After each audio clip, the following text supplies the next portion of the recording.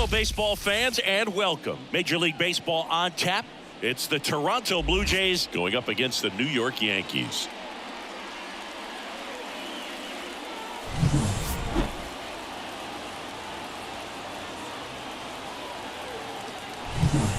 First pitch coming at you right after the break.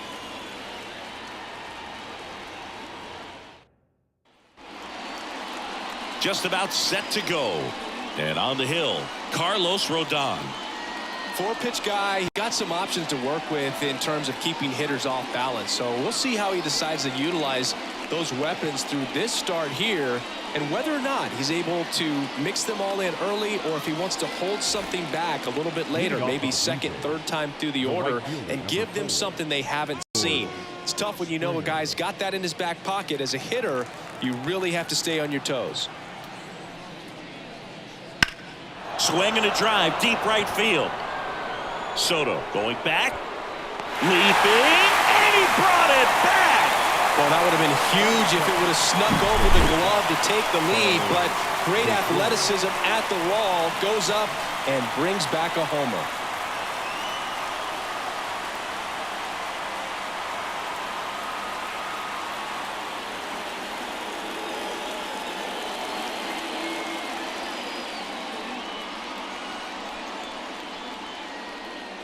Bo Bichette up to the dish. First pitch just misses.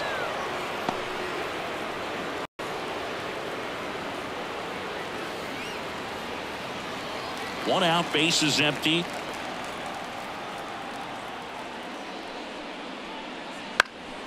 He swings and hits a fly ball, center field. He's got it, and there's two away. Let's take a look at the lineup for the Blue Jays. All right, Siggy, how about all the talent in this lineup? They're deep, first and foremost, but the way that they can manipulate their personnel for matchups and everything else, it's very intelligent the way that they use their team. And I think it creates a little bit of uncertainty for opposing teams, especially in a big game, big series. Vladimir Guerrero Jr., the next to hit, takes ball one. Here's a player known for playing better in day games, which is not always the case. I mean, day games are different, Boo. Things change from game times to your daily routine, but he sure makes the transition look easy.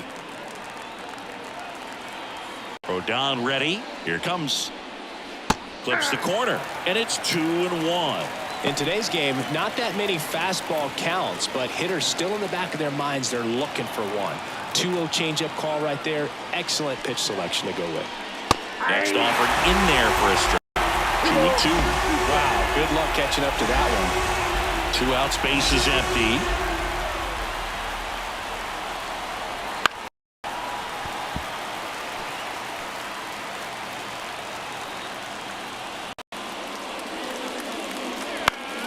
Gets a piece and stays alive.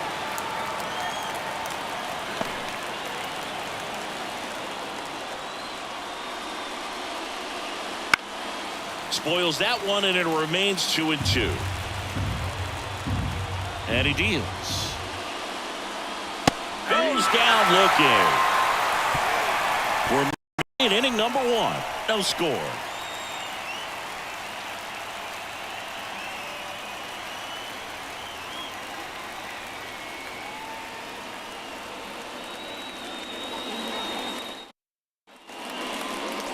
Back here in New York. And on the mound today, a guy who will give them innings, Kevin Gausman.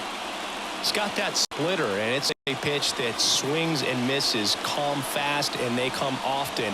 Very difficult to pick up out of his hand.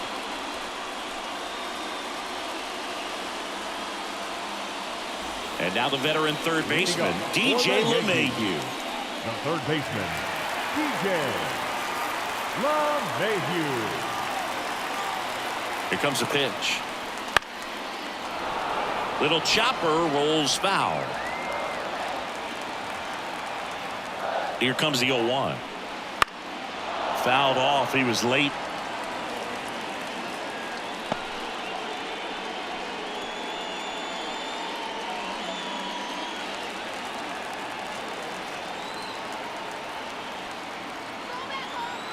The pitch. Swing and a miss. Struck him out. Couldn't catch up to the heater. Came inside with that two-strike fastball nicely and just bunched him up on the inside part of the plate. Couldn't get around on it and catch it out front. Many times if you do, it's a foul ball. And you know, a lot of pitchers, they really don't like working inside with 2 strikes because they do not want to hit that batter. And when they've got him up against the ropes, got to figure out a way to put him away. Did a nice job right there. Aaron Judge in the box now. Takes strike 1.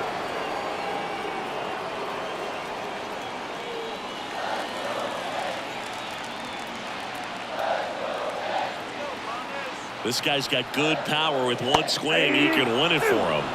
Got the bat going too soon. It's strike 2. Swing and a miss. Struck him out. Well, anytime you can punch out the top 2 guys in a lineup to start an inning, got to be feeling pretty good out there on the mound, because when you think of just having a distraction, table setters on the base paths, and all of a sudden you're dealing with a number 3 hitter, any distraction can cause you to serve up a cookie, and instead of it being a solo shot, it's a 2 or 3 run homer. Here's Juan Soto. Check swing. Did he go? Yes, he did. 0-1's the count.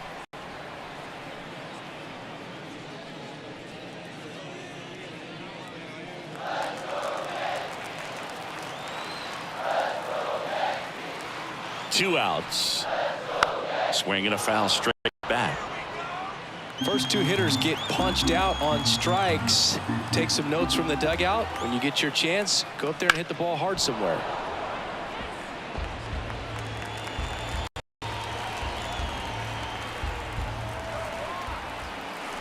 Two down, nobody on. Fights that one away, and the count remains 0-2.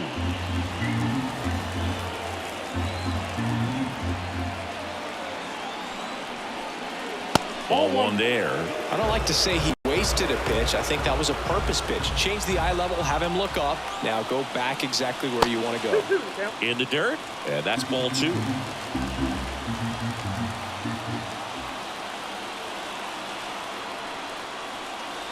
Got him. Strikes out the side to begin the game. What a start. Impeccable command in that one. 3 batters, 3 strikeouts. That's electric stuff out there on the mound.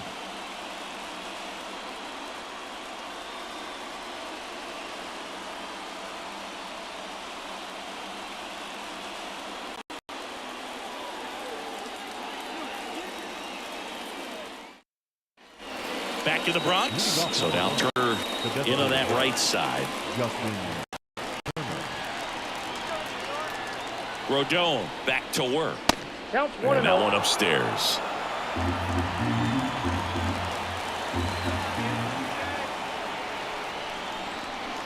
And a foul ball left side.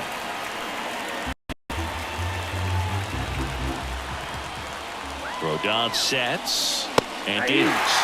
Swing and a miss, and that's strike 2. Really going after him here. All fastballs to get ahead in the count. Swings and misses, struck him out. Oh, really went aggressive in with that slider. Good 2-strike pitch right there. At worst case scenario, it's weak contact in play. Exactly where he and the catcher wanted it. Kevin Biggio up to the plate.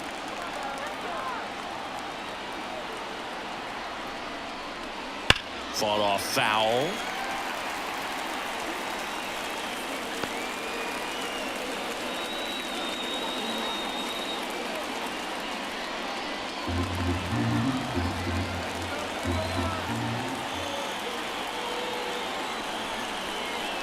There's the swing and a miss.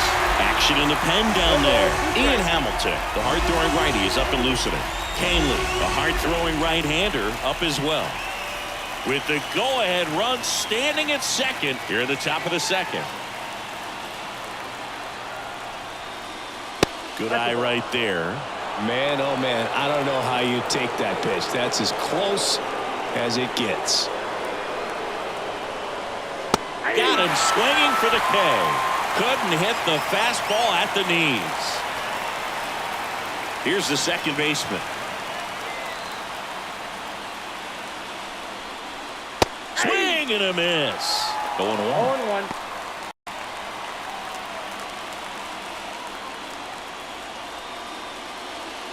Score score here in the second.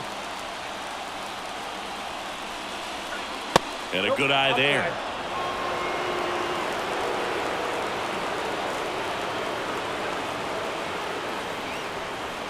Swing and a miss. And a count 1-2. I think he was sitting off speed there. The 1-2. Hacks and misses. It's a strikeout. A lot of adrenaline. We can see it right there. And sometimes you just got to let it out. That's an outstanding job of taking that, executing, and getting out of a tough inning. Back in New York, ready to go for the last half of the inning. And now the DH, Giancarlo Stanton. Now the right-hander ready to go. Still no score. Up the middle. Fires over to Guerrero.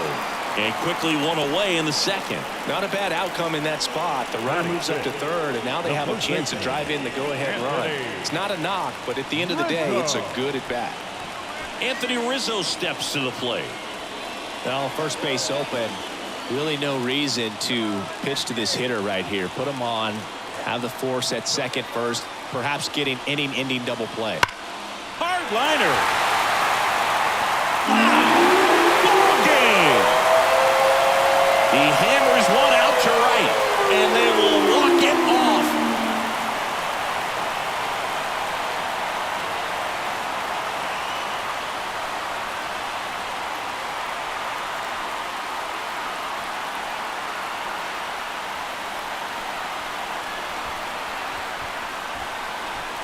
Hitting a walk-off homer is the kind of thing you dream about growing up. You're in the backyard, you're creating the most pressure-packed scenario, and what do? You come through with the big swing. Well, he was living a childhood moment right there. Nice swing of the bat, nice win for the team.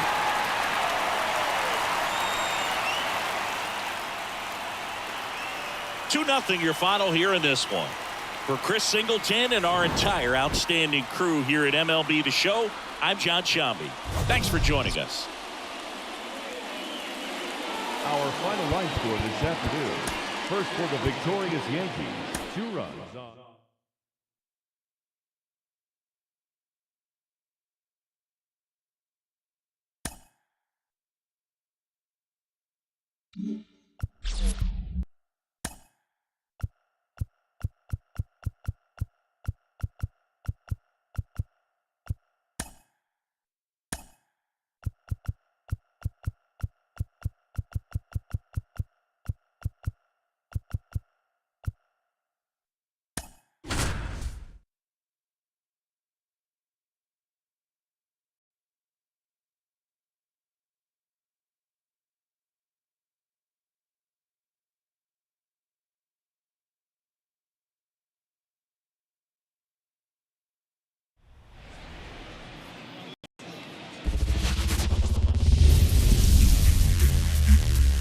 And welcome into the ballpark. Happy to have you with us. We've got a perfect night for baseball on the show. It's the St. Louis Cardinals and the Chicago Cubs.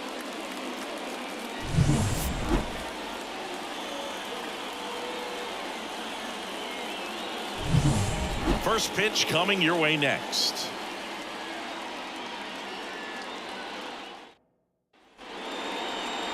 So almost ready to get underway. Getting the nod in this one, Justin Steele. What do you got on Chris? Anytime you have 5 pitches to work with on the mound, that repertoire can be a real weapon in terms of keeping hitters off balance, man. It's one of those things that I'm going to be looking for in this one. Does he have a feel for all of those pitches, or is he just able to get 1 or 2 over in the strike zone where he wants? Now, it's tough to do to be able to command all those pitches, but if he can, he is going to be very tough for the opponent today. The lefty fires. Brendan Donovan in the box here. Lets that one go for a ball.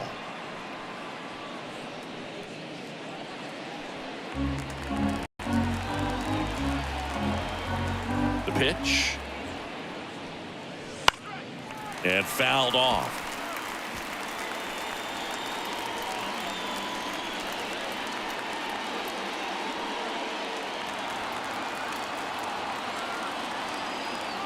Left-hand hitter waits. And another ball.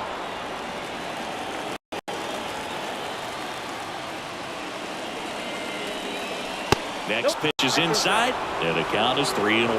Paul Goldschmidt in the St. Louis on deck circle.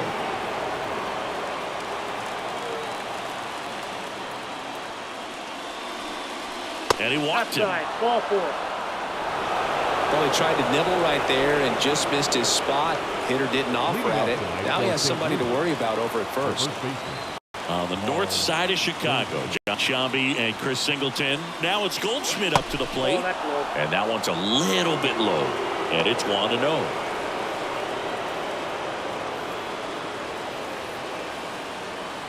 Donovan gets his lead at first. Nobody out.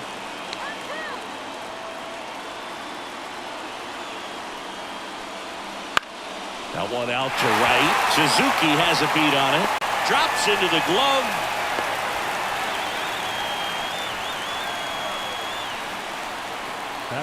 Now we take a check of the St. Louis Cardinals lineup. And the key to victory for them here, get their starter some run support early.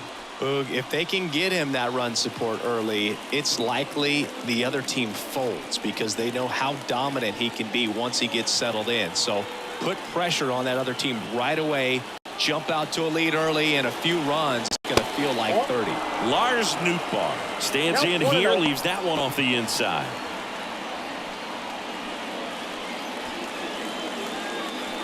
Man at first, one away. Fastball for a strike.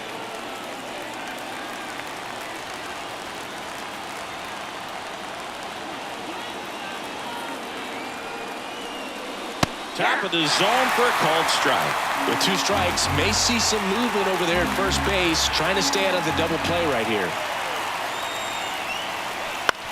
On the ground, 2 ball. Quickly to second for 1. Return throw to first. Got him. Double play. And that'll do it. Offense held in check there. And now it'll be the Cubs' turn in a scoreless ball game.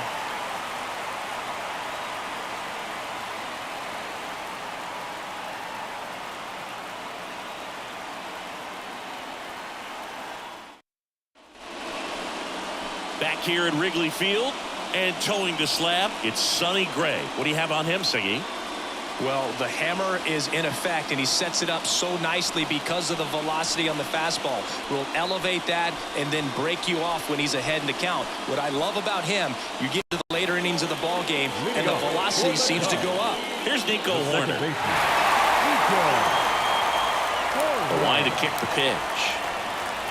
And there's a ball.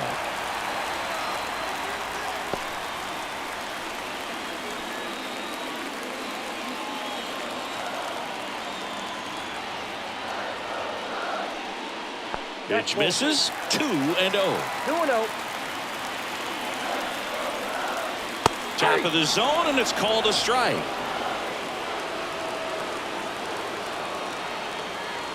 And the right-hander deals. Late swing, fouled off. The wind to the pitch. Bounced out to short. Win. To first. One up, one down. Time now for the Chicago Cubs lineup.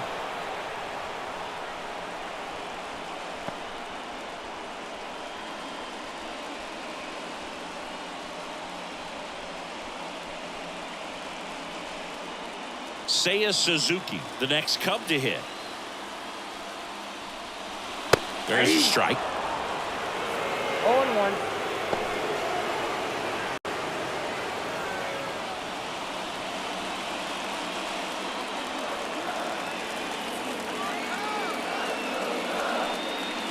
That's off. And now it's even 1-1. 1 out, bases empty.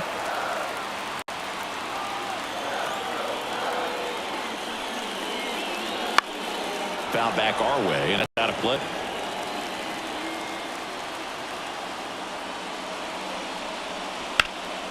This one in the air, right field. Nootbaar sizing this one up. Pulls it down, and there's 2 gone. Batting third, the left fielder. Ian Happ up to hit. The Happ Daddy.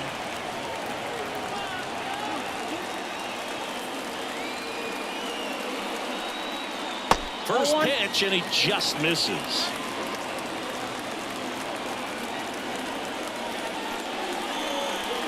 Swings through that. Instead of letting the hitter get his arms extended, tied him up a little bit, slightly up, slightly in. There's a swing and a drive. And that gets down into the gap and into second easily with a 2-out double. Well, here we go. Winning run is on base with 2 away. Pretty much just a textbook double into the gap. And when you can drop one in there between the outfielders, you know you're making the turn at first. Just an excellent swing. Winning run in scoring position now, so a clutch AB could end this one. Man in scoring position with 2 away. Here's Cody Bellinger. And ball 1. Well, here's a chance right here for one of the better hitters on this roster to get him on the board in the first. Thanks to the 3-hole hitter extending the inning, good at bat with 2 outs.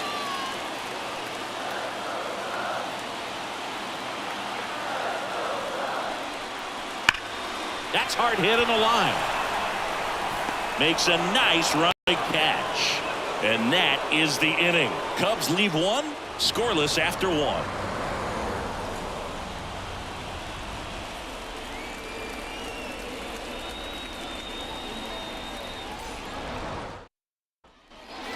Second inning set to go. Now the third baseman, Nolan Arenado. Listen, there's absolutely no reason to pitch to this guy right here. You nibble, you see if he'll expand his zone, but don't give him anything to hit. If you walk him, not a big deal. You have a double play opportunity set up. That one at the knees for a strike.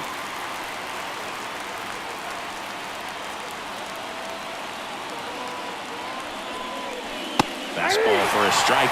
Well, you can't expect to get a great pitch to hit with an open base and a runner on second. He's going to have to really tighten up his sights here. Make sure that he can barrel up the ball. Kicks and deals. Good eye in that spot. Man, oh man, I don't know how you take that pitch. That's as close as it gets. Outside low. Ball 2.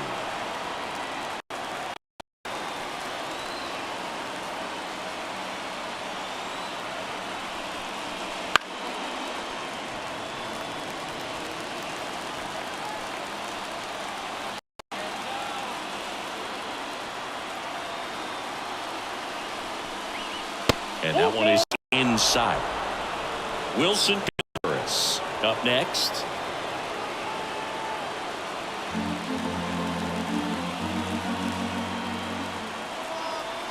Man at second.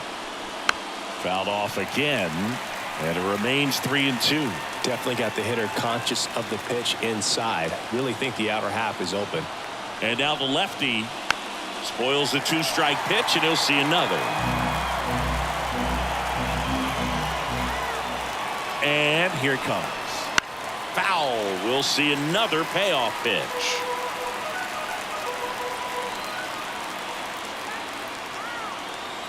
At the belt and fires. And a swing and a miss. He didn't make it easy for him on the mound, but they still get the strikeout. And up to hit is Wilson Contreras.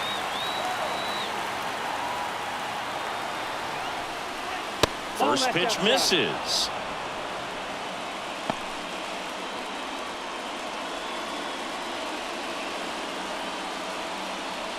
One out. The go-ahead run is at second. Here at the top of the second. Line drive, base hit. Here comes the runner. Here's the throw. It's offline, and he scores. On the board first, it's 1-0. Well, he comes through clutch with the RBI single. That was big. I could watch base hits like that one all day long, and so could every hitting coach in the league. Just a nice line drive into center field. One down. Here's Nolan Gorman.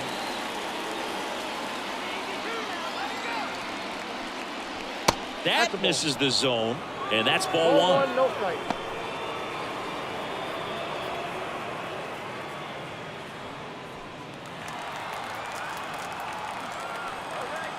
The pitch.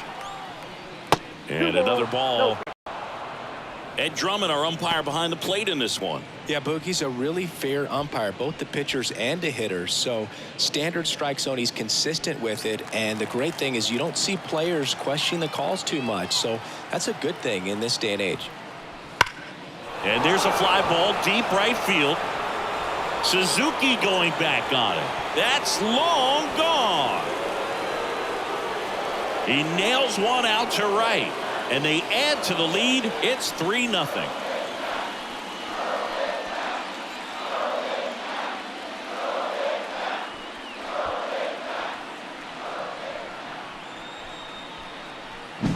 Looks like this guy was looking out over the plate, but he was ready to turn on the inside fastball. So direct to the pitch. Absolutely blasted out of this ballpark. So digging in, Jordan Walker. And the first pitch misses for ball 1.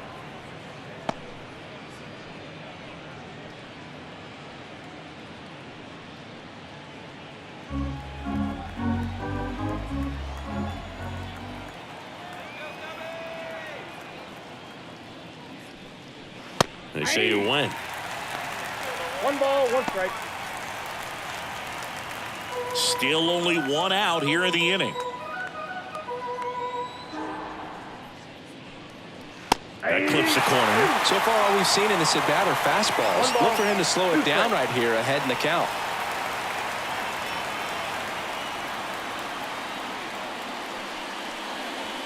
Got him swinging.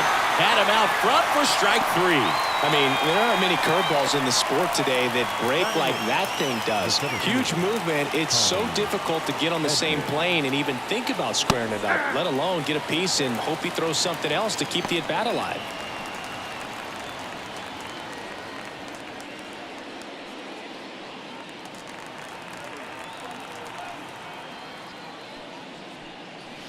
That misses, and the count is 1-1.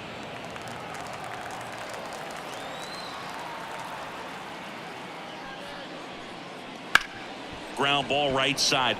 Lays out, but he can't squeeze it. That leaves him without a throw, and they catch a break as they get a base runner at first. Mason wins. And the batter will be the shortstop, Mason Wynn. Here's the pitch. Runner goes. That's in for a strike.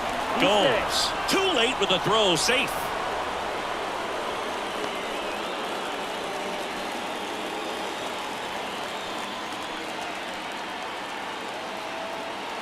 And a pitch. Swing and a miss. 0-2 now. Well, just threw that fastball by him, elevated, and if you're not looking up in that location, very good. Got it. They limit the damage here. 3 runs for them here, and they move ahead. We go to the bottom of inning number 2. It's the Cardinals 3 and the Cubs nothing. Back here at the friendly confines. Bottom half of inning number 2. Here's the shortstop at the plate, Dansby Swanson. And a pitch. And takes low for ball 1.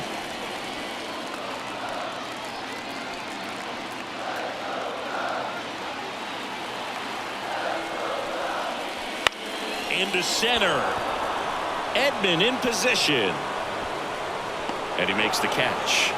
And there's 1 down.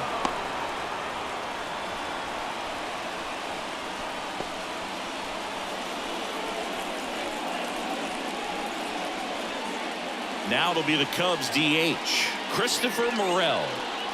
You talk about the power and the speed together. Oh, we knew he was going to be a stud just coming up, making his way through the minor leagues, and quickly at this level, an impact player.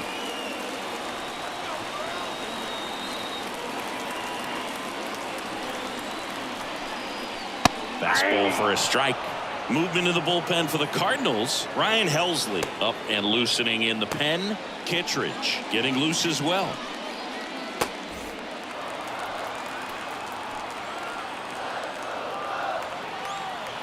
Righty delivers.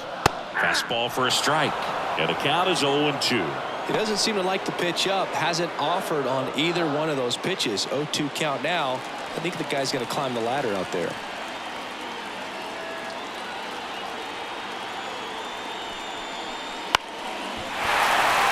And that's a base hit into third now. So runners at the corners and 1 out. So they hold the runner at third, wanting to play it safe. Think that comes back to bite him? Boy, it's hard to say. That runner on second to start extras is critical, and you want to make sure you don't waste him. If they don't score this inning, there'll be some second guessing for sure. Now it's Yan Gomes.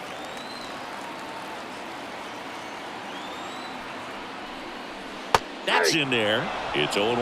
Well, all eyes on the double play ball in this spot. No better way to get out of this inning.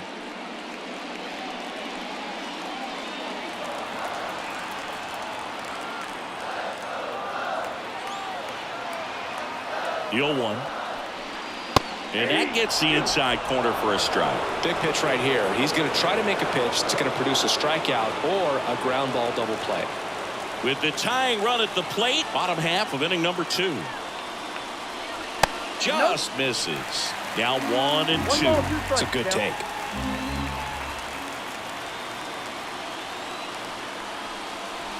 Swings and misses, struck him out. Now only 1 out remaining. So 2 down now, and here is Michael Bush. That clips the corner.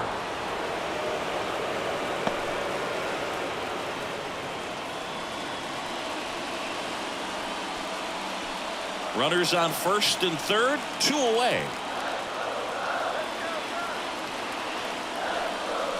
Just missed.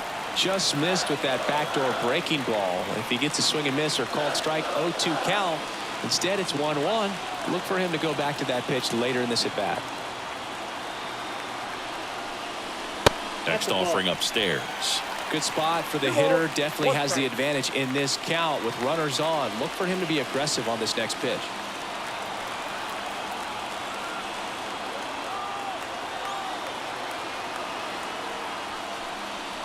That one misses, and the count is 3-1. Nick Madrigal waiting for a turn at the plate.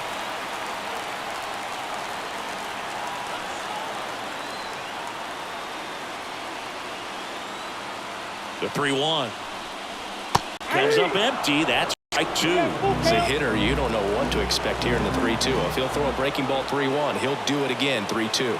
The Cubs down to their final strike, and that'll load the bases. Well, the stage has been set for this offense, Boog. It's all about creating opportunities, and this is one of them right here. 2 outs, bases full. Here's Nick Madrigal.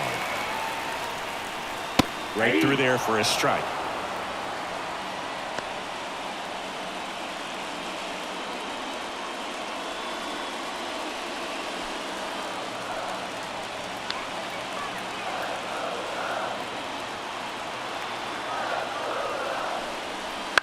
And that one is lifted in the air.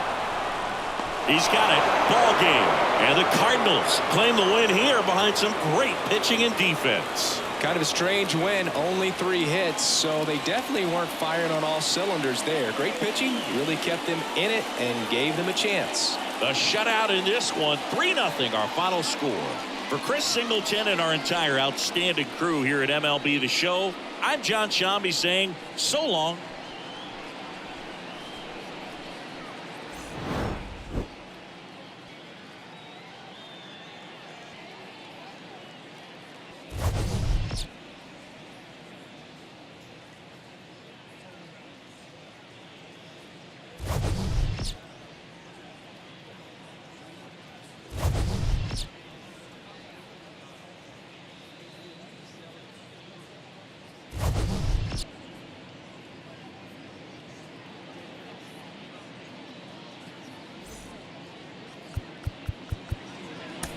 Our final line score tonight.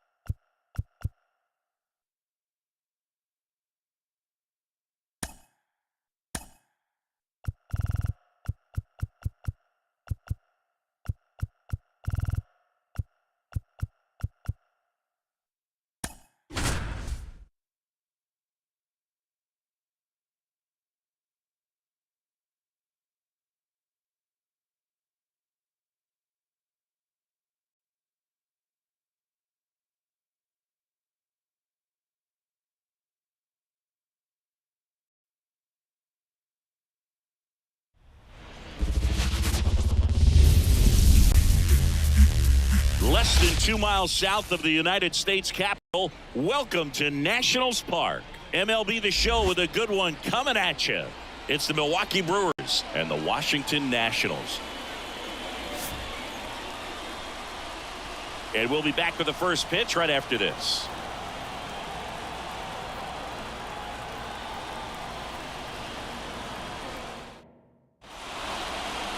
Just about ready to go. And pitching in this game, Mackenzie Gore. Well, that 12-6 curveball explodes out of the hand, and because he's able to throw the high fastball at the top of the strike zone for a strike, hitters commit to that pitch, and before they know it, they're swinging over the top of that curveball. Leading off, Christian Yelich. The pitch. Fastball in for a strike, and that's how this game gets started.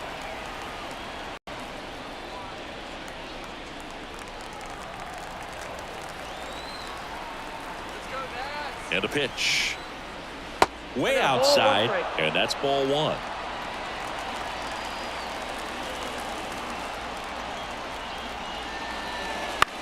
This one in the air, center field. He's under it. Puts it away for the out. Let's take a look at the Brewers lineup.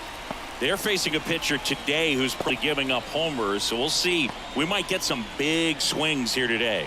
Yeah, I think the key, though, and the reason why he gives up those homers is that guys are locking in, they're aggressive, and they have a high confidence level. So I think if that's the approach these hitters take with the stuff he's got there on the mound, yeah, there's a good chance that there'll be some balls that fly a long way. But you can't get too big in your swing. Otherwise, you'll be really frustrated after this one. Whips it to Gallo, and there's 2 away. Next for the Brewers, Sal Frelick. You know, this is kind of a tough matchup as a left-handed hitter facing a left-handed pitcher. And what you tell yourself is, I want to stay square to the plate, try to hit the ball over the shortstop's head. And the first pitch misses for ball one. Gore, 25 years old, a former first-round pick back in 2017. Check swing, he went too far, and it's a strike. 1 ball, 1 strike.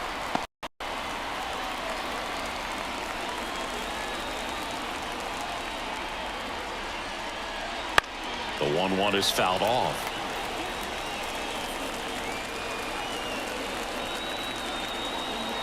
And he deals. Foul ball, still a 1-2 count.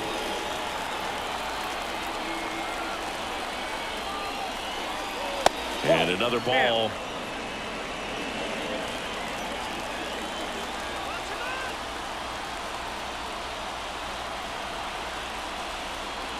Just misses the mark outside the zone. Really good take, especially with 2 strikes. Rhys Hoskins in the Milwaukee on deck circle. 2 out, space is empty. And a swing and a miss, down on strikes. And good work there as he gets a 1-2-3. Nobody left for Milwaukee, and now the Nats get their first opportunity. There's no score. You're watching Major League Baseball on the show.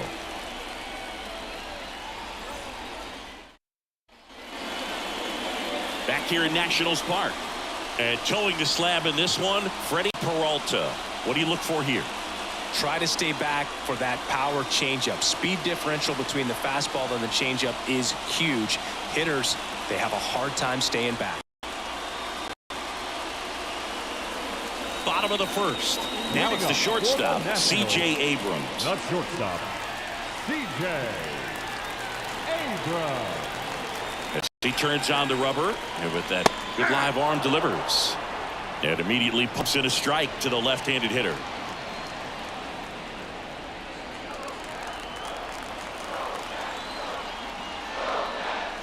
And that's outside.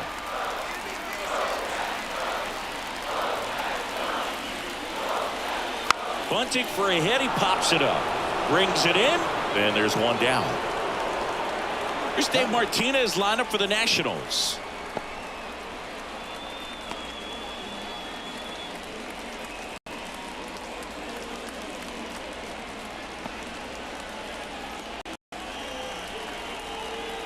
Here's Lane Thomas.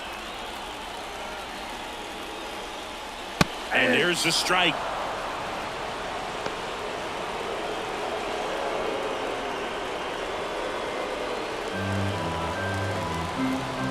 Right-hander kicks, deals. And that one fouled off.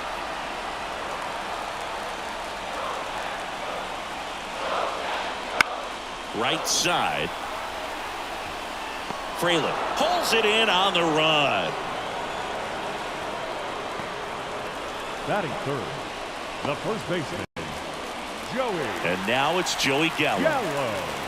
He is very much your typical power hitter. I'd say he falls into the 3 true outcomes category. Well, we've seen more and more of that lately. The ability to drive the ball to slug is getting heavily favored over any discipline or strikeout concerns. This guy's got good power. With one swing, he can win it for him. Swing and a miss. Nice changeup. He's in a great spot right here. Ahead in the count 0-2. All 4 pitches in play right here, partner. Way inside, gets out of the way.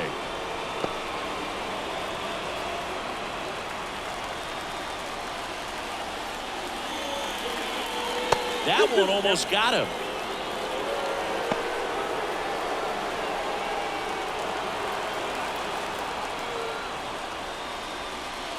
Swing and a miss. Struck him out. And it's a 3-up, 3-down inning. First frame of the night behind us, and it's 0-0.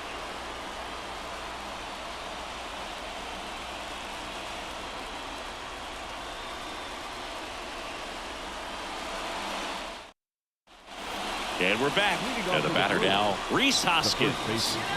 Man at second, nobody out. Chris, certainly one of the things in his head is trying to get the runner over. Yeah, the way that we see the game played today, though, guys are not sacrificing as much just to get that runner across. They're really looking at doing damage. Slugging is the name of the game. On the ground, into the outfield, base hit. Coming around third is Fraley. He will score, and they take the lead. 1-0. Well, they didn't waste any time as they knock home the runner from second to get on the board. Huge for team confidence and how you approach the situation. Still have a guy on base, and now they'll try to add on. No outs. Runner at first. Willie Adames stands in. And that one a little bit high.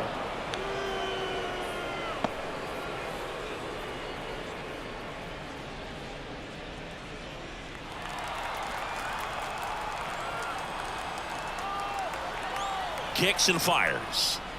And that one just missed off the outside edge.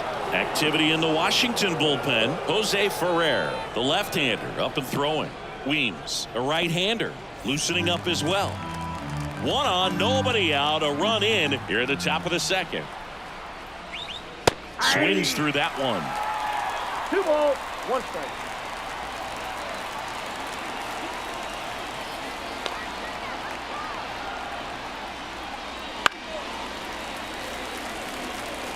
Instead of letting the hitter get his arms extended, tied him up a little bit, slightly up, slightly in.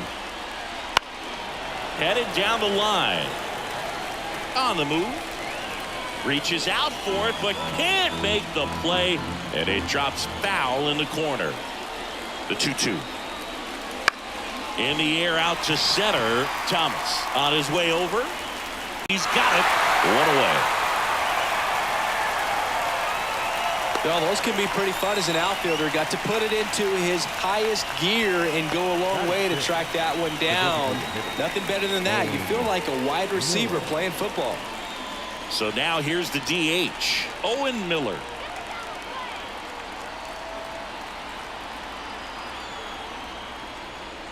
Right through there for a strike. 0-1.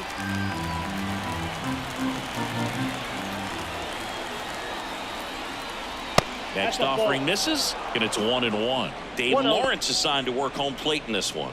Good umpire, Boog. Very fair, very consistent. Now, I did hear some feedback that he opens up the outside corner a little bit on left-handed hitters, which, you know, for me, I'd be kind of salty. So maybe something to keep an eye on and see if that factors into this one at all. In the dirt, throw gets by him at second. Hoskins into scoring position on the wild pitch, and there goes the double play possibility. Well, that right there erases the chance at the inning-ending double play. So good job on the bases to move up on the wild pitch. Changes the outlook of the inning in a pretty big way. Hoskins, the runner at second with 1 away. Wouldn't Ball chase two. that time.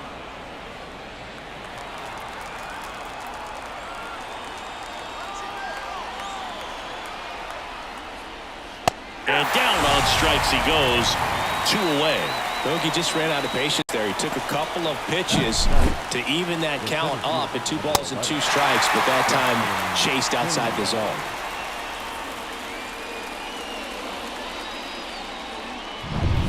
Next for Milwaukee, Jackson Chourio.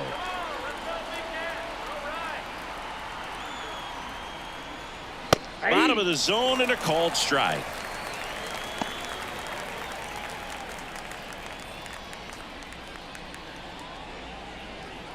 Two outs and 1 in scoring position. Breaking ball inside, and a count even 1-1. That one in there across the letters.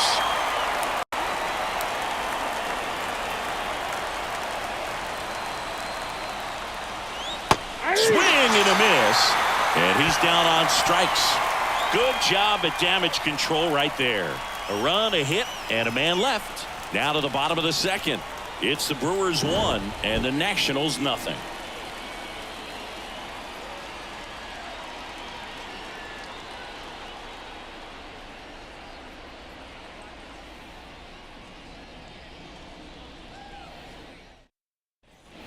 And welcome back to the ballpark. Bottom of the inning. Now it's the DH, Joey Meneses. Peralta back to work. That's in there. 0-1.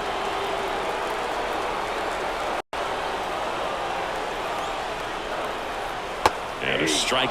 Oh, this guy's so comfortable hitting with 2 strikes. Even a good pitch early in the at-bat. If he's not ready to pull the trigger, he's not worried if he gets to an 0-2 count. That ball is foul, and the pressure is building. The pitch. In the air, right field. Squeezes it. Runner tags at second. The throw to third. Not in time. He's safe.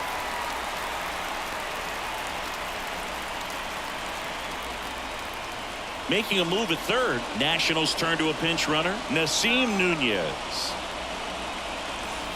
Here's Eddie Rosario.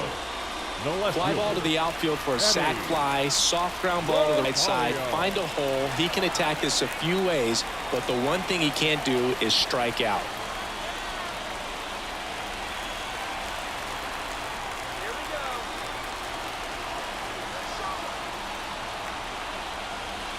Swings and misses.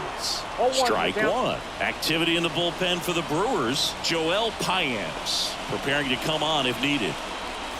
Trying to close out a 1-run lead. And the home team trying to pull it out. And now it's even up.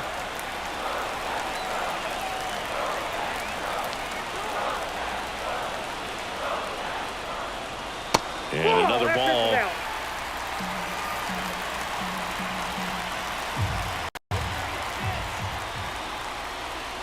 Swing and a miss.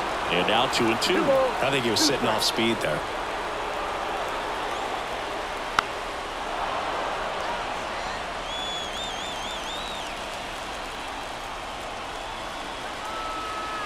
And the righty deals. Foul ball, another 2-2 upcoming.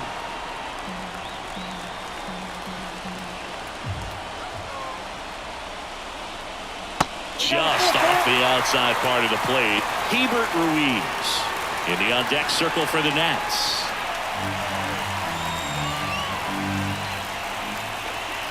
Left-hand batter waits. Stays alive. He's mixing his pitches really well. Late on that fastball after seeing the changeup. See if he can elevate one. I think if he does, he'll get the swing and miss. He goes down looking. Big strikeout right there, and that kind of takes the pressure off the defense a bit. Infield was in, so now they can move back, give themselves more time on a grounder to make a play. A lot more ways to work out of this and strand that runner at third now. So it's their last chance in this one. And now it's Hebert Ruiz as the Nationals are down to their final out. And that one fouled off. With a runner at third, this is who they want at the plate. He's so good at getting a run across in these situations.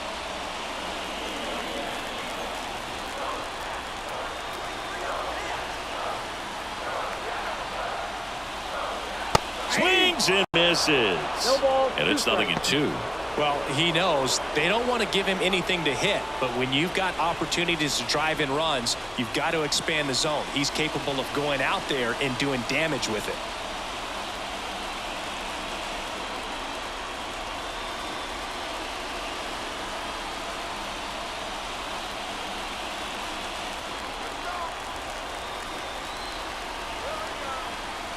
Peralta is just one strike away. Ball one low. Really close pitch down around the knees there, and you could see him asking where it missed. Probably doesn't agree, but it appears he's ready to move on to the next pitch. 2 outs. Swing and a miss, struck him out. And this one is over with the tying run stranded just 90 feet away.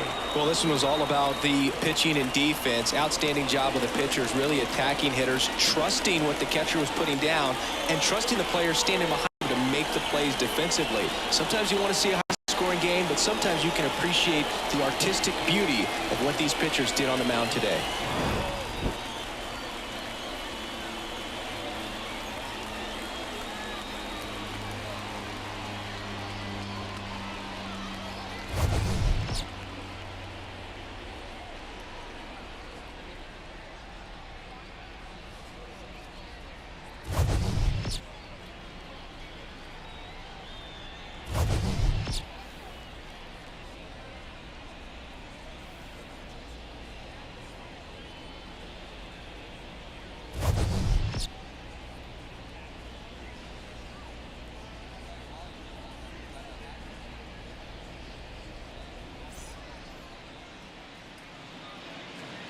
The final line score for our ball game tonight.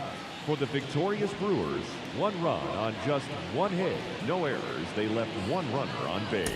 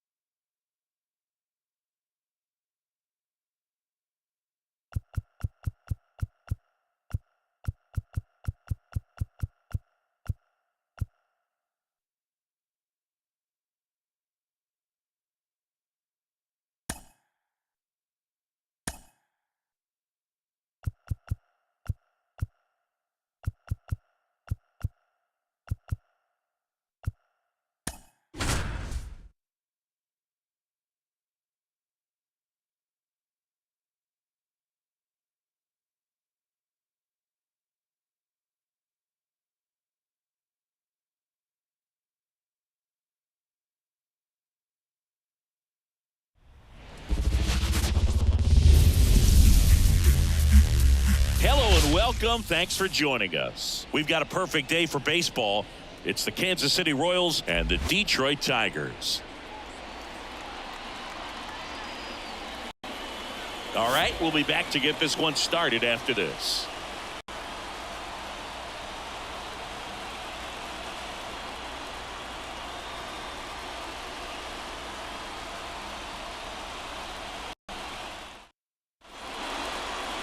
Almost ready to get underway. And on the mound in this one, Tarek Skubal. Well, he comes at hitter, the 5-pitch mix, so for him, it's always interesting to see how he utilizes those weapons. He may lean on 1 or 2 pitches depending on how things are going and how things are working. But if he can control 4 or even 5 of those offerings, look out, hitters. It's going to be a tough day. He's really going to be able to keep those guys off balance. All right, ready to get underway. And now, MJ Melendez. And the pitch. Left field. Canna settles under this one. Makes the grab. And there's one down. And here now, the lineup for the Royals.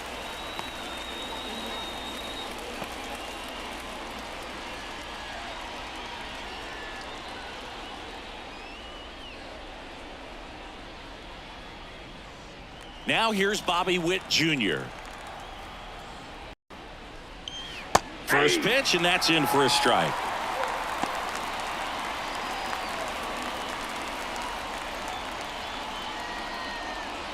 One out, bases empty. Swing and a miss. And that's strike two. Threw that fastball right by him, slightly elevated. That's a confidence boost for this. And a swing and a miss. Two gone. Well, classic pitch sequencing there to change eye levels for the punch out. That fastball on the pitch before was up. It was very competitive, and that gets you thinking that he might try to climb the ladder. But then the curveball out of that same tunnel just falls off the table, and you can't make contact. And now it's Salvador Perez to the plate.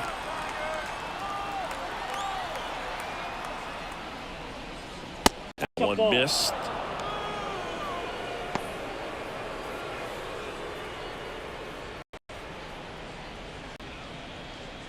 Two outs, bases empty. Next offering is in for a strike.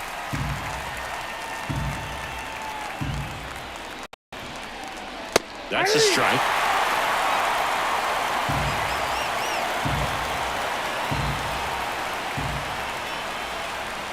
Got it by him for the K. Royals bats are quiet there, and now the Tigers get their first opportunity. No score. Back after this on the show.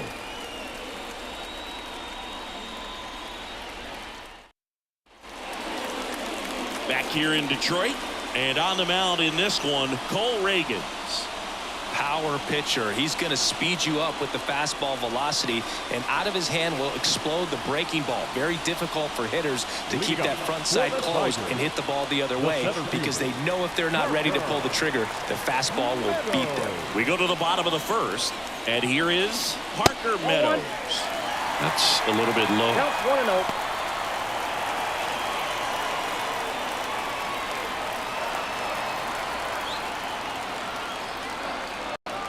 The pitch. Swing and a miss. Strike one. They can live up in the zone all game if hitters will chase it. That's just too much velocity. Hitters got to look down in the zone. And that's a strike.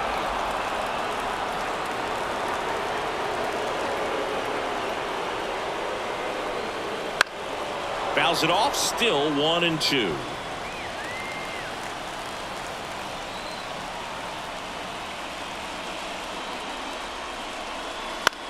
That one the other way. And he's safe at first. Boom, that's staying within his game right there. I mean, this speedster gets the infield single, and now he's on base to possibly do some damage. I love seeing what guys like this can do to disrupt the game once they get in a position to do so.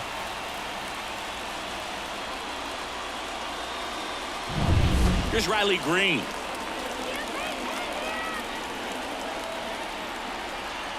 Snap throw to first. Meadows dives back in safely.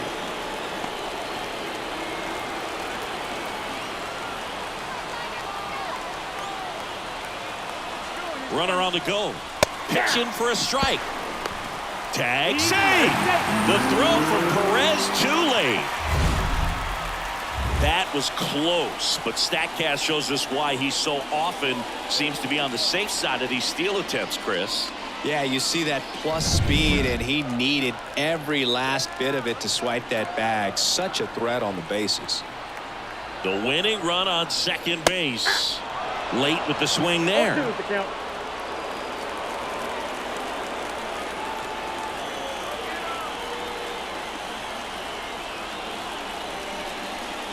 Swing and a miss. That's a strikeout.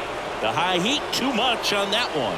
Boog gets talked about a lot, but a good high fastball in a two-strike situation, it's just become such a problem for hitters in more recent years. But with all of the emphasis by pitchers on developing that spin rate, having a good grip on the baseball, those high fastballs, they kind of look like to the hitter that they're rising, even though they're not, but they're not decreasing in velocity and spin rate. So very difficult to get the barrel on it. Spencer Torkelson, the next to hit, takes outside.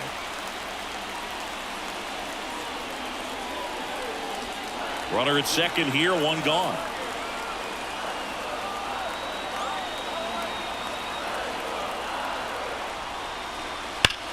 Swung on, belted.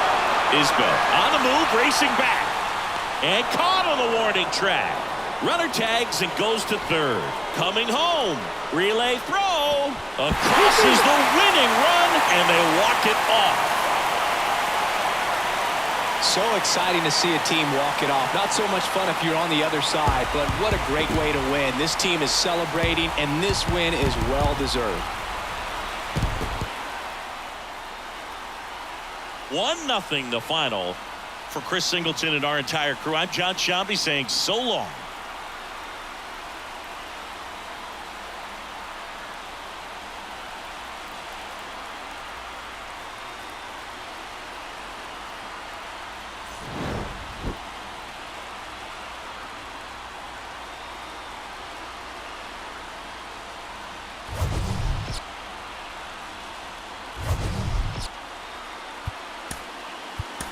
Here now.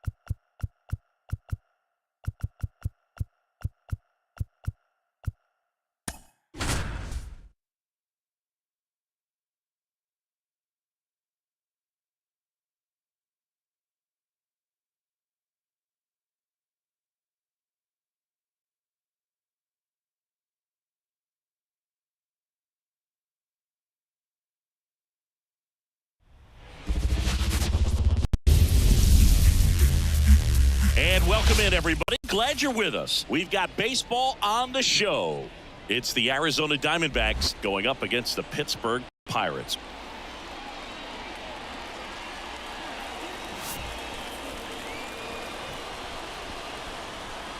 First pitch coming your way next.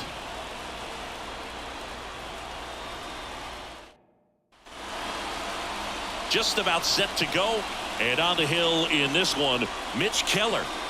A power pitcher that is going to pitch aggressively with the fastball. His fastball velocity ranks near the top in the league. Will also throw the slider, but if you're a hitter, be ready for the fastball. You're going to see a few of them during your at-bat. Ready to go now, and now the center fielder, Corbin Carroll. Corbin Carroll. Here comes a pitch. And that one a little below the knees, and we are underway.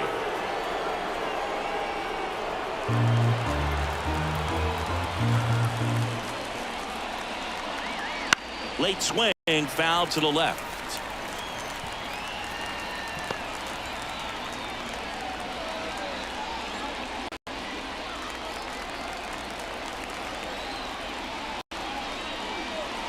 Next offering is in for a strike.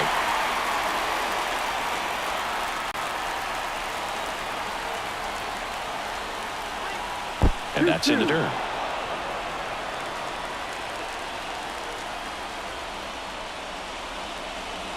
On the ground, out to short. One out in the top of the first. Now the Diamondbacks lineup as put together by Torey Lovello. We could be in for a power showcase today with the wind blowing out, a lot of lift and separate, Chris. Well, we know hitters are in this era definitely trying to hit the ball in the air regardless of the conditions, but I think even a little more so there's margin for error if you can get the ball up in the air. So, you know, you'll see at times, I'm sure, with two strikes, what looks like a half swing that can get out of the ballpark with a hitter who's got decent pop. One out, bases empty.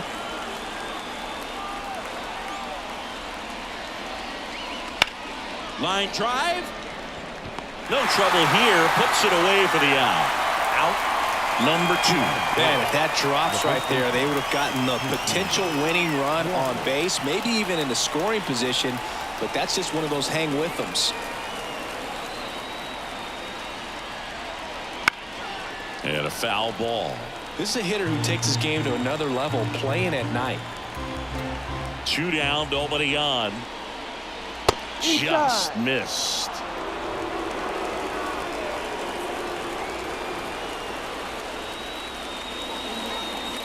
And that's off the inside edge. 2 balls and a strike. 2 outs, base is empty. And a foul ball.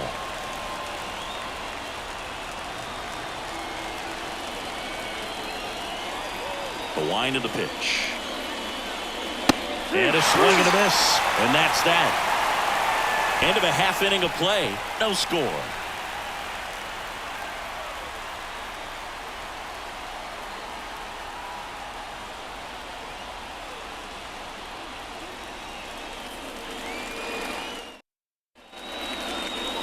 Back here with my pal Singy.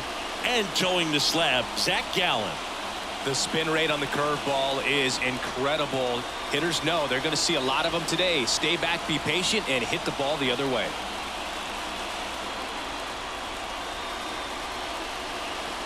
Bottom of the first. Here's O'Neal Cruz.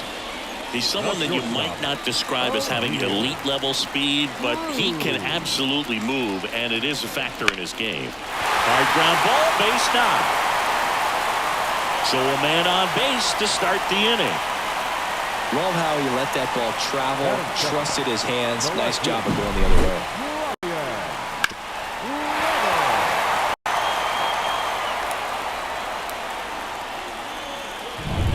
No outs, runner at first. And Reynolds here.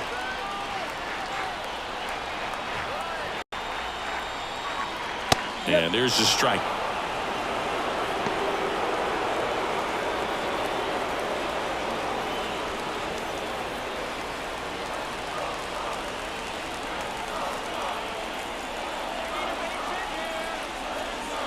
Oh, and this one's blasted high and deep. It's on its way out of here.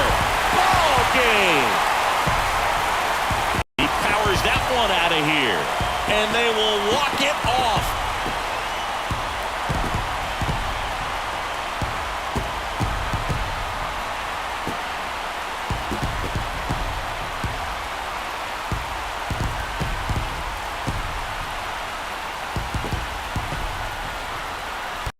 Hitting a walk-off homer is the kind of thing you dream about growing up. You're in the backyard, you're creating the most pressure-packed scenario, and what do? You come through with a big swing. Well, he was living a childhood moment right there. Nice swing of the bat, nice win for the team.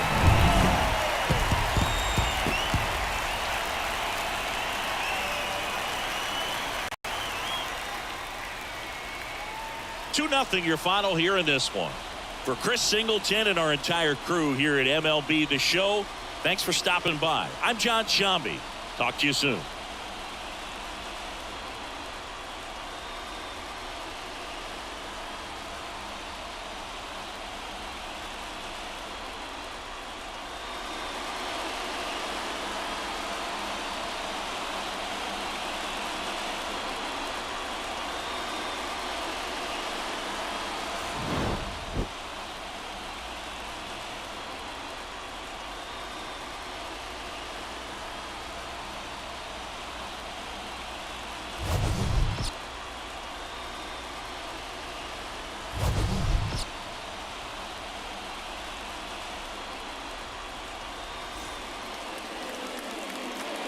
Here now is our final line score tonight.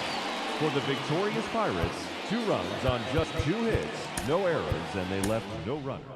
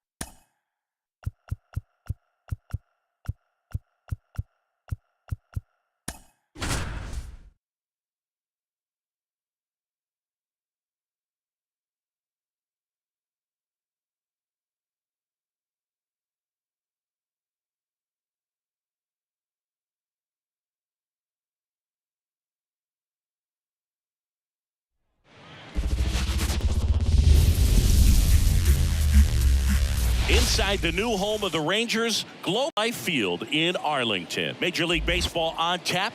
It's the Boston Red Sox and the Texas Rangers.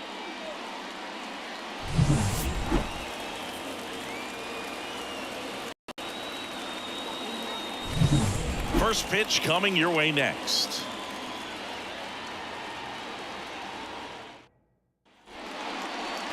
So almost ready to get underway. Showing the slab in today's game. Nathan Eovaldi. What do you have on him? It's got that splitter, and it's a pitch that swings and misses, come fast, and they come often. Very difficult to pick up out of his hand. Okay, all set to go.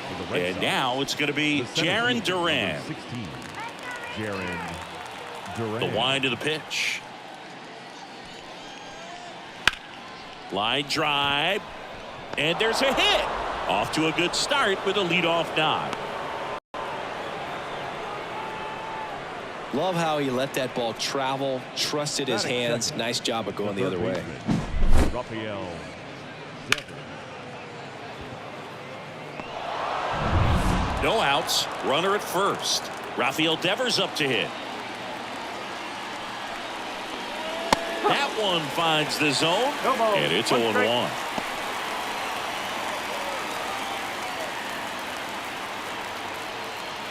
Nobody out. Runner at first. Eovaldi checks the runner. And he's back standing. Base runner with a one-way lead right there. All he's trying to do is get a look at the pitcher's move. Had no intent of stealing on that pitch. That misses. And 1-1.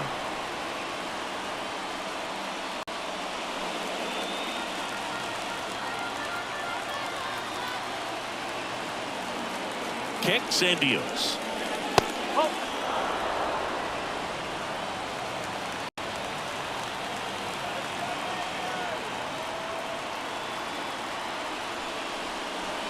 Swing and a miss. And the count is 2-2. With 2 strikes, may see some movement over there at first base, trying to stay out of the double play right here.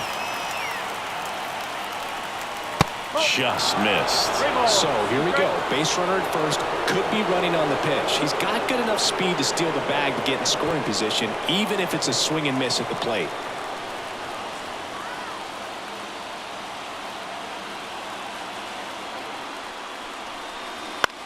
This to center field.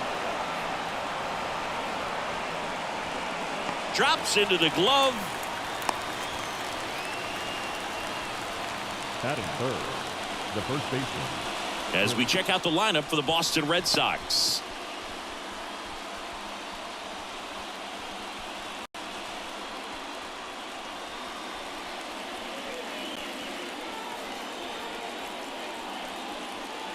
Now batting Tristan Casas. First offering. Runner goes. Pitch in for a strike. And safe. It's a stolen base. Siggy, he definitely showed off the wheels there. Yeah, and it turned out to be a bang-bang play. StatCast gives us the data, and that stolen base wasn't possible without that sprint speed.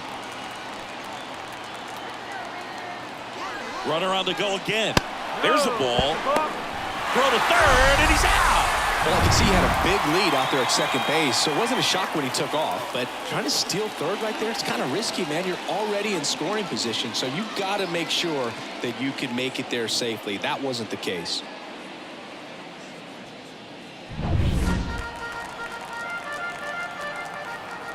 Left-hand hitter waits. And a count 1-2.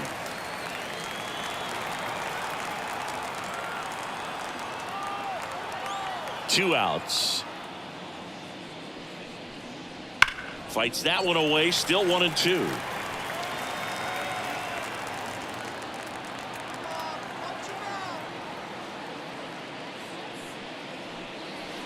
Got him swinging on the curveball. And a nice inning of work there as he sets him down 1-2-3. We'll go to the bottom of the first. 0-0.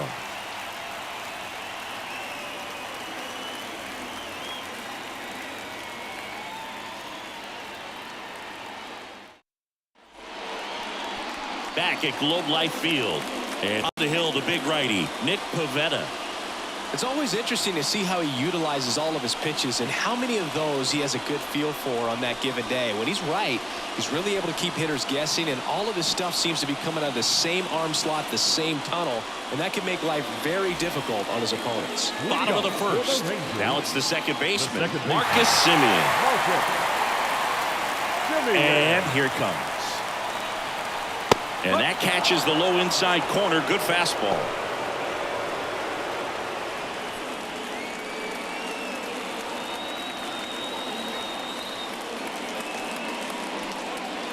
In there for a strike at the top of the zone. Well, we call that keyhole. Even though it's right there and looks pretty good, if he doesn't love it, he's not going to swing that early in the count. A little bit low. Good spot there, but didn't get the strike at the knees and doesn't seem too convinced by the call out there on the mound as he tries to get a better sense of the umpire strike zone. Swing and a miss. That one in the dirt. Wong down to first. Gets him. One away on a drop third strike. Well, obviously that was nowhere near the strike zone by the time it got to the plate. People at home watching are thinking, what's he swinging at? But I'll tell you, some of the break guys snap off these days is just devastating. It can be so tough to recognize where a pitch like that's going to end up. Corey Seager in the box now. Takes strike one.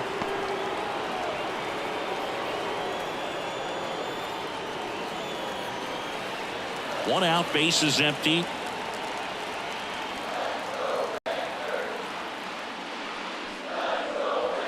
Slapped hard the other way, but foul.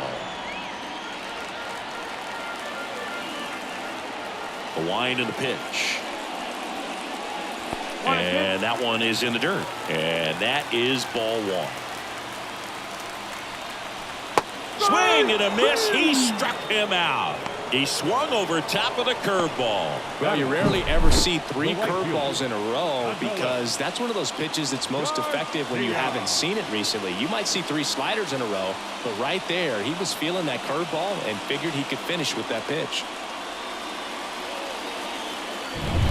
Next up for Texas, Adolis Garcia.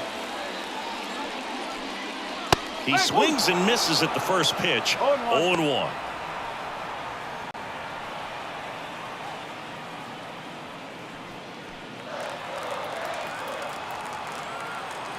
This guy's got good power. With one swing, he can win it for him. Check swing. Did he go? Yes, he did.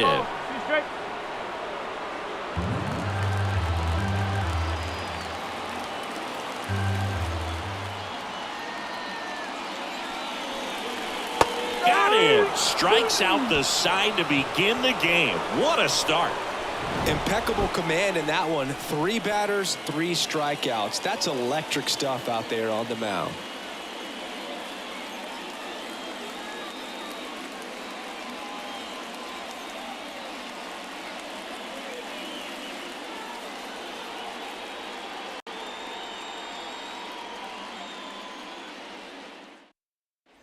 Back in Arlington, and now the DH, Masataka Yoshida.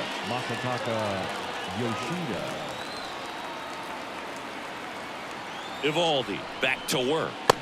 And that gets the top of the zone for a strike.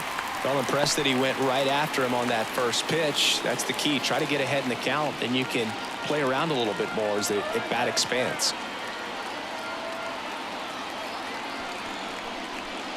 And it's even up. As a veteran out there on the ball, you're trying to establish both edges of the plate. Right here, he's working inside.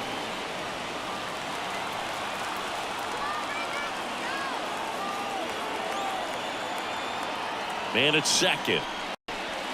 And a count 1-2. Definitely got the hitter conscious of the pitch inside. Really think the outer half is open. 2-2. In the dirt. Runner holds tight as the count moves to 2-2.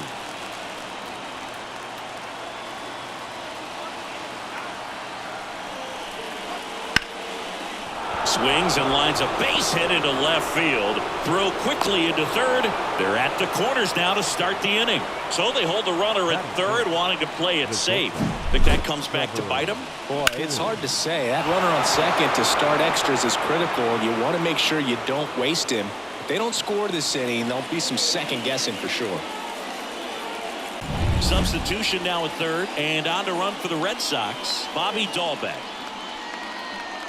Here's Trevor Story.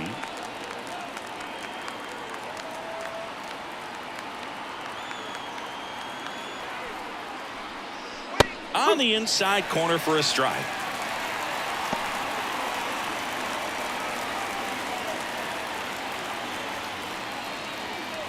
Second inning here, no score.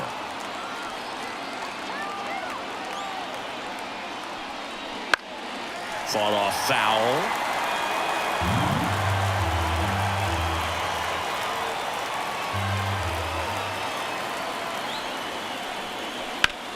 Hit pretty well in the air out to center.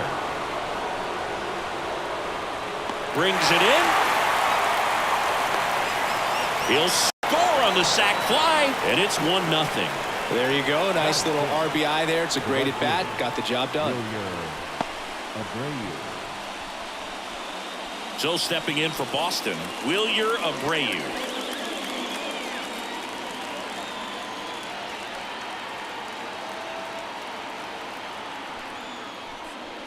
And the slider just misses. Some activity in the bullpen for Texas. Brock Burke getting loose out there. Yates, the right-hander, also getting loose.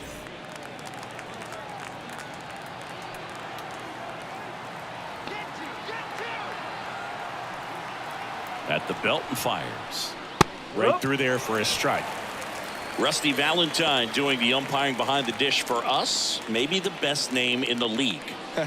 Yeah, that's a solid one, no doubt. I mean, who's better to ask than you? I kind of wonder if Rusty is his actual name or just a nickname. Yeah, no clue. The 1-1. Line drive. He brings it down. Nice play. Clearly stole a base hit right there. Excellent job. Great athleticism by the shortstop to make that leaping catch to bring it down. It was a line drive headed for the outfield. Here's Tyler O'Neill.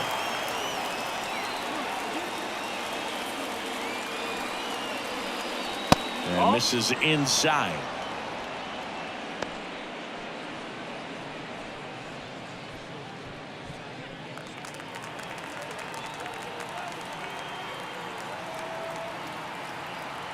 Two outs.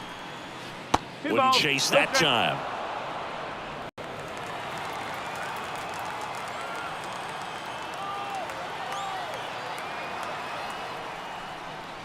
And another ball. Well, I would expect in this 3-0 count, you're taking all the way. See if he'll walk you.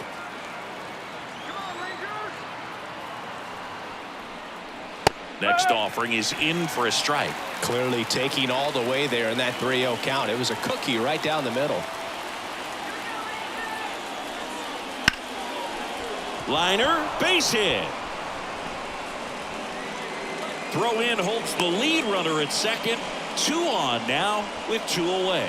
Well, they call that an advantage count for a reason. You're so much more likely to get something you can handle. They really turned on that one, and as it hooked down the line, it was hard to tell if it would stay fair, but it just barely sneaked in there. And now Vaughn Grissom. Foul ball there.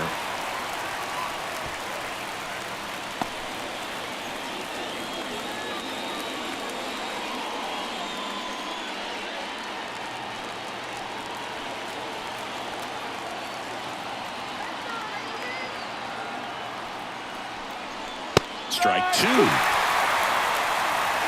Yoshida, the lead runner, out at second. O'Neill at first. 2 out of the inning.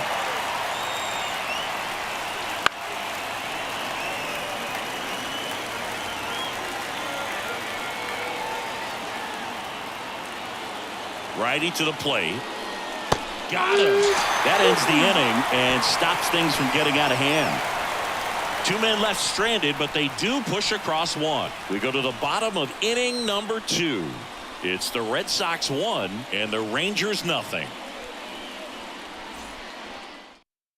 So coming into the game now on defense, Bobby Dahlbeck. He takes over as the new first baseman. And we're back. And stepping in, the rookie left fielder, Evan Carter. Oh, how he'd love to walk it off right here. The pitch. Bounce to the left side, and it's through for a hit. And now the winning run is on base. To the plate, and he's out. You know, Boo, baseball is a game of split-second decisions, and sometimes you feel the need to go a little bit off script. The message from the third base coach was clear. The runner had something else in mind entirely. Here's Josh Young.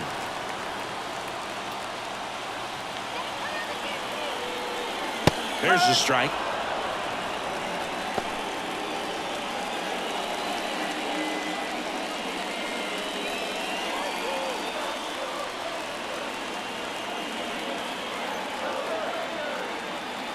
And the right-hander deals. Swing and a miss. 0-2. And that's outside.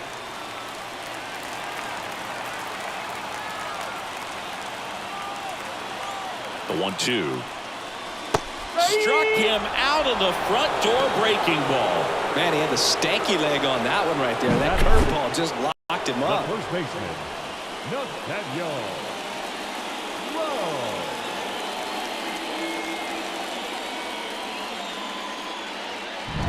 So they're down to their final out. Nathaniel Lowe getting ready to hit. And immediately pumps in a strike to the left-handed hitter. Typically, the outfield defense will play a little bit deeper just to keep the ball in front, make sure that runner on first doesn't come all the way around to score and tie this ball game up. In for a strike, and the count is 0-2. Perhaps not quite ready to hit. First two pitches by him for a couple of strikes. Now back is against the wall. He's going to have to figure something out and figure it out quickly. Pavetta is just one strike away. That misses, and the count is 1-2. It's a good take.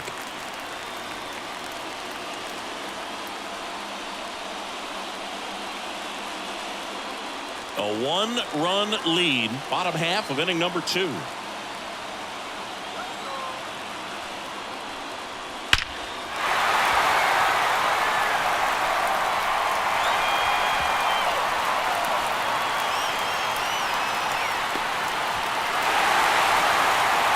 Such great concentration.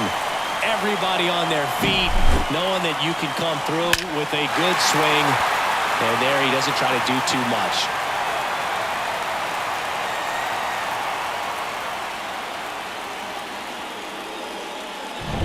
So runner at second, 2 down. Jonah Heim stepping in for the Rangers. Right through there for a strike.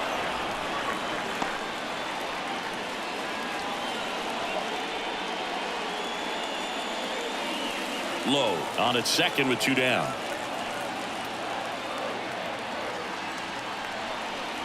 The next offering misses. And it's a ball and a strike. Double-barreled action in the bullpen. Greg Weisser appears to be getting ready. And I'm sure he's feeling some nerves. This would be his major league debut. Jakes, the lefty, warming up as well.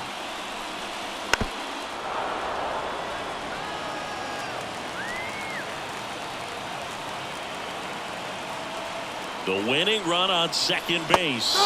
Got him! That ends the inning, and they limit the damage. Well, this guy competes hard. We see the emotion there. I love it. Great job of getting out of the jam.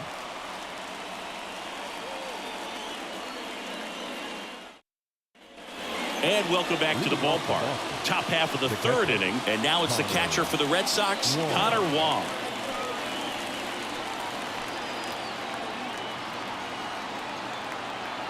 The right-hander back to work. That's in for a strike. No ball. 1 strike.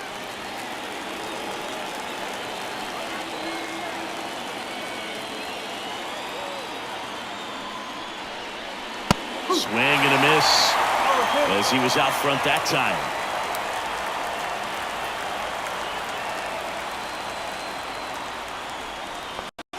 That's foul off to the right side. Keeps the AB going.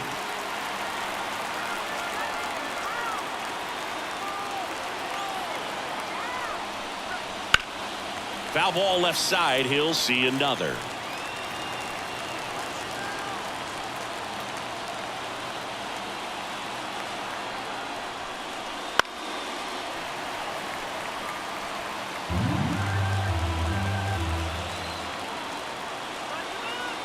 The 0-2. The other way. Makes the catch, one down. That swing right there tells me he's seeing the ball pretty well. I know it didn't produce a hit, but he made solid contact, and that's all you're looking to do anytime you're at the plate. Now batting Jarren Duran, and he's already singled in this game.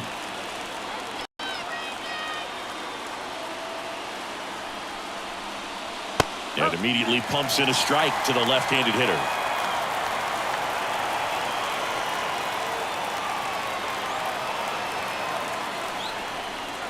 That one finds the zone. That's strike two. Quickly in an 0-2 hole, you're going to have to give something up here in terms of power if you want to put the ball in play with any authority.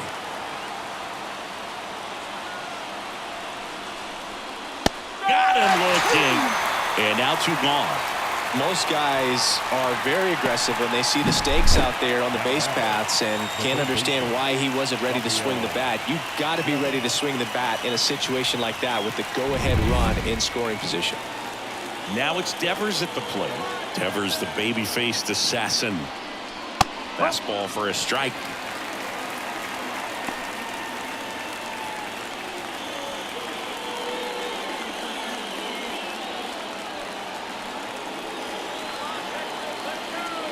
Man on second, two down.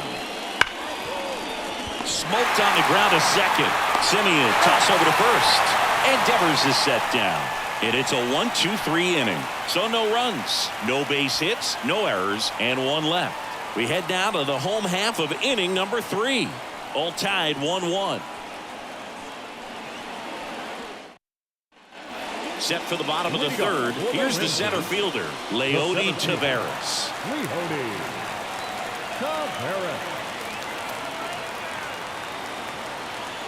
And the right-hander back to work.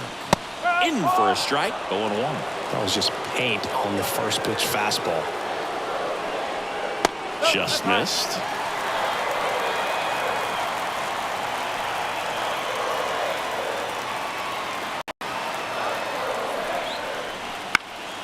In the air, left side.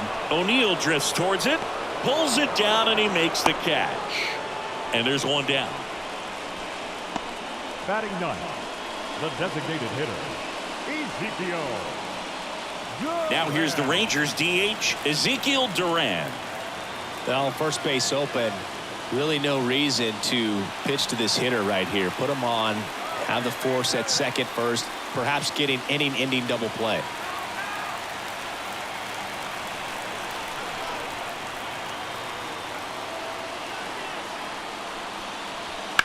And that one is lifted in the air. Two down.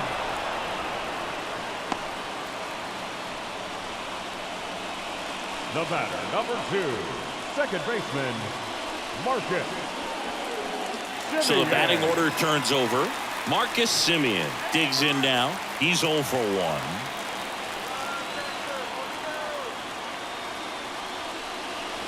That one's in there. That's strike one. He must have been looking for something else because he gave up on that pitch a little early. It was right down Main Street. Probably not going to see a better pitch to hit in this at bat. Swung on, belted. That one carrying. Pulls it in on the warning track. No runs on no hits, no errors, and a runner left. On to inning number 4. All tied 1-1.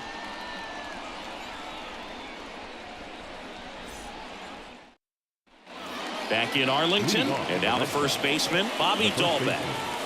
It's interesting, he plays kind of a power spot defensively, but runs pretty well. So when you're looking at that position, you're not expecting someone that has maybe above average speed, but he does. Swinging a foul over the screen and back out of play. And I think that skill set really upgrades the position because when you have that kind of speed, it makes the whole team that much better. Fouled off. He was late.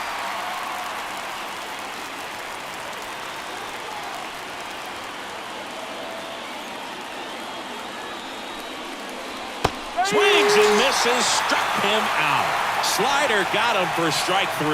Well, that pitch wasn't even close to being a strike, and that just goes to show you how defensive hitters can become when they're up against an 0-2 count. You're just hoping for a mistake somewhere near the zone that you can get the bat to, but right there he was clearly anxious. He was swinging when the ball left the hand. Masataka Yoshida up next for the Red Sox. Sliced hard, but foul down the left side.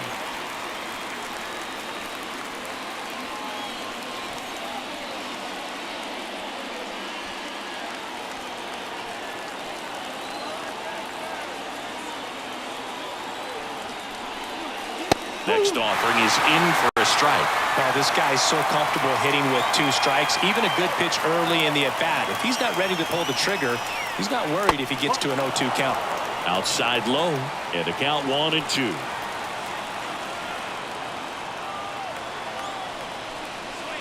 Wouldn't chase that time. 2 balls, 2 strikes.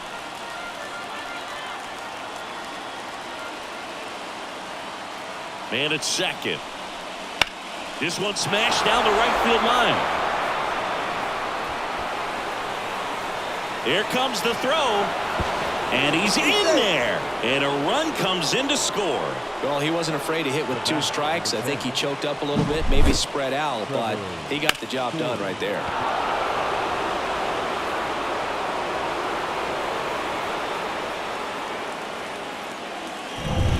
One out. Runner at second. Here's Trevor Story now. Drove in a run with a sac fly his first time up. Little chopper rolls foul.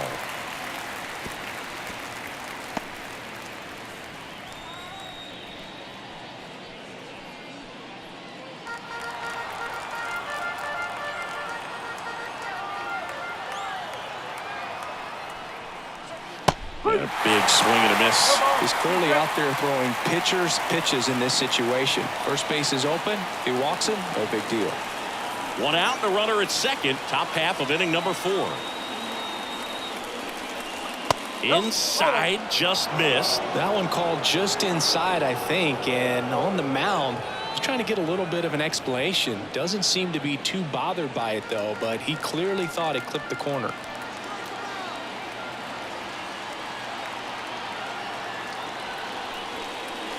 And that skips in the dirt.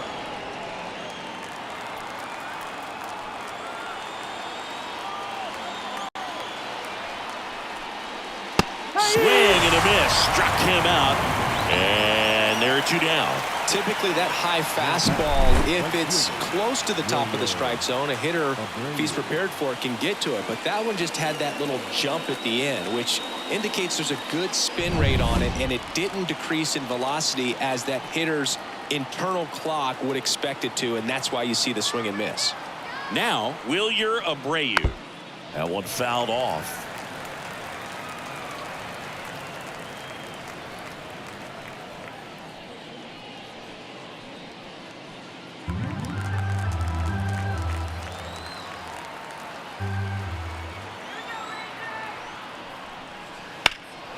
Lifted in the air, right field. Garcia in position and puts the squeeze on that one.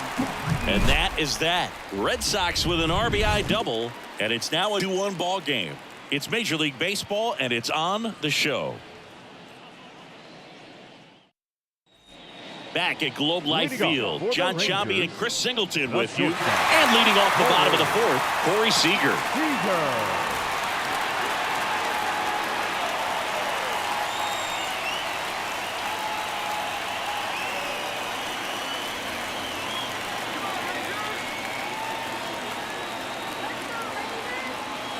And a pitch.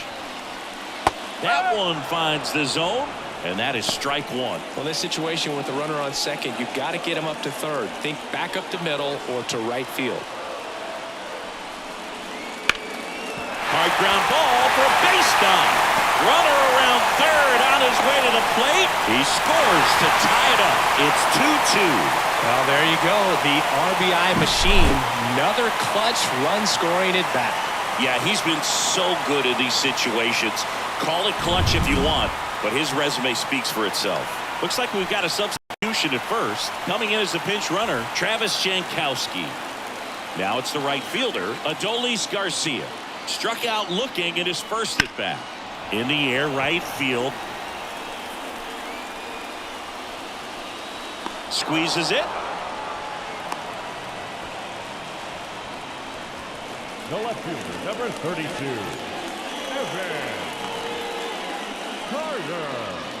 Evan Carter. Evan Carter will hit next. 1 for 1 with a single and a run scored so far. And there's no doubt that they'll feed off the energy from this crowd, right? I mean, yeah, I'd say the intensity level has gone up a few notches for sure. And that's in for a strike. This is one of those situations the infielders have to pre-plan and understand that the ball's got to be hit extremely hard right at them if they're going to have a chance to go for a double play. Trying to keep this a 2-2 game. We're here in the bottom of the 4th. Next pitch is outside. No, he's really working him away. This at bat, sometimes take a little bit off velocity, try to get a rollover, something on the ground, stay away from that big hole on the right side of the infield. Righty delivers. And a count 1-2.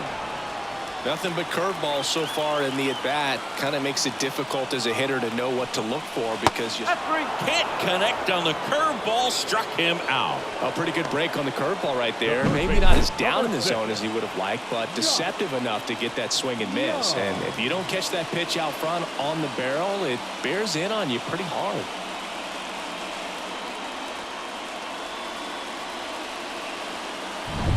So next to hit for Texas, Josh Young. First pitch doesn't find the zone.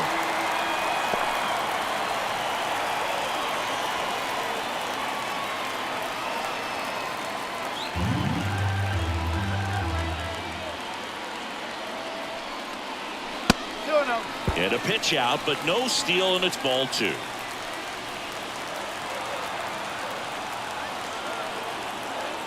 The pitch. Out to short. Oh, great stop. The throw. In time. Got him. This guy's anticipation is off the charts. Don't see many shortstops better than that. Great job to complete the play and end the inning. Now into the ball game on defense, Josh Smith. He's in at shortstop. And we're back. Here's the left fielder, Tyler O'Neill.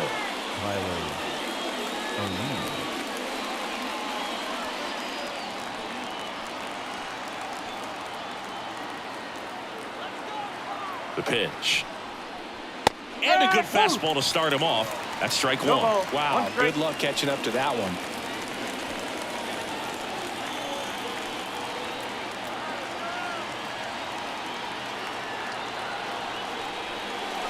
There's the strike.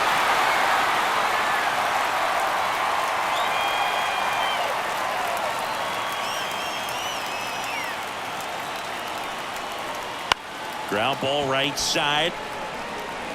He handles it himself. 1 away here in the 5th. Not a bad outcome in that spot. The runner moves up to third, and now they have a chance to drive in the go-ahead run. It's not a hit, but at the end of the day, it's a good at bat, especially when you're playing extra innings. And stepping in for Boston, Vaughn Grissom. His first at bat was a strikeout.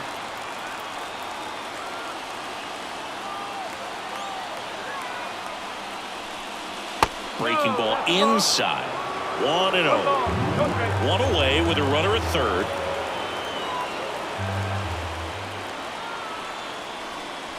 That one catches the zone. 1 ball, 1 strike. I think ultimately you want to tie him up, get the ball in on the plate so that he can't get the barrel to it and hit it to the outfield.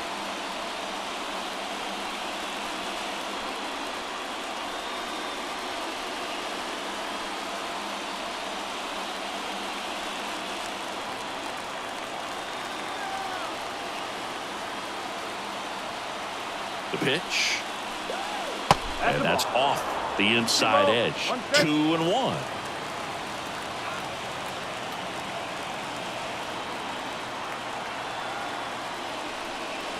That one missing inside.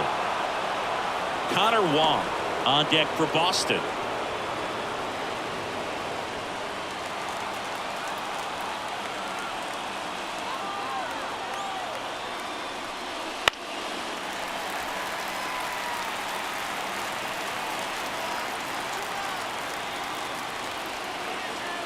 Right-hander kicks, deals.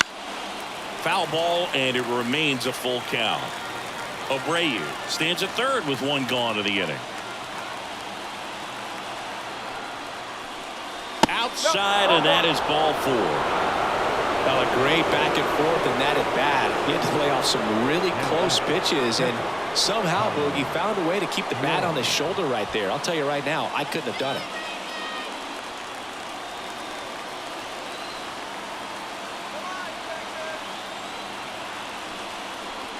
The last thing he wants is to hit the ball on the ground, but I wouldn't expect many pitches up in the zone. They'll be pitching for a double play in this spot.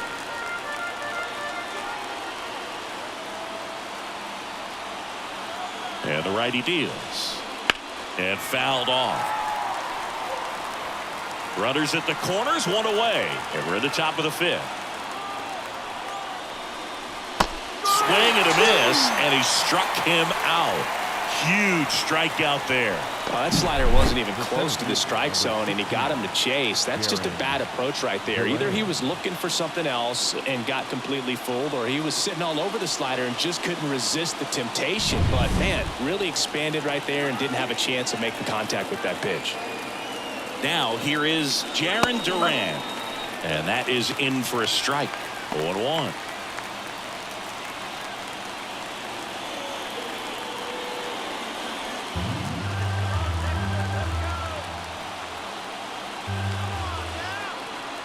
Kicks and fires.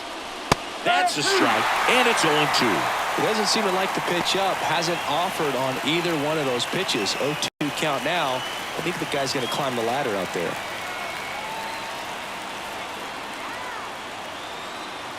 Two on, 2 outs. Looked like it was a little bit up. That's a really good take.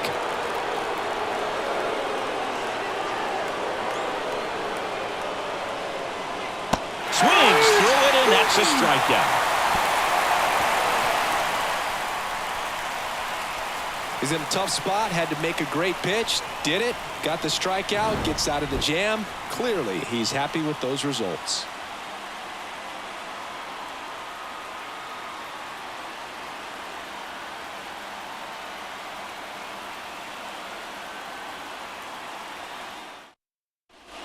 And welcome back to the ballpark. Nathaniel Lowe up to hit. First baseman, Nathaniel Lowe. Pivetta back to work. Nice curveball for a strike. Backdoored him with a breaking ball, just got the corner. There's nothing you can really do with that. Strike on the outside. 0-2 now. And this guy's got a great feel for his breaking ball today. And the pitch. Got him. And 1 out now. Committed to that breaking ball just a little too much and couldn't pull the bat back in time. You know, once you get it going, it can be so tough to stop the momentum with that barrel. Good pitch, had him fooled.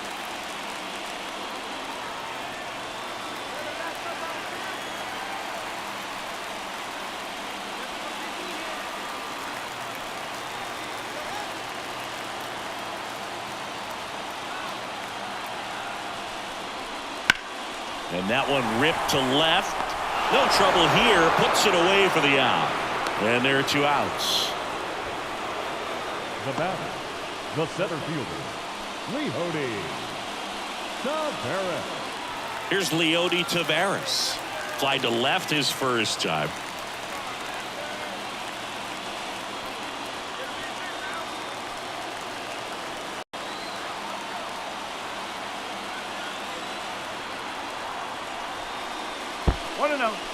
In the dirt, but kept close. Nice job behind the plate there. Winning run in scoring position with 2 away. Last half of inning number 5. Right through there for a strike.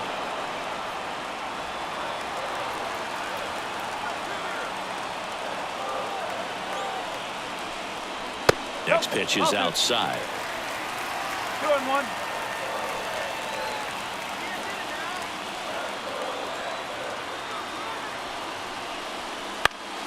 And that one fouled off.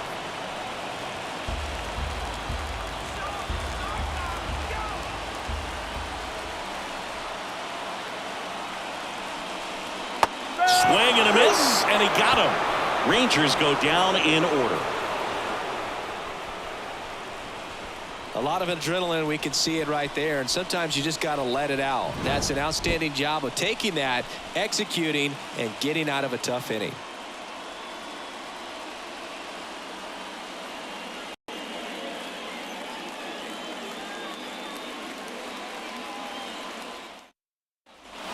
All right, we go to the top half of inning number 6. So stepping in for Boston, Rafael Devers. And a pitch. And immediately pumps in a strike to the left-handed hitter. He's got a rare skill set out there on the mound. Even when he's low on energy, his stuff still has bite to it. You just don't see it flattening out just because he's tired. He's still delivering good action.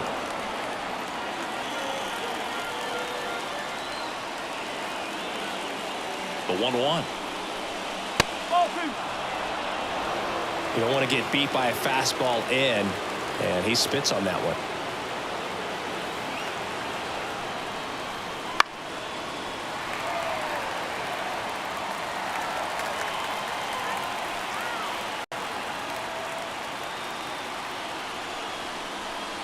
Got him swinging. Man, there was no deviating from the fastball right there. He just kept coming after him with it. Here it is. Hit it if you can. And he just couldn't find a way to put it in play.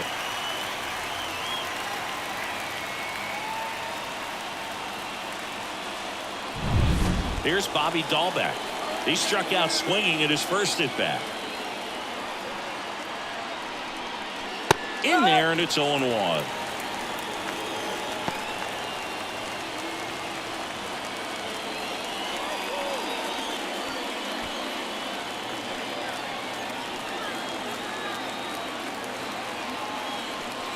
Eovaldi checks the runner. Durant back on a dive. Good wheels out there on second, and he's getting a pretty big lead right now. Definitely looking to score on any hit to the outfield. 0-1.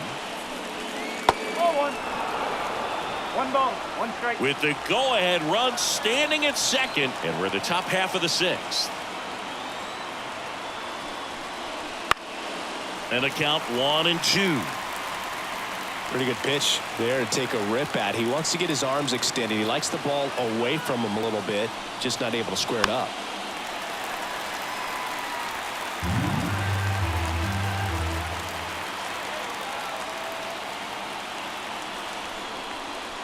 And another ball.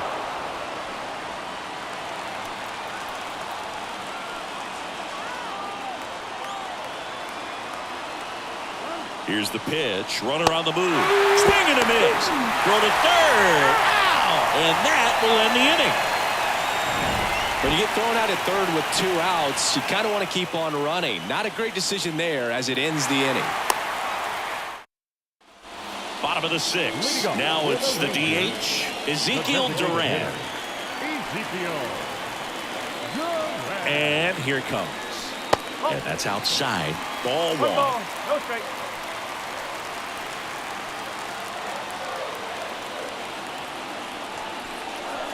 And a good eye there. 2 balls, no strike.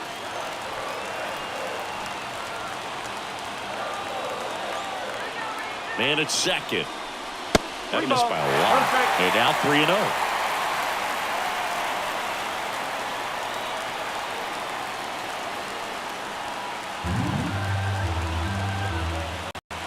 3-0. And he deals. And there's the automatic. It really looks like these hitters have been in between with their timing today. Good fastball, excellent slider, but they've not been able to commit to one velocity and stay there.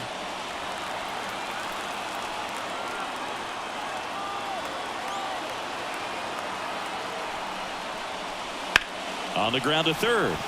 Can't field it cleanly. He decides to hold on to it, and they can't get the out.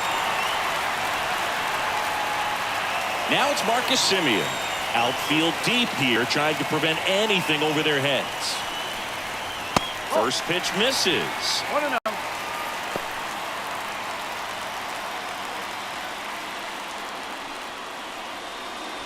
With the winning run standing at second here in the bottom of the 6th.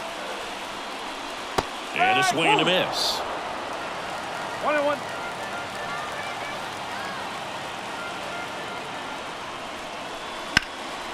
Swing and a ball hit out towards left center field. Makes the grab. Runner tags at second. And the throw's offline. Safe at third. Good read there at second base to move up to third. Now it's a lot easier to get that run in with one away.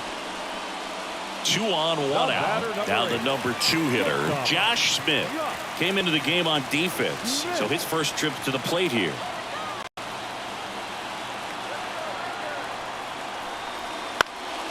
Swing and a ball popped up under it. Drops into the glove. The batter, the right fielder, Adolis Garcia stepping in for the Rangers. Well, look out here. He's going to come up ready to swing in this situation.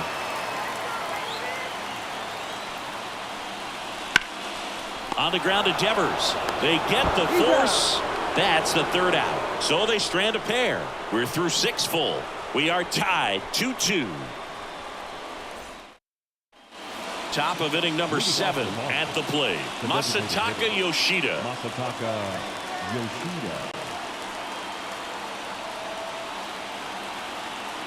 Evaldi back to work. Out to center. Tavares settles under it. And there's one away.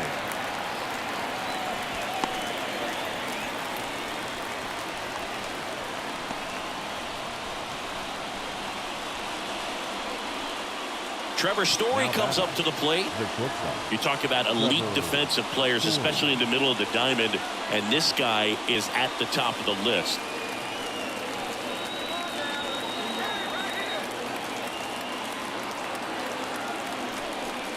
And you played behind guys, and they love having your speed out there defensively. One of the things that we talk about is how much pitchers enjoy having those elite defenders behind them. Good eye right there. 1 ball, 1 strike. 1 out. The go-ahead run is at second. Here in the top half of inning number 7.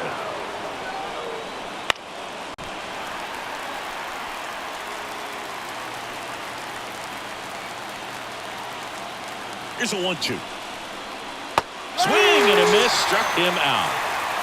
Nice work there to get the strikeout, and that's a big second out. I'll tell you, this home crowd will be fired up. They can get out of this and leave that go-ahead run stranded in scoring position. This is a big moment in this game. So up next, Wilyer Abreu. It's in there. That's strike 1.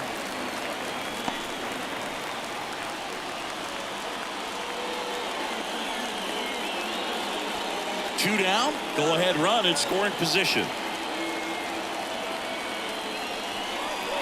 And now the count is even.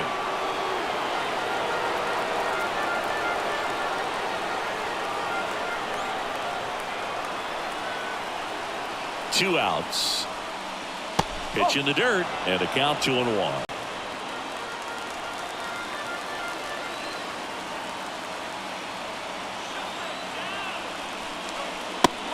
Just missed.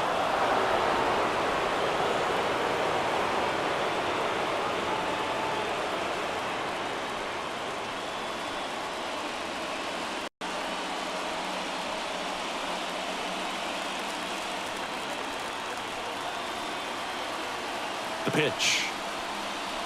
That's in there. Counts full, 3-2. One way to make a guy real uncomfortable at the plate is pound him inside with good velocity. They're doing that right here. And ball 4 to aboard.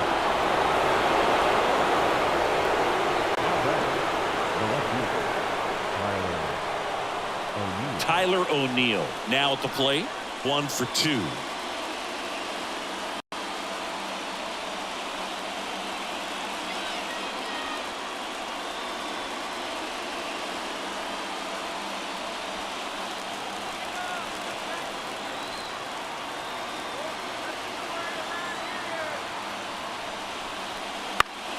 Fought off foul.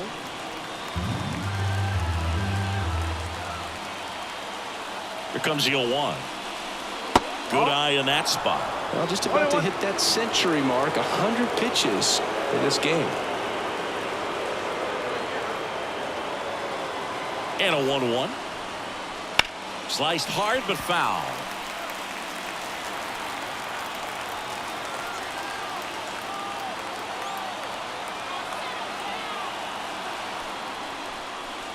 Next pitch is outside.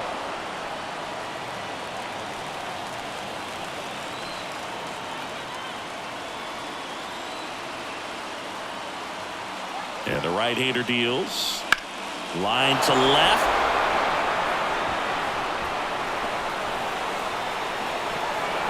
He's in safely at second as a run scores on the play. Tag, and he's out at the plate. That ends the inning as they squander a chance to pick up some insurance. So a run on one hit, no errors, and a man left. Seventh inning stretch time. It's the Red Sox 3 and the Rangers 2. We're back in a new pitcher here to start the bottom of the seventh. Brennan Bernardino. I can't imagine any save is an easy one. You're holding a small lead on the scoreboard, and you know those hitters are going to give you the best at-bats they can. So it's always high stress. Runner in scoring position, no outs. Evan Carter getting ready to hit. Singy, you got to appreciate a guy who's this good defensively. I mean, watching him track balls in the outfield, it is beautiful. That one finds the zone. It's 0-1. He's so solid, calms the heart rate of the pitcher and the manager when the ball goes up in the air. You just ought to swing, and this one's blasted. It's got a chance, and that one hops the wall.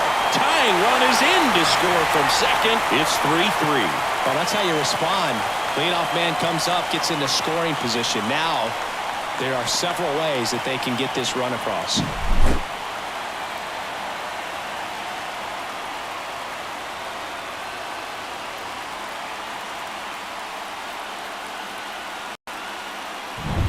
Up next for the Rangers, Josh Young.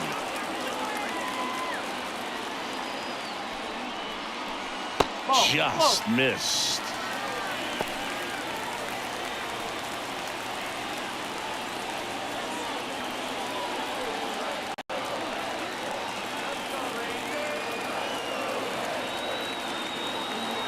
Man at second.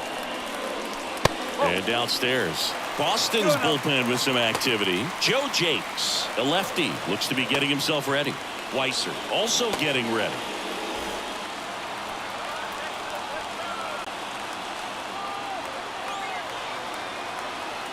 Here comes a pitch. That one is absolutely belted. And it gets into the corner, but it's foul.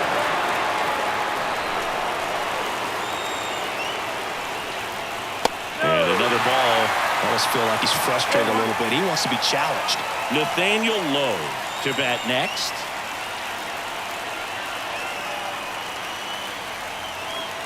And the 3-1. Way out front for strike two. This guy's got such a good sinker. As a hitter, you've got to look up in the zone. If you look down, you're going to be chasing stuff in the dirt. Hard grounder into the outfield for a knock. Runner around third on his way to the plate. Oh, not in time, and they walk it off. Well, you come to the ballpark hoping you'll see something special that day, whether you're a player or a fan. A walk-off win, nobody forgets that. A memorable moment that'll be logged in the backs of the minds of everybody that witnessed this here today. And the final score here, 4-3. For Chris Singleton and our entire outstanding crew here at MLB The Show, I'm John Shambi. We'll see you soon.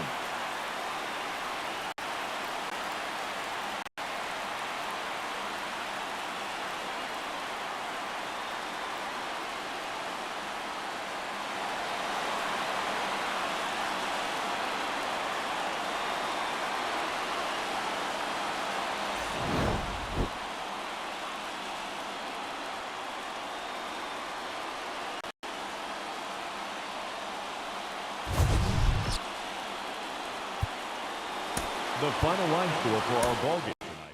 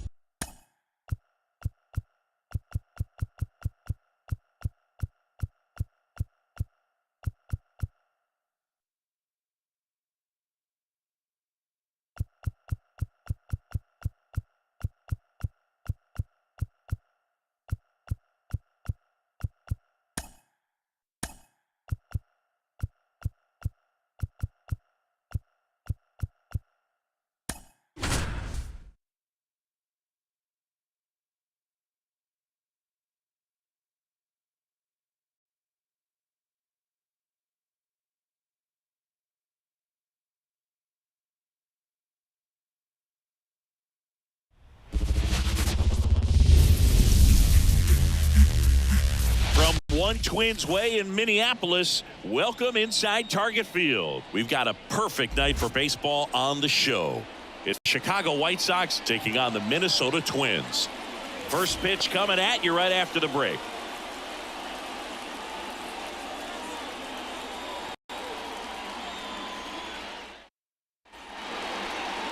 First pitch moments away.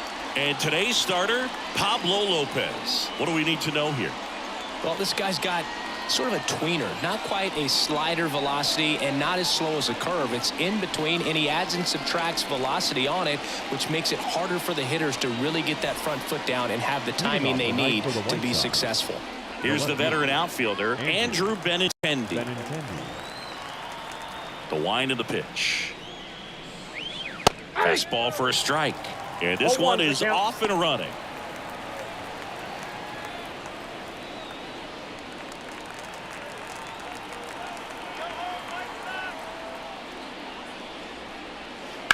Swing and a ground ball out to short. A sliding stop and short. And they get the out.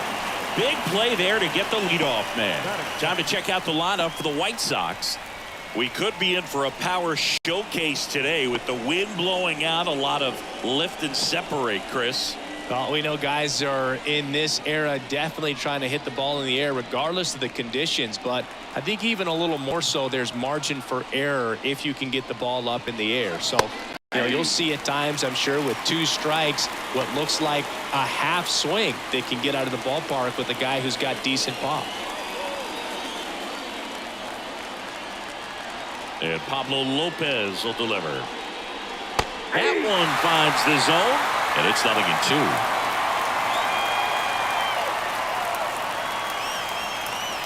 Cuts and misses. It's a strikeout. Came after him with the fastball on 0-2, and that's a pretty good demonstration of what power pitching is all about. He's got the stuff, obviously, and right there he used it to put his opponent away without needing to waste any pitches. And now it's Luis Robert. Foul back our way, and that's out of play.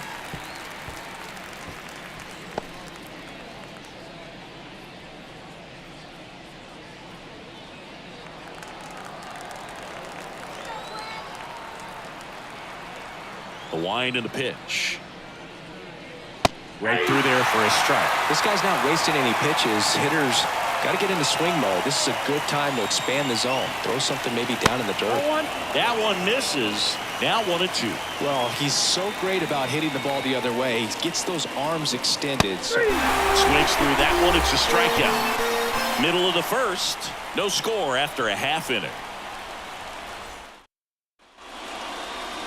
Back at Target Field. And our pitcher tonight, Eric Fetty. He really relies on working down in the zone with that heavy sinker he's got. You know, it's not as popular to throw that pitch today as it used to be because, you know, guys are looking to hit balls down in the zone, get them up in the air.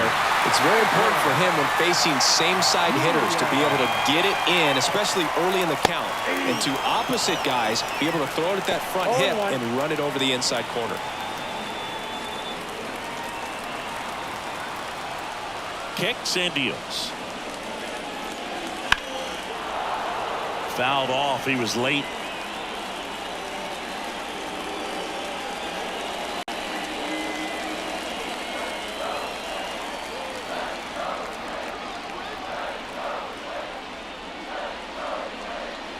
And a swing and a miss. One gone here. Very frustrating right there as a speedy potential base runner when with 2 strikes you just struggle to put the ball in play. You don't even have to get a hit at that point. You can help your team just by reaching on an error, but some way you got to find a way to shorten up the swing and put the ball in play next time. Here's Royce Lewis. That one's in there. Strike 1. He's been known to jump all over the first pitch, so that seems like a missed opportunity right there.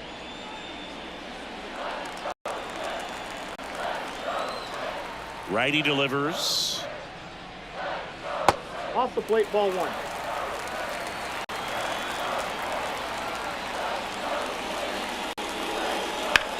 Right side, Lopez. In plenty of time to first, and that quickly 2 away. Now the lineup for the Twins as constructed by Rocco Baldelli. They're dealing with a sinker specialist on the mound, which can be a big-time challenge when he's right and working mostly from the knees down. Well, I think the approach you take is really try to lay off of those pitches down in the zone until he gets some called strikes and then forces you to go after that pitch. Until then, make him elevated, because guys that throw those sinkers, those two-seamers, really hard for them to. That ends the inning, so we take a break. Nothing doing here for the Twins. Scoreless after 1.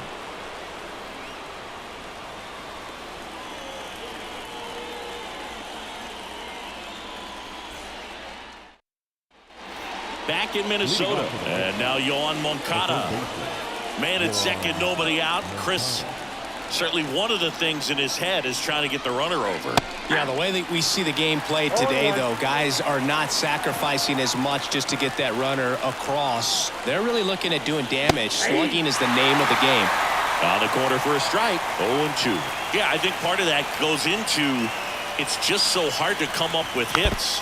In today's game, starters don't go deep, and so hitters are seeing multiple pitchers every night, and that makes it more challenging just to come up with a single. That one way inside.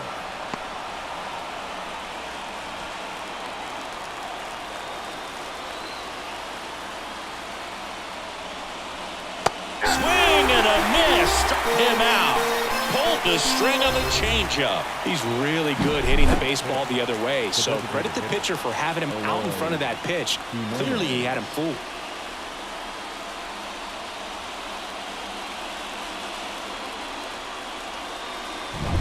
Eloy Jimenez now.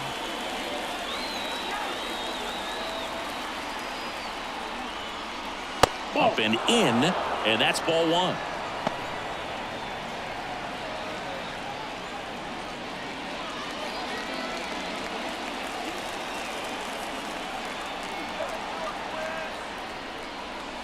Swing and a miss. Some movement in the Twins bullpen. Jay Jackson warming up for manager Rocco Baldelli. Okert warming up as well. With the go-ahead run standing at second here at the top of the second. Lopez throws over. Robert dives back in. You know, Boog, if you're that base runner at second base, you want to be quiet out there. Not bouncing around, not distracting your team. This one smacked out to left center. And a base hit. Robert on his way around third. And he's safe at the plate as they take the lead. 1-0. Well, he gets it done in a big spot to get the run across. Put a pretty good jolt into that one. Great swing, nice balance and weight transfer. And he got it to drop in out there in the deep part of the field.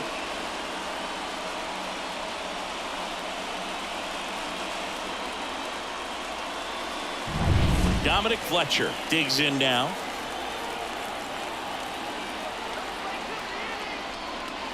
That's in there, and it's 0-1. Lopez, an all-star a season ago. He features a four-seam fastball, a changeup, a slurve, a curve, and he works in a sinker. Left-hand batter waits. 1-1. Eric Summersgill, our plate umpire. One thing to watch out for, Boog, is what side of the plate Summersgill might be favoring. He usually sets up at an angle. Pitchers sometimes will try to figure that out early so they can attack that spot and get as many strike calls as possible. That's a bullet, but it goes foul. Man at first, one away.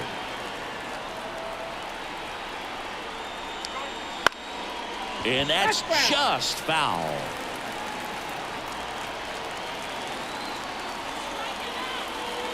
The 1-2. And that one missing low. It's a good take.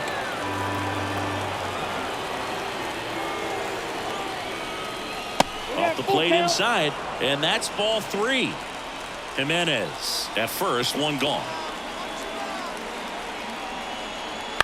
Bounce to the right. To second, that's one. Return throw to first, got him. Double play, and that'll do it. But they pick up one run on the RBI single. It's now 1-0.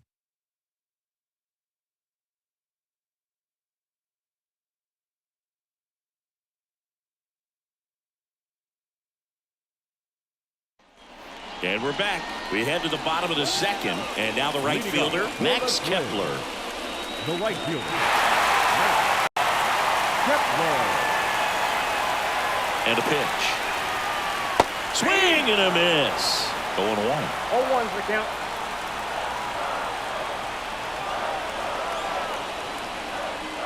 Swings through that one for strike 2. A little anxious, a little aggressive early in the count. Too much for me. And a swing and a miss. And one away. Well, that at-bat seemed to be over as soon as it started. 3-pitch strikeout. You've got to be better at the plate right there. At least to foul something off, extend that at-bat.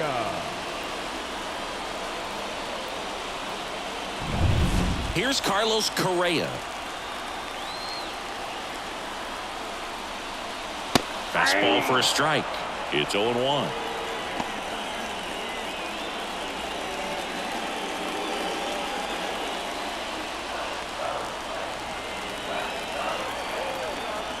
Man at second.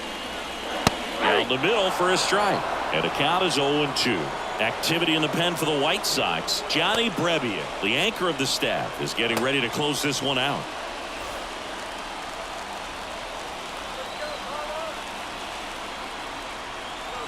The pitch. Battling here as he fouls it away.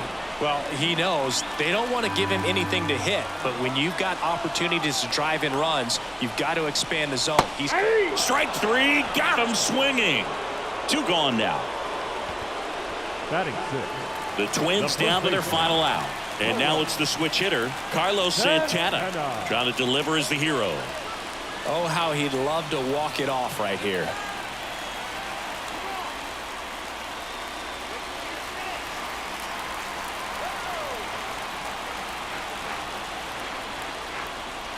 And the first pitch misses for ball 1.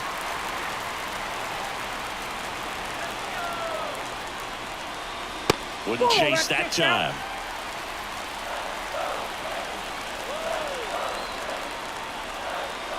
Man on second, 2 down. Swing and a miss. And a count 2-1.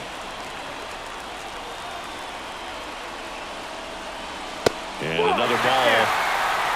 Matt Wallner next to bat for Minnesota. With the tying run at second, winning run at the plate, and the home team trying to pull it out. They're down to their final strike. Count is 3-2. This could end it. Swing and a miss. Struck him out. And that ends the ball game. The tying run left stranded at second. Well, this one was all about the pitching and defense. Outstanding job of the pitchers, really attacking hitters, trusting what the catcher was putting down, and trusting the players standing behind him to make the plays defensively. Sometimes you want to see a high-scoring game, but sometimes you can appreciate the artistic beauty of what these pitchers did on the mound today. And a 1-0 final score here in this one. For Chris Singleton and our entire outstanding crew here at MLB The Show, I'm John Shambi. Thanks for joining us.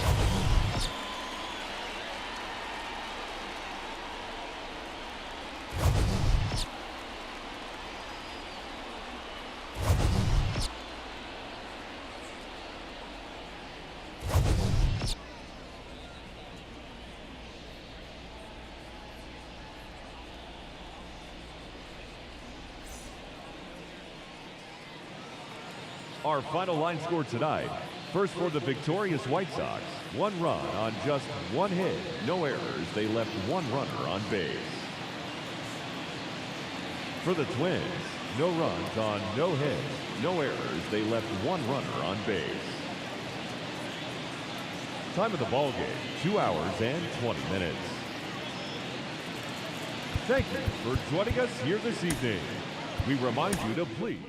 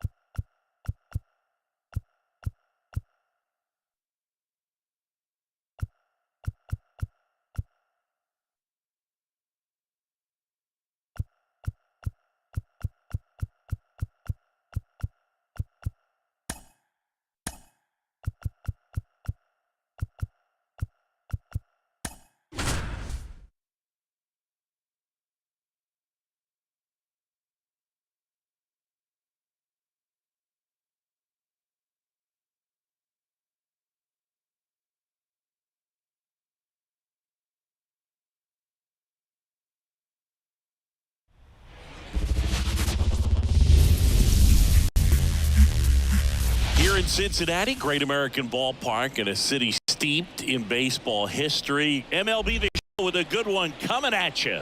It's the San Francisco Giants going up against the Cincinnati Reds. With my partner Chris Singleton, I'm John Schaub.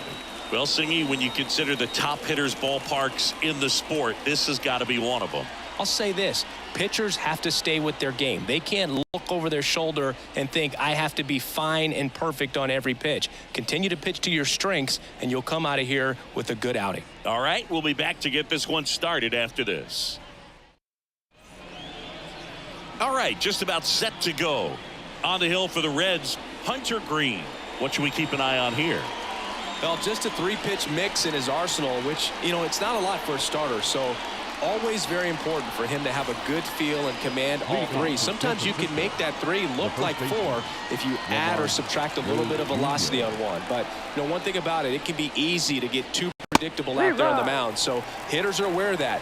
Mixing those three pitches in all counts is going to be a big key for him in this one. And now the 0-1. And that one is inside ball one.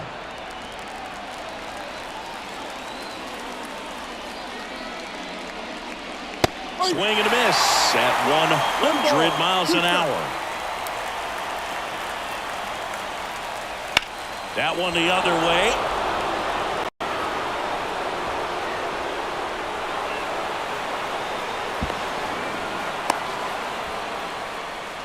That was a thing of beauty. He may have been a little behind the pitch, but by getting that barrel into the hitting zone early on in his swing, he was able to meet it and still shoot a line drive down the line and left. Now the go-ahead runs in scoring position, so big opportunity for them to jump ahead late.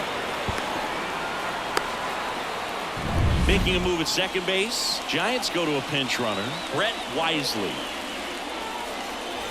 Runner in scoring position. No outs. Thairo Estrada to the plate.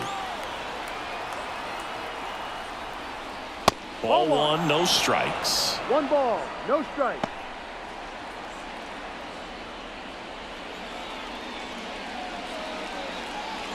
Go ahead run in scoring position. Nobody out. And we're just getting started here in the top of the first.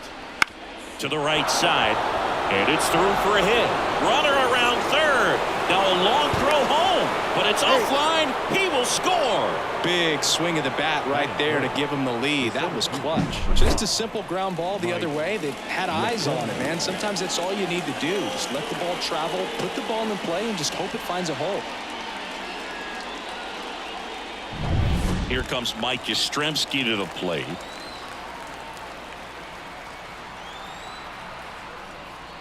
That one well upstairs.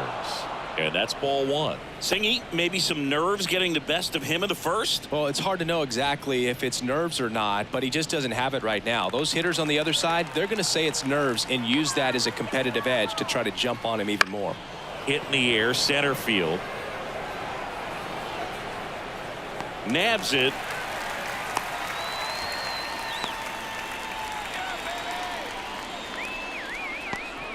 Here's the Giants lineup.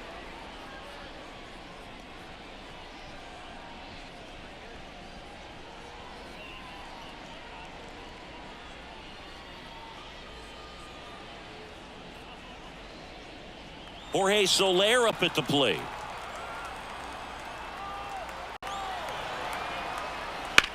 That's to third. It's through for a hit. Lead runner makes the turn at second. To third. He's in there. These hitters today are so great with handling velocity. They're seeing high speeds day after day, and a nice job of turning that one around. So one out with two aboard. Michael Conforto, the next Giant to hit. Swing and a miss as he was late that time.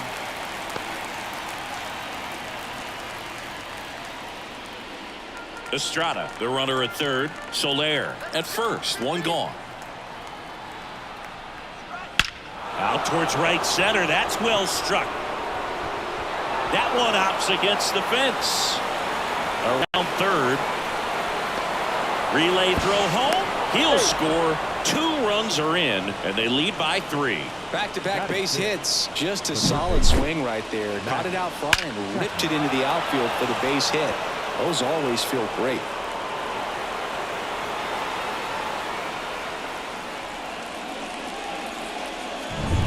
Matt Chapman up to the plate now.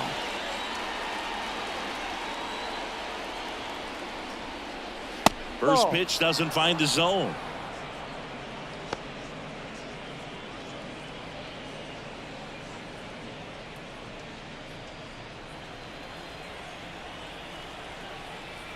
Man at second. That one finds the zone, and the count 1-1. Chapman gets a piece there.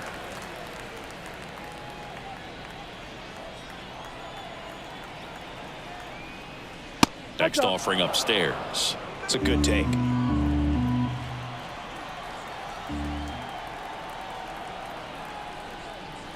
Hacks and misses. It's a strikeout.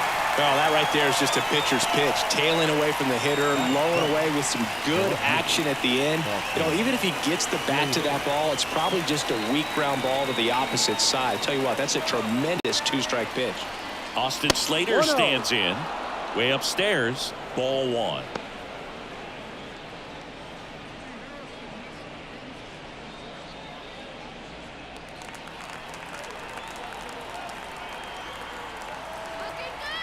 Righty to the plate. And a good eye there. 2-0.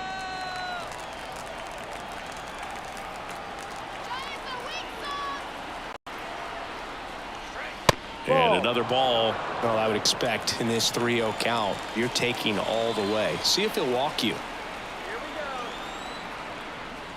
And a 4-pitch walk.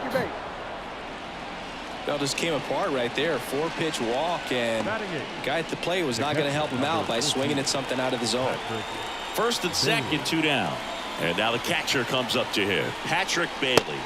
That one inside, and it's 1-0.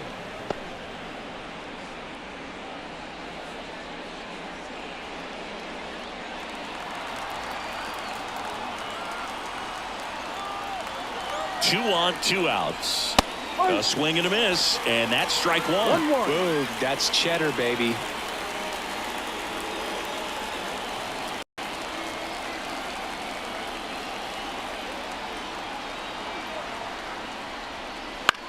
Out to short, De La Cruz. They take the force out. They limit the damage here. But 3 score in the inning. 2 of them on this 2-run double. It's now 3-0. It's Major League Baseball on the show.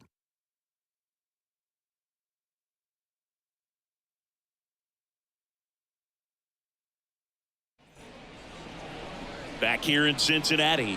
And now here's the starter for San Francisco, Logan Webb. Very solid starters, able to repeat his mechanics on a consistent basis, which allows him to move through a lineup and get deep into a ball game.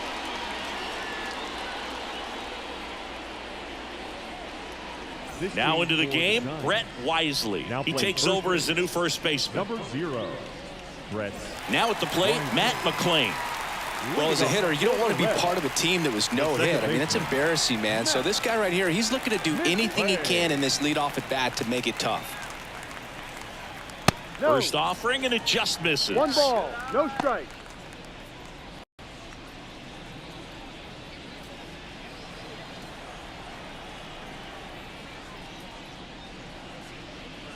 That's down and in. 2-0 to count.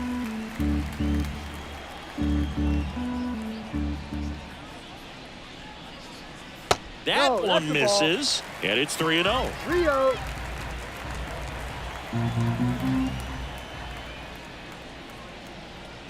That's a strike across the top of the zone.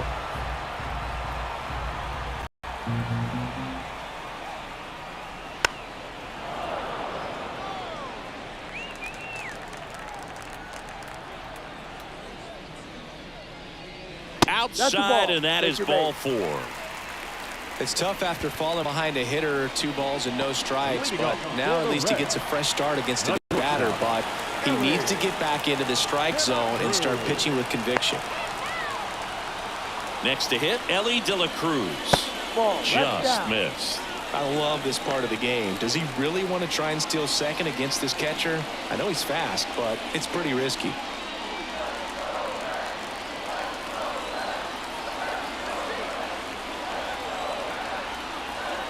The pitch.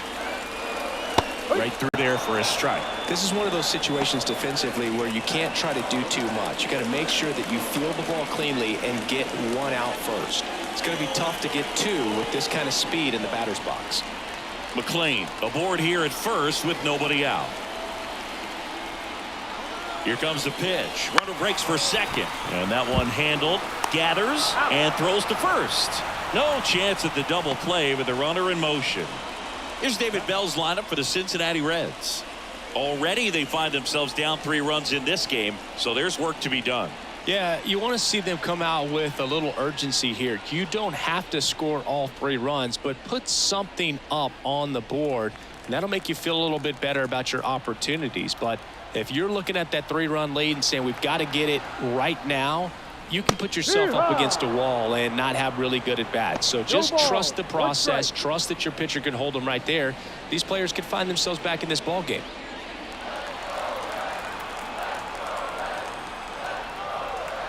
The pitch. Swing and a miss, and that's strike 2. Action in the San Francisco bullpen. Camilo Doval getting ready to come in for Bob Melvin.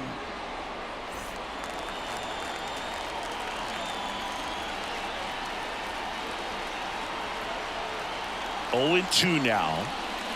Fouls that off to the left, and we'll do it again. 1 out and a runner at second.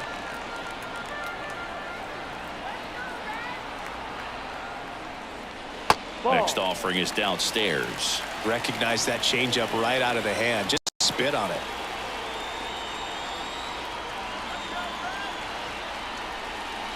Wouldn't Ball. chase that time. 2-2.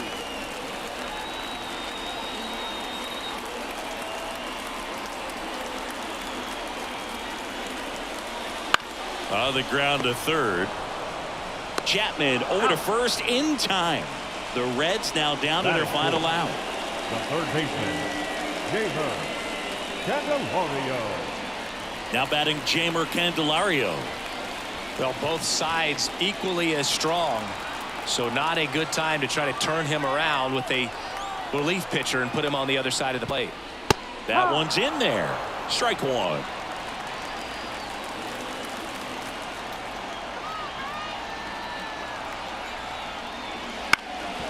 On the ground, and this should do it. Throw to first. Ball game. And the Giants get a shutout on the mound. This is just a nice win. 3-0 ball game. You feel comfortable about the 3 runs that you scored, but you also know that if you're not careful, a bloop, a base hit, and a home run ties everything up. But it was great pitching. Timely hitting really made the difference. A shutout in this one. 3-0 our final score. For Chris Singleton and our entire outstanding crew here at MLB The Show, I'm John Shambi saying so long.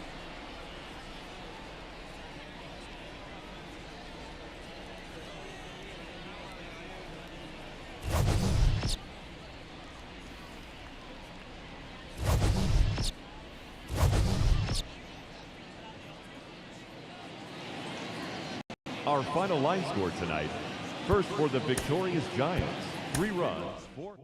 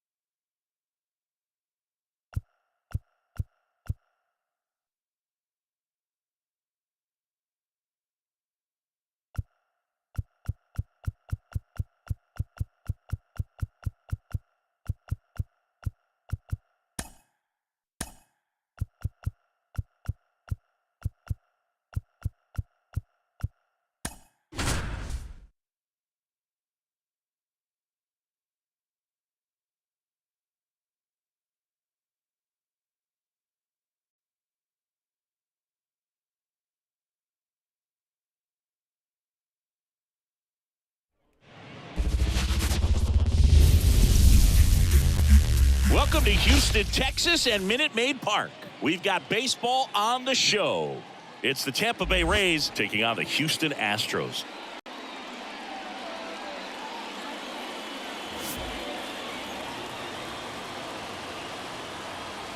And we'll be back with the first pitch right after this.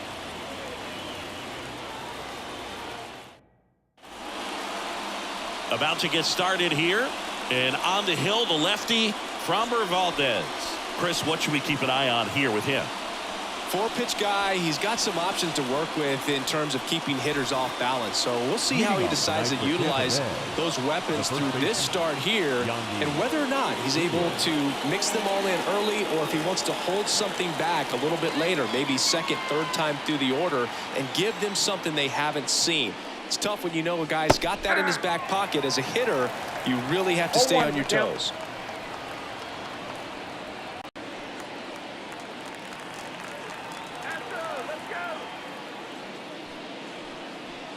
And there's a ball.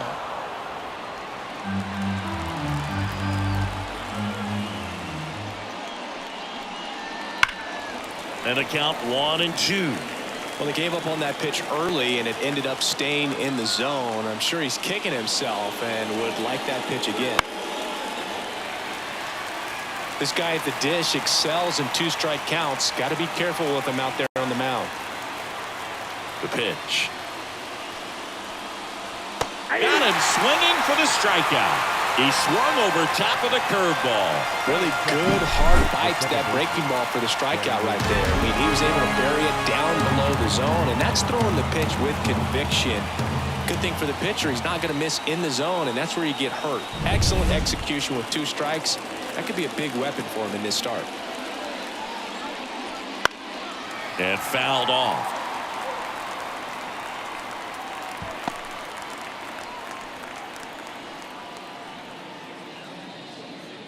One out, bases empty.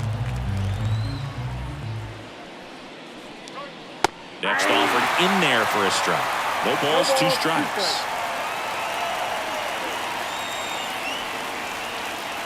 And that just misses. Man, oh man, I don't know how you take that pitch. That's as close as it gets.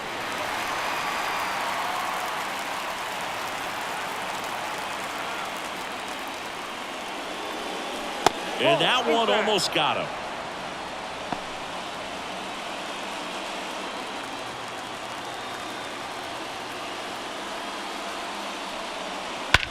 Swung on, belted. That's got a chance. And he makes the catch on the track. Just missed a homer that time. All right, let's take a look at the Rays lineup. The challenge for him today, Singy, elevating the baseball against this sinker baller that's on the mound. Yeah, that's the challenge, but it also might affect the way they approach base running in this one, Boog. You get a runner on first, you anticipate trajectory down, and when the ball's in the dirt with a good secondary lead, you break for second. So whether it's a stolen base or not, you stay out of the double play, get that runner in a scoring position, and that can help you put more runs on the board. BID, ball in dirt.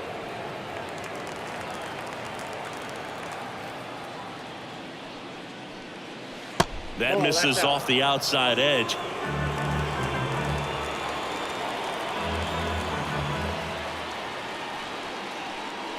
Next offering is in for a strike.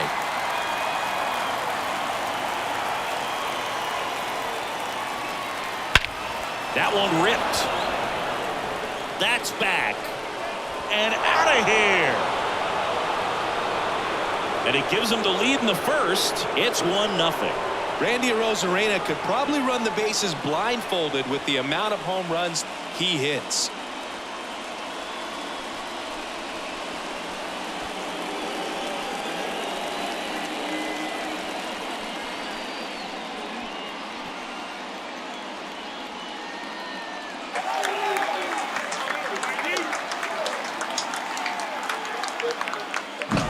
Anytime you have a pitch down the middle of the plate, the percentages go up for the hitter to do damage, even if it's a pretty good sinker like that one.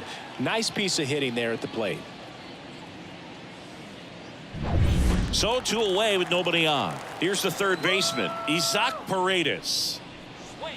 And first offering is fouled off.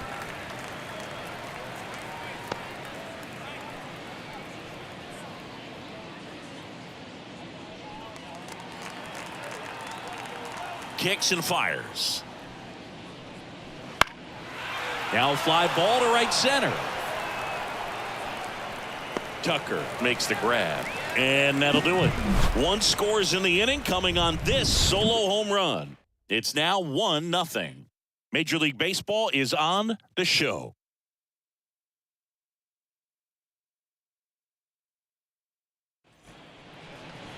Back here at Minute Maid Park, today's starting pitcher, Zach Eflin. Well, that 12-6 curveball explodes out of the hand, and because he's able to throw the high fastball at the top of the strike zone for a strike, hitters commit to that pitch. Before they know it, they're swinging over the top of that curveball. Ready to go for the last half of the inning. Jose Altuve up to hit here. As he turns on the rubber, and with that good live arm delivers. And that one fouled off.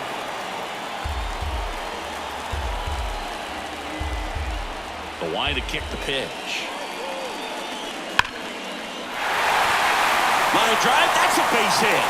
Off to a good start with a leadoff knock. All over that one right there. Just a very nice approach and swing right there to use the big part of the field. Everything was on time. He stayed balanced through the entire swing and just launched that one into center. Substitution now at first base. Pinch running here, Greg Kessinger.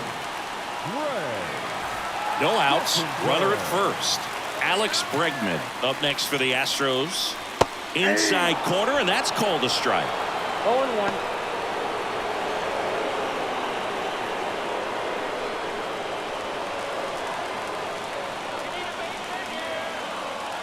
Now. Fought off foul. With two strikes, may see some movement over there at first base, trying to stay out of the double play right here. And a pitch. Swings and misses, struck him out. Batting third. Now it's Yordan Alvarez. This guy with light tower power. Swings and misses. That's strike one.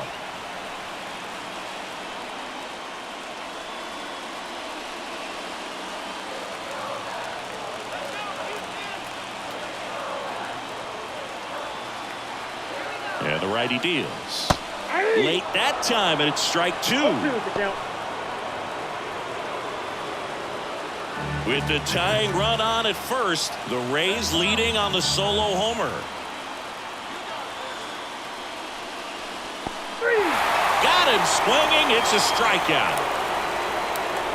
Well done behind the dish. Oh, interesting. He's looking very comfortable out of the stretch after giving up the leadoff single. Back-to-back strikeouts, so they haven't been able to move that runner up, get him into scoring position, and try to have a better chance of scoring. I tell you, good job so far on the mound. He just needs one more out. Astros down to their last out. And here's the first baseman, Jose Abreu. Swing and a miss as he was out front. Right now they're looking for something, hit hard into the gaps, give them an opportunity with 2 outs to score that run from first.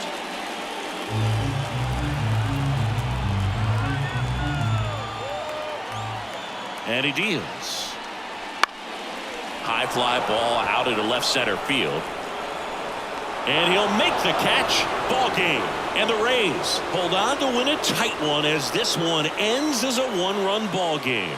Well, this one was all about the pitching and defense. Outstanding job of the pitchers, really attacking hitters, trusting what the catcher was putting down, and trusting the players standing behind him to make the plays defensively. Sometimes you want to see a high-scoring game, but sometimes you can appreciate the artistic beauty of what these pitchers did on the mound today.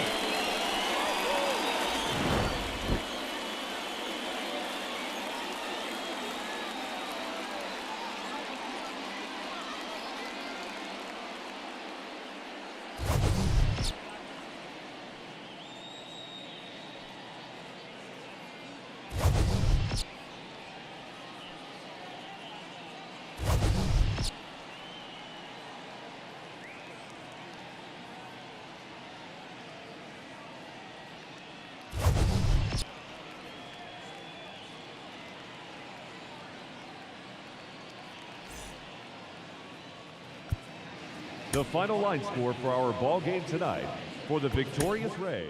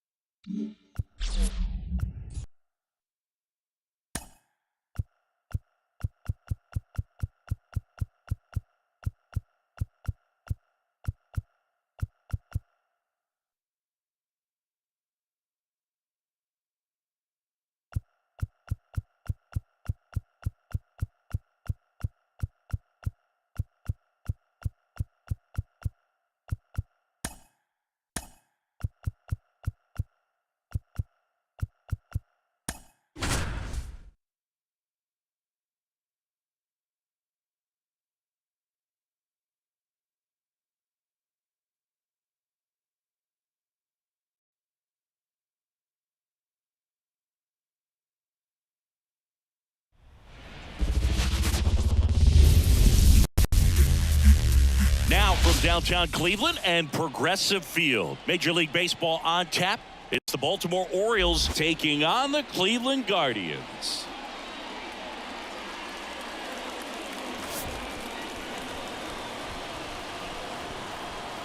First pitch coming your way next.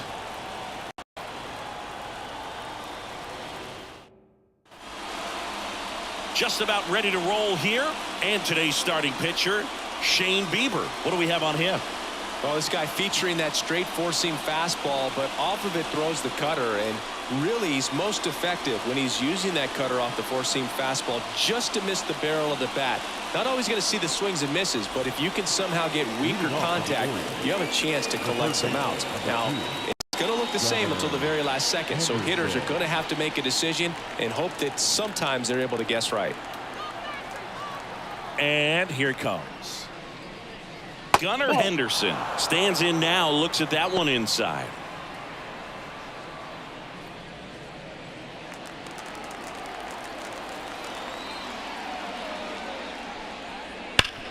And a base hit up the middle. So a man on base to start the inning. He was all over that one. Couldn't get any air under it, but he smoked that ball back up the middle. Timing was just perfect. Got great wood on it, and there's just no chance for the infielders with how hard he hit it. And now a chance to maybe get creative on offense with good speed on first. Here's Adley Rutschman. First pitch just misses.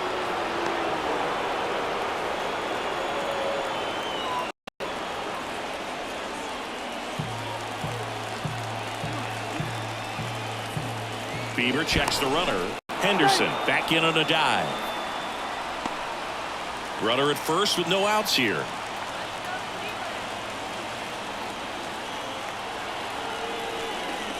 That clips the zone. Strike one. I got 1 ball, 1 strike.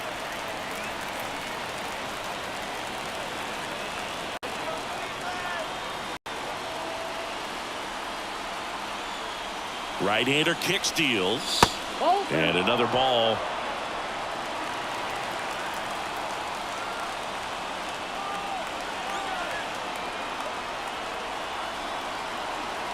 And the right-hander deals.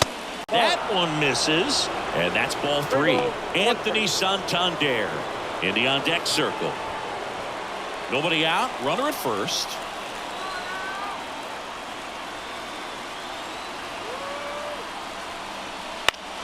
Swinging a foul over the screen and back out of play. With 2 strikes, may see some movement over there at first base, trying to stay out of the double play right here.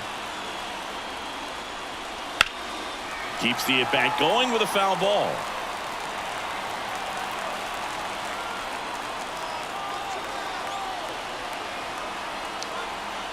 And the pitch.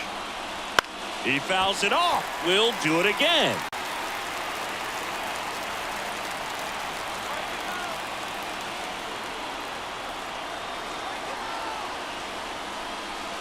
Got him. He battled for a long time, but it finishes with a strikeout. You can't be mad at yourself after an at-bat like that one. Well, he should get some fist bumps when he gets back into the dugout, because even though he strikes out, he saw a lot of pitches and he battled. And this is a long haul where you're trying to get that pitch count up as early as possible. So gave the guys behind him an opportunity to see what's working for this pitcher or not. But I tell you what, it's a nice job right there. Anthony Santander up to bat next. Lays off for a ball.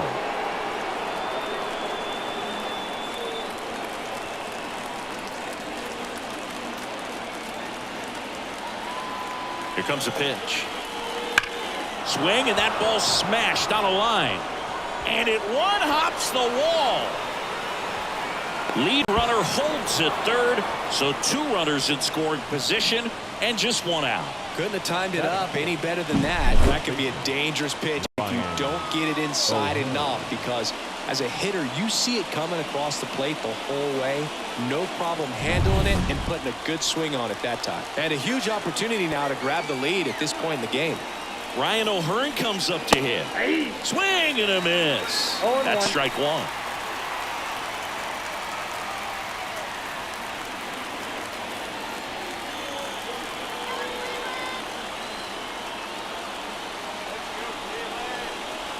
Fastball for a strike. Movement in the bullpen. Nick Sandlin, the young right-hander, up and throwing. Karinchak getting cranked up as well.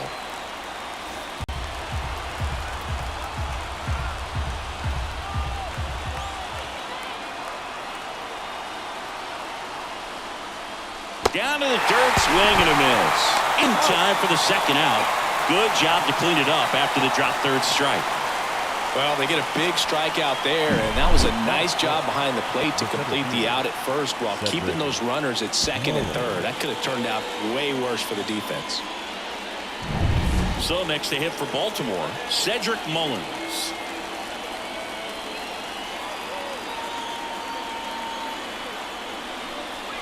That one finds the zone. Strike 1.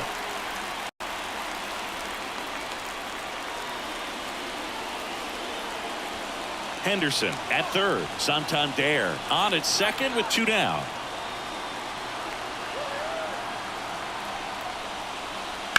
That one down the line. Base hit. 1 run is in. Around third. The throw in.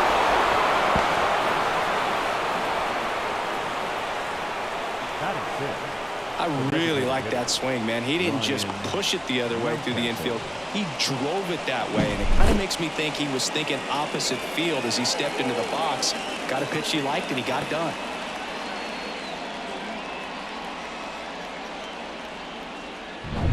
Here's Ryan Mountcastle.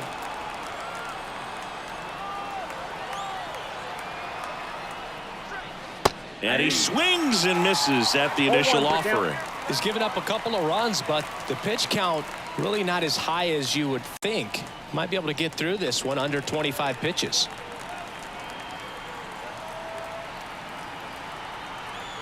Kicks and deals. That one off the mark. 1-1.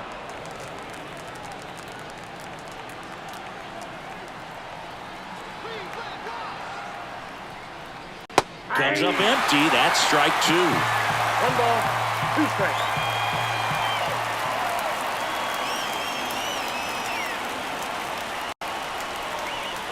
And another ball. 2 strikes.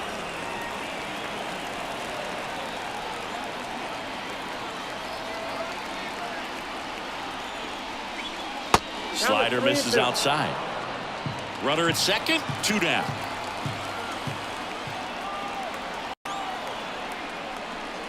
And down on strikes.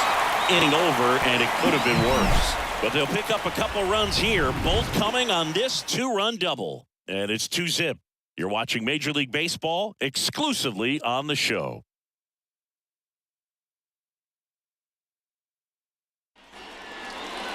Back now at Progressive Field. And the right-hander with the good curveball, Corbin Burns. How about a scouting report on him? He's someone you can rely on to provide quality innings in almost every one of his starts. He knows how to command the mound. His stuff is good, and sometimes it's even better than good. If he gets off to a fast start, look out. It could be a tough day for this lineup. And there's a foul ball.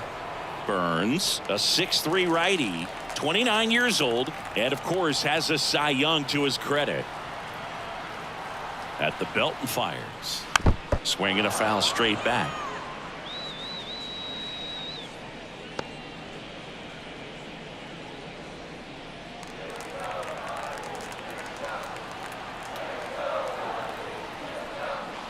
The punch out there. 1 up, 1 down.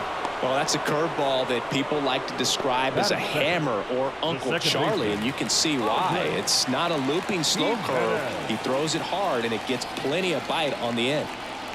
Here's Andres Jimenez. That one misses. Ball one. The part about Burns' journey that's so interesting, former fourth-round pick out of St. Mary's, where he pitched alongside Tony Gonsolin. 1 out, bases empty. And that one is in for a strike.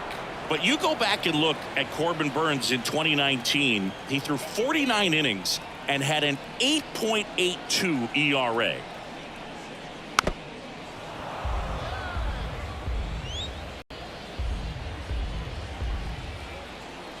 The pitch just misses the mark outside the zone. The main adjustment that Corbin Burns made was that he got rid of his four-seam fastball and really leaned on the cutter. That is his signature pitch. And now today he is a cutter sinker guy, and the four-seamer really doesn't make much of an appearance. Got it by him for the K. He had him out in front, which isn't easy to do against a hitter like this, known for using the entire field. Just couldn't sit back long enough on that one. Last out for the Guardians in this one. Jose Ramirez digs in for the Guardians. Count 1-0.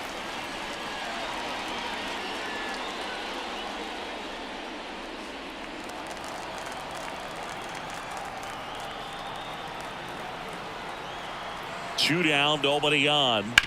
On the ground to third. On to first. Ball game. And the Orioles get a shutout on the mound. Kind of a strange win. Only 3 hits, so they definitely weren't firing on all cylinders there. Great pitching. Really kept them in it and gave them a chance. 2-0 your final here in this one, as the Orioles win this one. For Chris Singleton and our entire crew here at MLB The Show, thanks for stopping by. I'm John Shambi. Talk to you soon.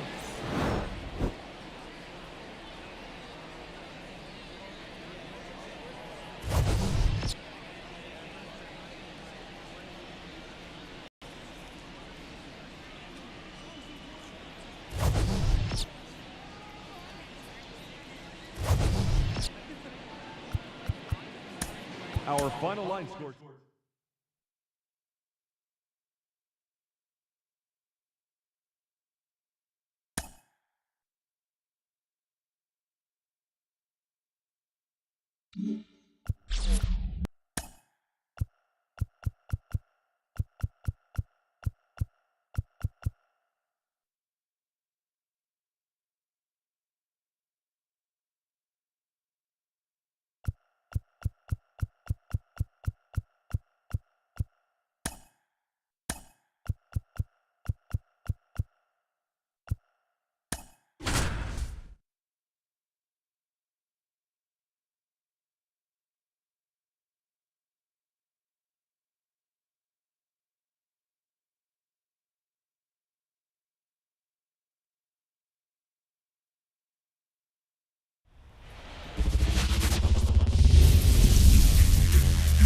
About 13 miles from downtown Atlanta, welcome to Truist Park. We're going to be treated to a gorgeous day for baseball on the show. It's the Miami Marlins going up against the Atlanta Braves. First pitch coming at you right after the break.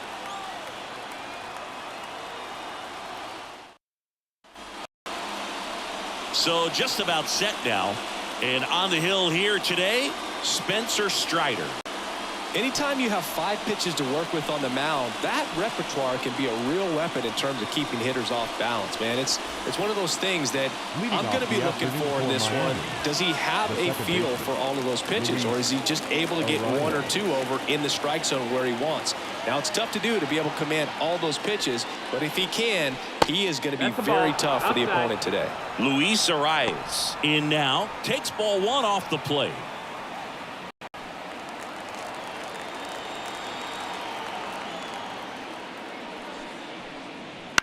Out to short. 1 up, 1 down. And time now for the Marlins lineup. A tough challenge in this one. An excellent arm on the mound. Singy, they're going to have to capitalize on their opportunities. Yeah, and they're not going to get a whole lot if he pitches the way that he's capable of pitching. So, be ready to swing from the first pitch. You get something straight, man, you better turn on it. Tim Anderson, the next to hit, takes high for ball one.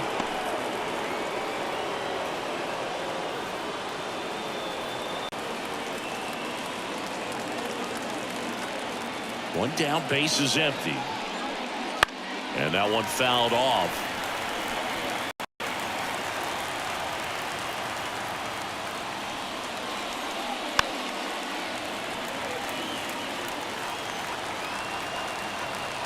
The wind of the pitch.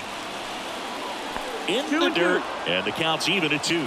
Well, he might have to look for a different put-away pitch right here, 2-2. He's already seen the curveball a couple of times in this at-bat, so might have it timed up and ready for it. 2-2. Right through there, got him. Now 2 out. Well, just couldn't pull the trigger on the fastball right there, and I don't think he was taking it, thinking it might be a called ball or anything. I just think he was flat out frozen. Did not expect that location, in my opinion. Here's Josh Bell.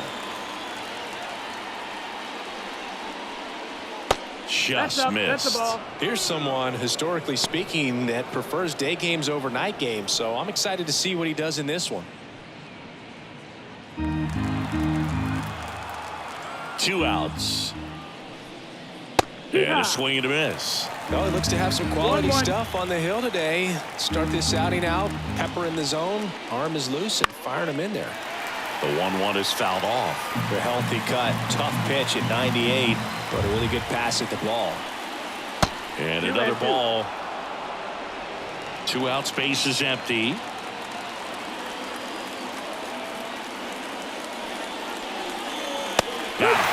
Marlins set down in order.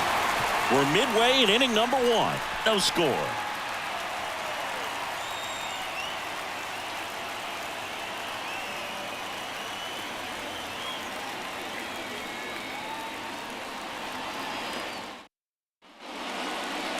Back here in Atlanta, and on the hill here today, Jesus Luzardo. Boog, this guy usually turns in a very good outing. His teammates really enjoy when he's on the mound. Everyone seems to be loose, which can help the offense be a bit more dangerous. So if you look at the opposing lineup, they're hoping he doesn't just settle in. They want to make this an uncomfortable start from the beginning. Stepping in, the long ball threat, Ronald Acuna Jr. And a pitch. Right through there for a strike.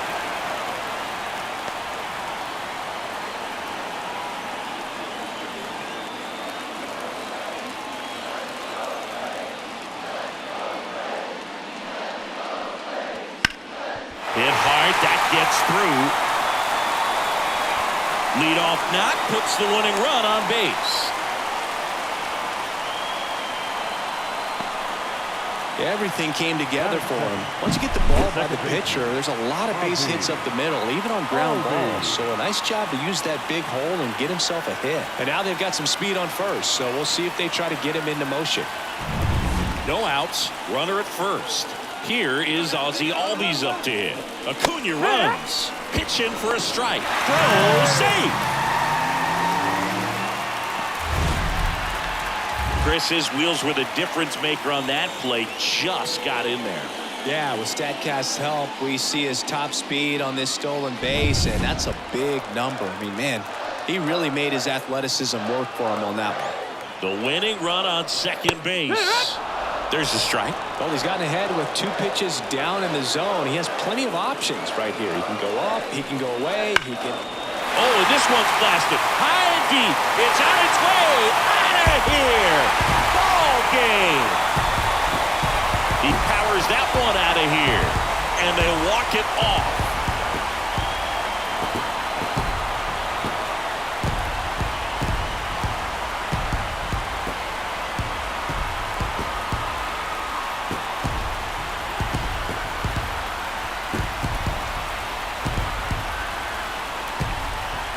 Hitting a walk-off homer is the kind of thing you dream about growing up. You're in the backyard, you're creating the most pressure-packed scenario, and what do? You come through with the big swing. Well, he was living a childhood moment right there.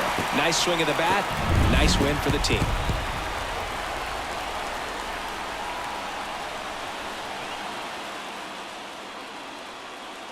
2-0 your final here in this one. For Chris Singleton and our entire crew, I'm John Shambi saying so long.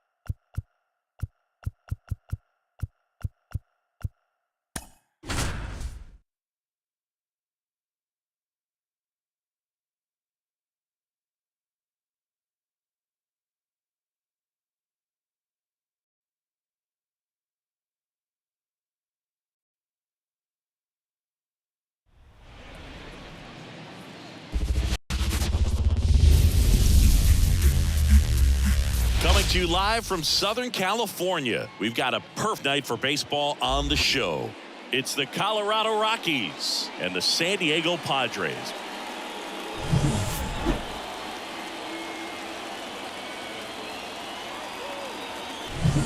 First pitch coming your way next.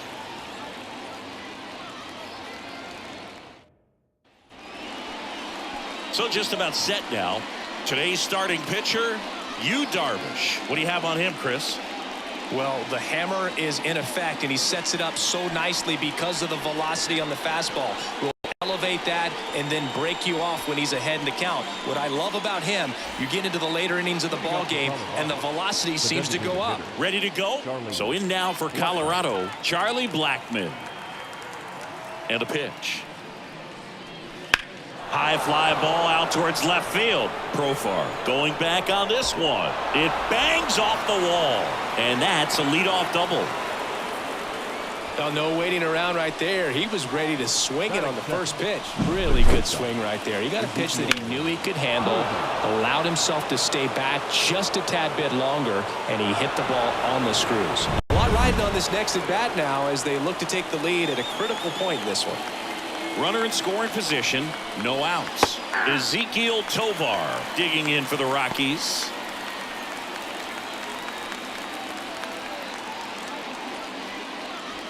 With the go-ahead run standing at second, and we're just getting started here in the top of the first. Strike on the inside corner. I got to call NLDS Game 4 here in 2022 at Petco Park, where the Padres knocked out their rivals, the LA Dodgers. The place was just nuts the entire game. Terrific fan support. Runs it up to 96 to record the punch out. Well, it gets talked about a lot, but a good high fastball in a two-strike situation, it's just become such a problem for hitters in more recent years. But with all of the emphasis by pitchers on developing that spin rate, having a good grip on the baseball, those high fastballs, they kind of look like to the hitter that they're rising, even though they're not, but they're not decreasing in velocity and spin rate, so very difficult to get the barrel on it.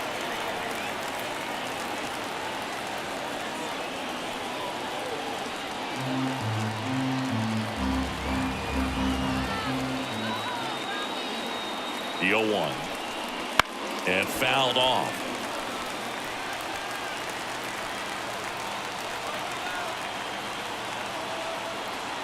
Oh, 2 now. Ball 1 there. Man, oh man, I don't know how you take that pitch. That's as close as it gets. Up the middle, Bogarts. And there are 2 outs.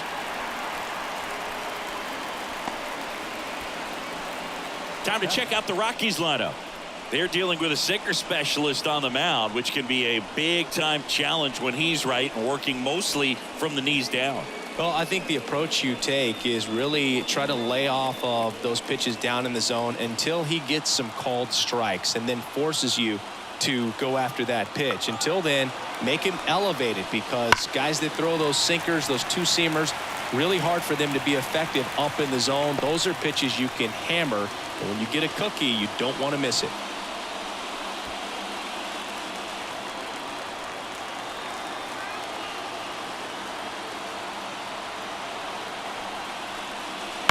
On the ground, Bogarts handles the chance, throws to first in time. 3rd out. So 1 left for Colorado, and now the Friars will get their first chance. No score. You're watching Major League Baseball on the show.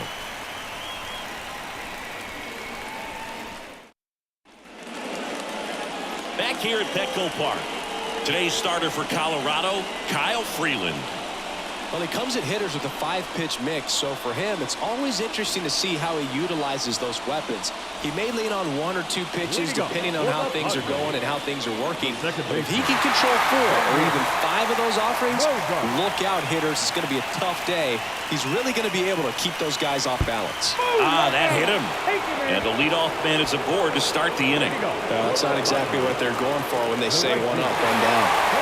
No outs, runner at first. Now it's the right fielder, Fernando Tatis Jr.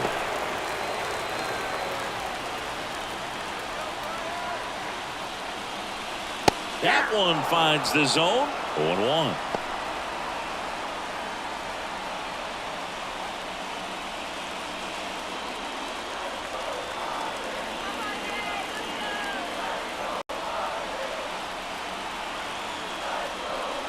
And that's in for a strike. With 2 strikes, may see some movement over there at first base, trying to stay out of the double play right here. Pitch misses. Going to count 1 and 2.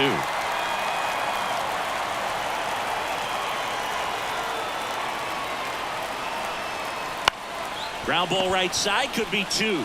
Flips it. That's 1. A 3-6-1 double play.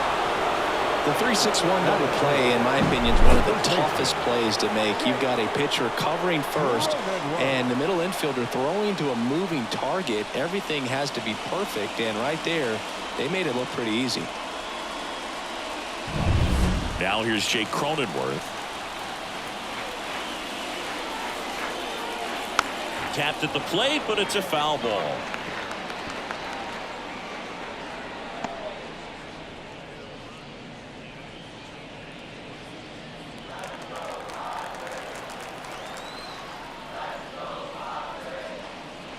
Fastball for a strike. And the count is 0-2. Well, as a hitter, you're hoping that the command on that sinker doesn't come until later in the ball game. But if that's how it's going to be all day, it's going to be a tough one for the offense. 2 down, nobody on. Foul ball still, a 1-2 count. And now the lefty. And down on strikes he goes. And good work there as he gets a 1-2-3. We played an inning, no score.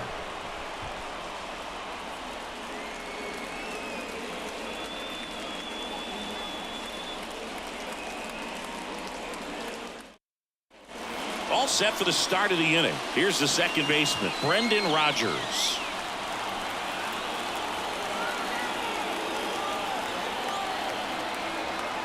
The pitch. Right through there for a strike. 0-1's the count.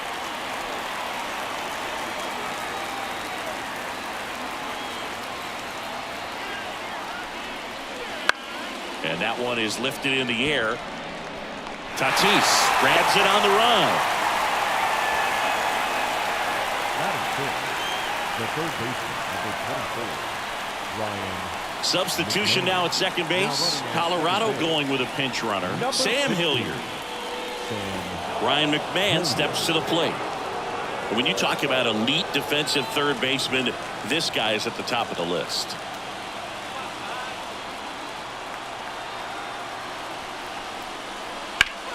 Bounced up the middle. Tosses to first, and that's an out. Not a bad outcome in that spot. The runner moves up to third, and now they have a chance to drive in the go-ahead run. It's not a hit, but at the end of the day, it's a good at bat, especially when you're playing extra innings. And now it's Elias Diaz.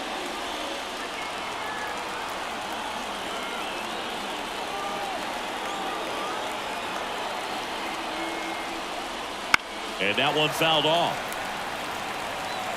No score yet, but a runner at third with 2 away.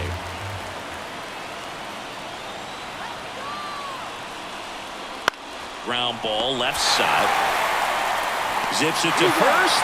Out number 3. The Rockies strand 1. We'll go to the bottom of the second. No score.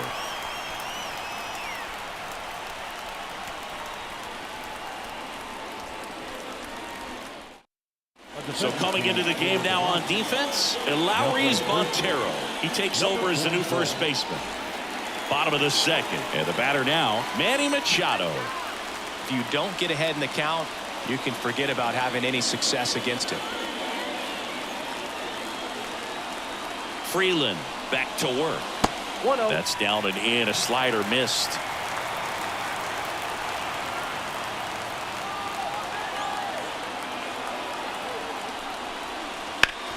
Up the middle. Rogers throws to first. That's 1 out, the bottom of the second. Not a bad outcome in that spot. The runner moves up to third, and now they have a chance to drive in the go-ahead run. It's not a knock, but at the end of the day, it's a good at bat. Stepping in for San Diego, Ha-Sung Kim. You talk about elite defensive players, especially in the middle of the diamond, and this guy is at the top of the list. Yeah, we go beyond just the fielding percentage and what it looks like, but the ability to have range and close holes that are normally there against an average defender. But this guy is special, and you can see it in his first step quickness. Turned on, but foul wide of third. And a pitch. Inside, almost got him. Winning run at third, 1 down. Bottom half of inning number 2.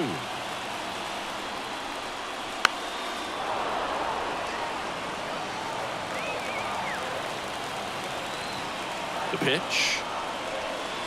Got him looking. Huge strikeout there. I don't know what he's looking for right there. You have to be ready to swing the bat. You can walk it off if you're just a little more aggressive.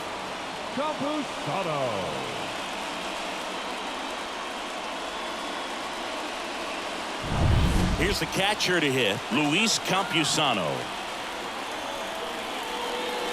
In there at the knees.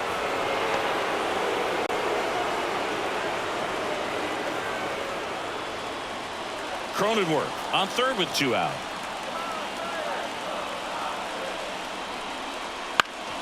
Ground ball up the middle, and that chance handled. Tosses to first. 3 up, 3 down, inning over. Padres leave 1. We'll move to the third with no score.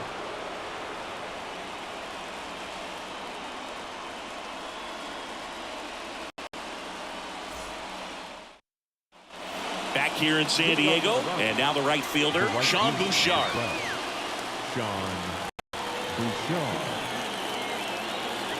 And he deals. Slice the other way and foul.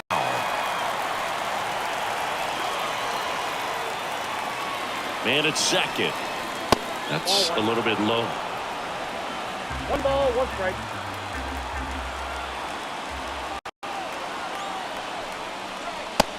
Big swing and a miss. Good late sink on that fastball. Out of the hand, looks so good, and then by the time it gets in the hitting zone, hard to get the barrel to it. The pitch. Not close with that one. The count now 2-2.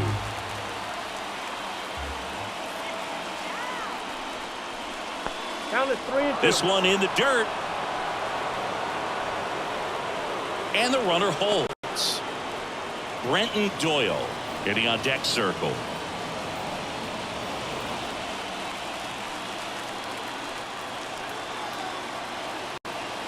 Payoff pitch. This one popped up right side. Cronenworth sizes this one up. He's got it. Runner tags at second. Save! No.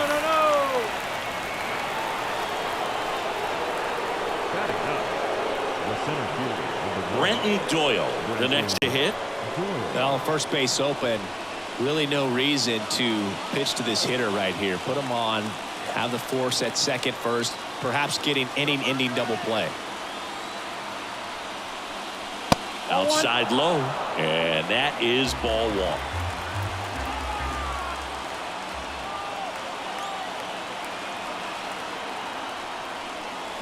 Strike 1.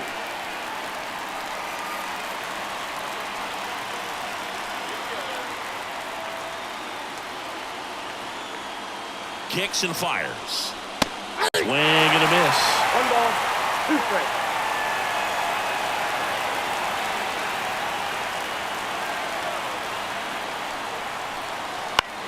Swing and a ball lifted left field. Profar has a beat on it. Squeezes it. Here comes the runner from third. The throw's offline. He's safe.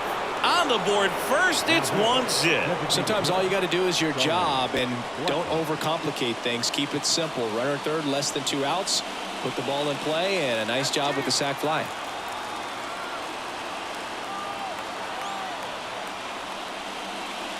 Blackman at the plate and takes high there. He didn't want to give up that run, but he did. Got the fly ball, sac fly out. Now it's time to attack these other guys. Get your team back in the dugout. The 1-0. Ball, that's low. Looks like he's being a little cautious with him in this at bat after doubling the first time up. Doesn't want to make another mistake. 1 run across in the frame so far. We're here in the top half of inning number 3. In the air out towards right center. Sizing this one up.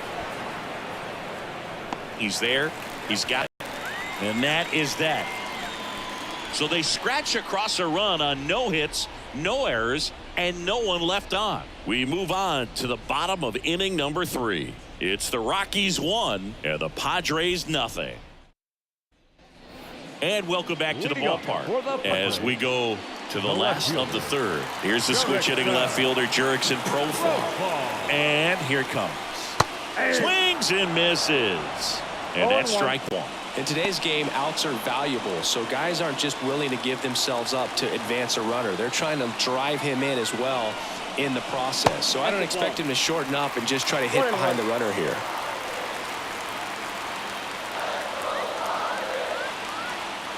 Here comes a pitch. There's a swing and a miss. 1 ball, 2 strikes.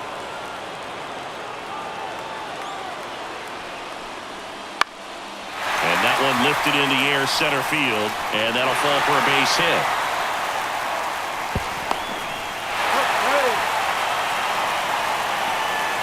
So they hold the runner at third, wanting to play it safe. Think that comes back to bite him? Boy, it's hard to say. That runner on second to start extras is critical, and you want to make sure you don't waste him. If they don't score this inning, there'll be some second guessing for sure. So runners at the corners, nobody out. Matthew Batten, the next up for the Padres. Fouled off down the right side.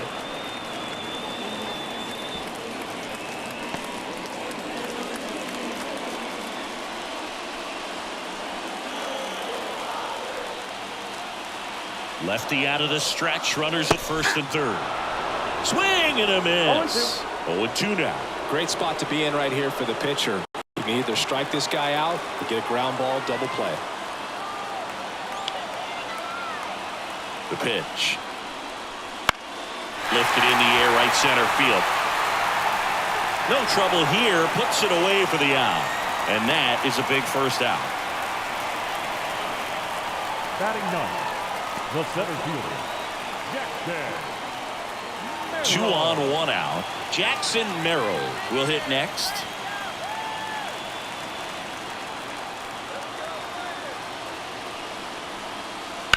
The other way. Now it rolls down into the corner. Now the throw comes in. Runner holds it third. Such great concentration.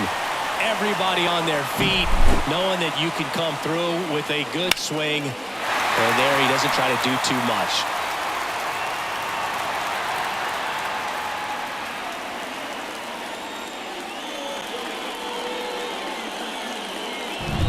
Now Xander Bogaerts gets a chance to hit. Golden opportunity right here. First pitch misses. Counts 1-0.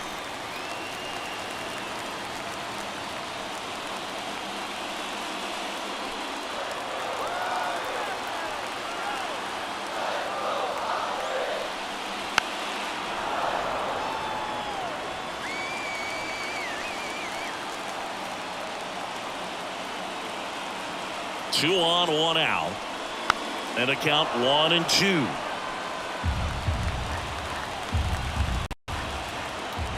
Kicks and deals. Line drive down the line, and it's foul. And a 1-2 again. Lifted in the air down the left side. He's got it, and there's 2 away. Just pulled off of it a little bit right there. That front shoulder coming open instead of staying closed. If he does that, he's going to be able to go up the middle the other way with some authority instead of fly out to left. And the batter will be Fernando Tatis Jr. He hit into a double play his first time up. Bounding ball here, rolls foul. The winning run at third here in the last half of the third. Swings and misses. Slider right there. Swing and a miss, struck him out. That ends the inning and stops things from getting out of hand. Well, this guy competes hard. We see the emotion there. I love it. Great job of getting out of the jam.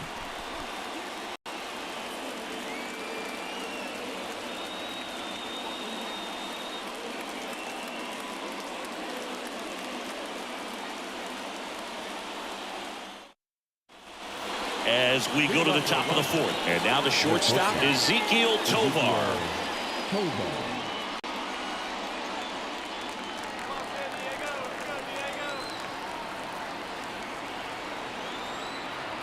And the pitch. In for a strike. And it's 0-1.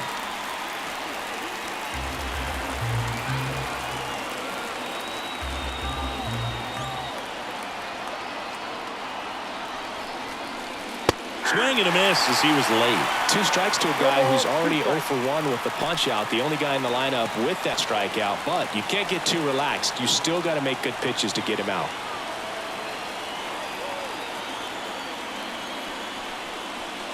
And a swing and a miss. That's the first out in the top of the fourth. Well, that at bat seemed to be over as soon as it started. 3-pitch strikeout. You've got to be better at the plate right there. At least to foul something off, extend that at bat. Now here's Nolan Jones.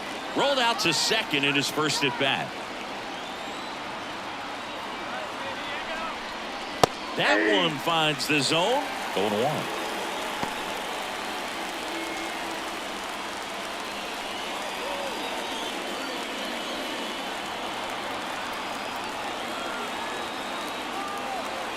Righty delivers.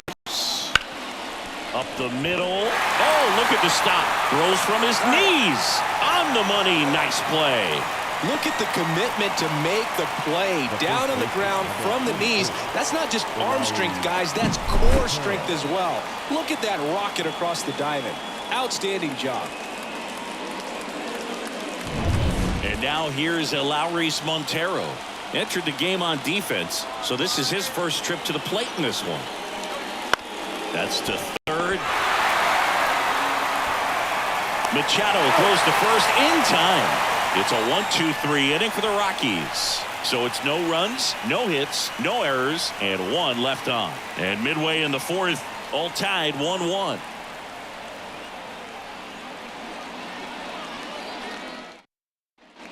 And we're back.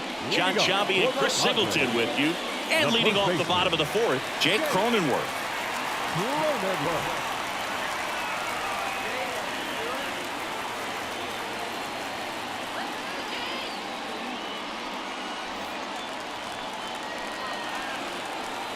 As the lefty gets to work, runner takes off for third. Strike in there, and the throw out at third.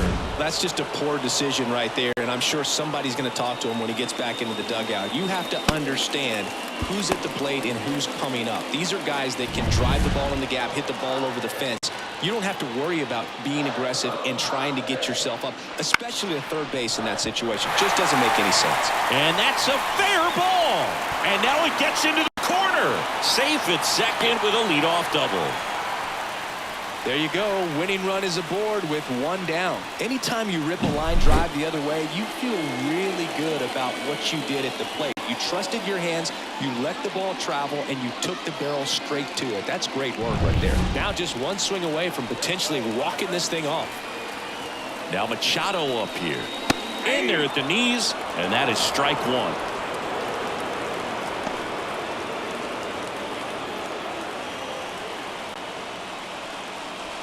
Winning run at second with one away. We're here in the bottom of the fourth.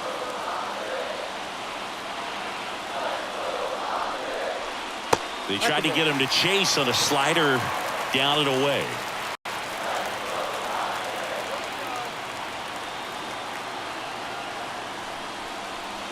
Swing and a miss. 1 and 2. 2 strikes.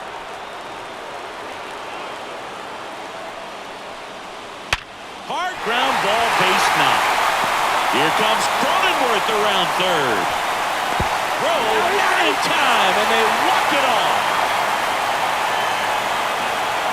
Well, you come to the ballpark hoping you'll see something special that day, whether you're a player or a fan. A walk-off win, nobody forgets that. A memorable moment that will be logged in the backs of the minds of everybody that witnessed this here today. And your final score here today, 2-1. For Chris Singleton and our entire outstanding crew here at MLB The Show, I'm John Schaub. Thanks for joining us.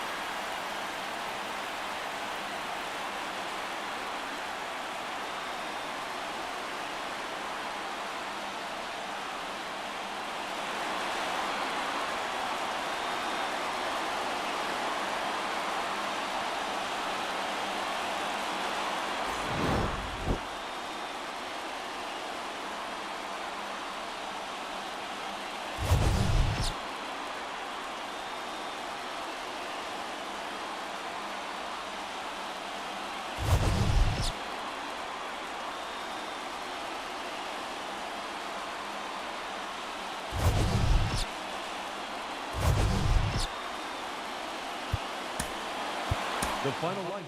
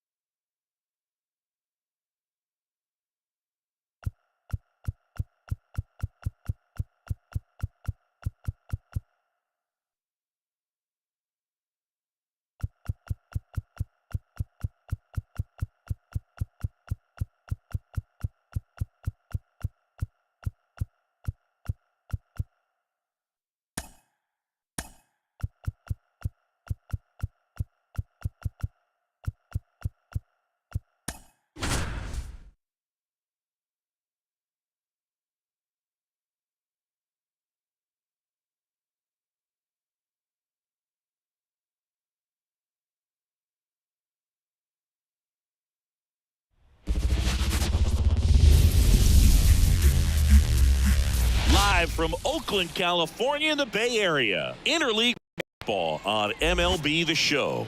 It's the Los Angeles Dodgers going up against the Oakland Athletics.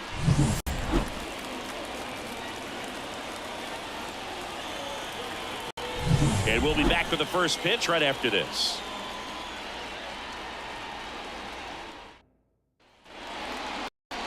Just about set to go now. Getting the nod on the mound, number 38. What should we keep an eye on here? Well, there are going to be a lot of balls in play because of the ground ball rate. Important that the defense stays engaged in the game. I think it's critical. Tempo is there. If you work quickly, it helps the fielders behind you to stay engaged, to make those plays, and help you get through the innings. All right, ready to go here. And at the plate for the Dodgers, Mookie Betts.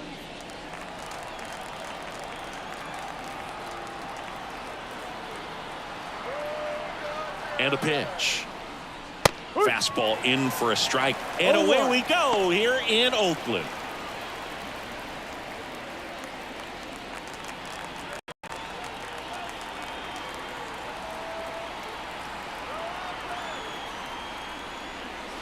Next pitch is outside. 1 ball, 1 strike.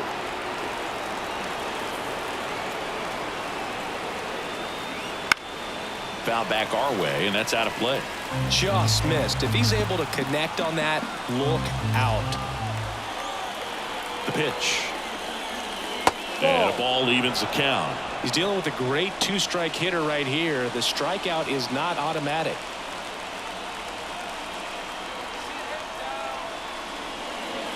Wouldn't chase that time. Freddie Freeman waiting to bat for the Dodgers.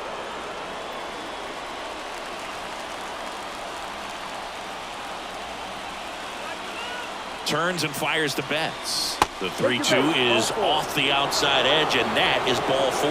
Oh, he earned his trip to first right there. It's not easy laying off pitches that just miss the zone like that. And it's a real discipline as well. He's put a lot of work into that aspect of his game, and it paid off right there. Freddie Freeman in the box lays off for ball 1. Betts on at first, nobody out. And a swing and a miss. 1-1.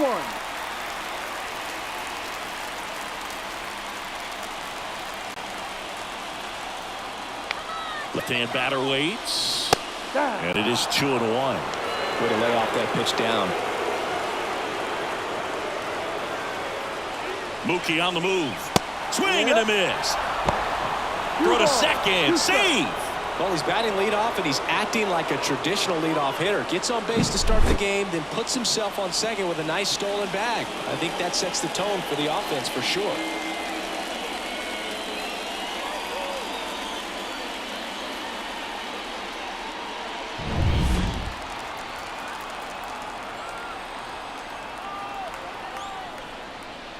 And another ball. Will Smith up next for the Dodgers. Go-ahead run in scoring position. Nobody out. And we're just getting started here in the top of the first. Ground ball to the right side. Noda takes it himself. 1 out in the top of the first. Time now for Dave Roberts' lineup for the Los Angeles Dodgers. This is a veteran-led lineup right here. A lot of players with plenty of experience, Singy. Yeah, no doubt about that, Boog. These players have been around the game for a long time, and they may not have the flash that they once did, but they've got the wisdom to be able to understand different situations, be able to think with the opponent and sometimes in front of the opponent.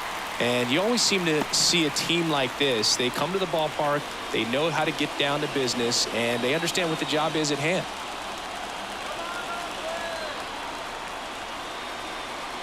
Here's the 0-1. That's towards center. Makes the grab. Runner tags from third. Play at the plate. Safe. And they take the lead. Well, that's a quality at bat right there. You know the situation. You need something in the air and deep enough, and that's exactly what he did. Good pass to the baseball. Muncy digs in.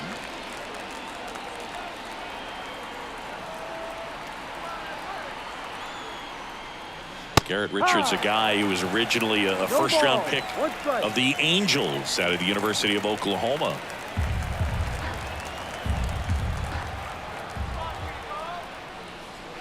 Gets him to chase after that one. He finds himself in a tough situation early. Just got to try to simplify it. Take a knock the other way if you can. 2 outs. Got him looking. That's a strikeout. So they scratch across a run on no hits, no errors, and no one left on. On to the bottom of the first. It's the Dodgers 1 and the A's nothing. Back here in the East Bay. And starting in this one, Shohei Ohtani. He's got that splitter, and it's a pitch that swings and misses, come fast, and they come often. Very difficult to pick up out of his hand. Bottom of the first. Now a chance for Ryan Noda. Well, as a hitter, you don't want to be part of a team that was no hit. I mean, that's embarrassing, man. So this guy right here, he's looking to do anything he can in this leadoff at bat to make it tough. Fastball for a strike. It's 0-1.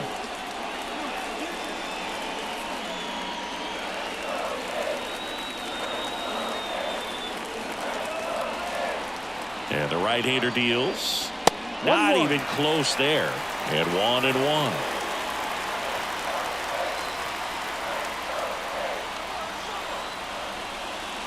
Wouldn't chase that time. Well, an interesting situation. One swing you can tie up the ball game, but if you're patient and work a walk, then you bring the game-winning run to the plate. That one drifts inside. Boog, he never moved because he never had time to. With that kind of velocity, you'd prefer that pitcher work away. The 3-1. Now this is in the air down the line. Hernandez ranging after it. And there's one away. And time now to check out the A's lineup. They're dealing with a top-level arm on the mound, so this figures to be a tough matchup for them. What's the key to the offense today, Singy? Well, Boog, I think when you got a guy that's this talented on the mound, you got to find ways to disrupt his rhythm, make him uncomfortable a little bit. The guys that can handle the bat and perhaps, bunt for a base hit, get him moving off the mound. If you're in the box and he seems to be just in a flow, step out, mess up his timing, somehow try to get in his head a little bit. And then when he does come in the zone, you may only get one pitch. You better not miss it. One down, base is empty. And that clips the inside corner. And Singy, as a team, you need to make the most of the very few opportunities he's going to give you, right? Absolutely. And if you don't get to guys like this a lot of times early, once they really settle in, it's going to be the later innings that they hand that ball over. Had him way out front of the slur. He came out of his mechanics there. Typically likes to shoot the ball the other way, but that time a little anxious.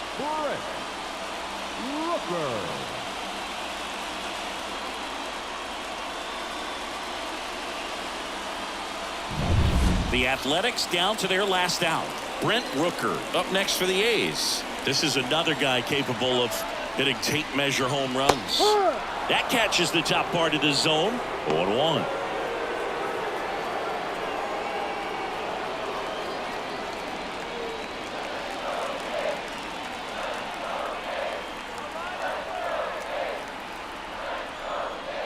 And that's in the dirt.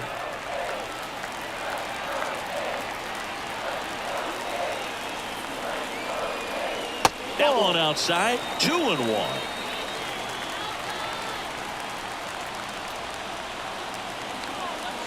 And the righty deals. They're down to their final strike. 2-2. The Athletics down to their final strike. That one just misses. Seth Brown waiting for a turn at the plate.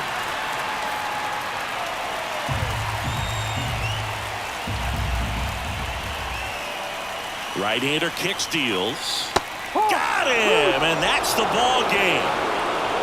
Well, this one was all about the pitching and defense. Outstanding job of the pitchers, really attacking hitters, trusting what the catcher was putting down, and trusting the players standing behind him to make the plays defensively. Sometimes you want to see a high-scoring game, but sometimes you can appreciate the artistic beauty of what these pitchers did on the mound today. The final 1-0. Dave Roberts and company celebrate in the dugout. For Chris Singleton and our entire outstanding crew here at MLB The Show, I'm John Shambi. We'll see you soon.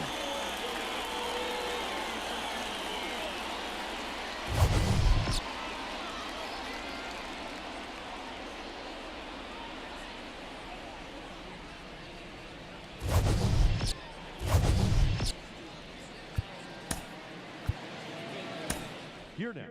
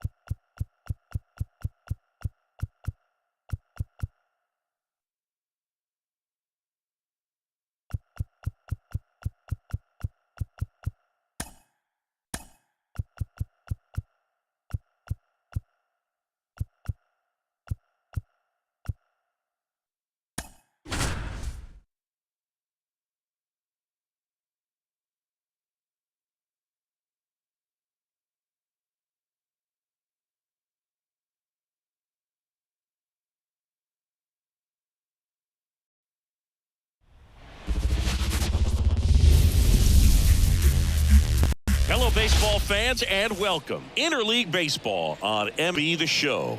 It's the New York Mets and the Los Angeles Angels.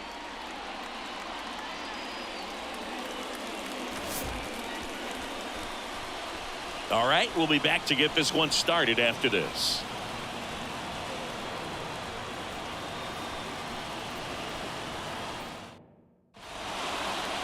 Just about to get underway and getting to start.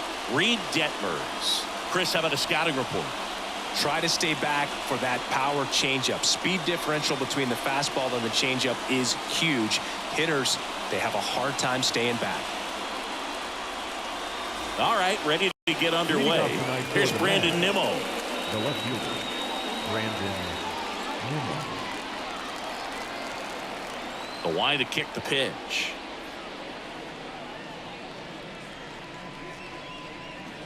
That one finds the zone, and we're underway. First pitch, 7 o'clock.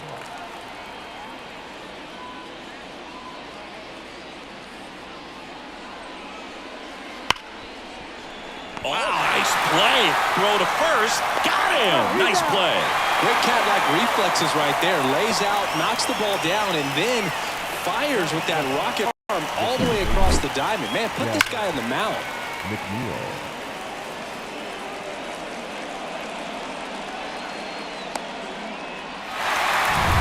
Jeff McNeil stands in.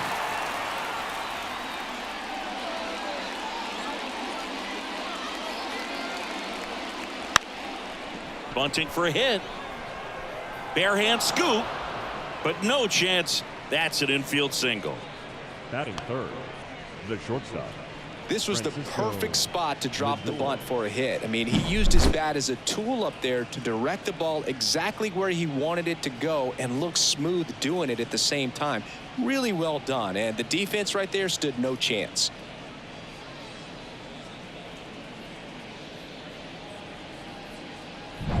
Here's Francisco Lindor, a switch hitter batting right. Swing and a miss. 0-1 the count.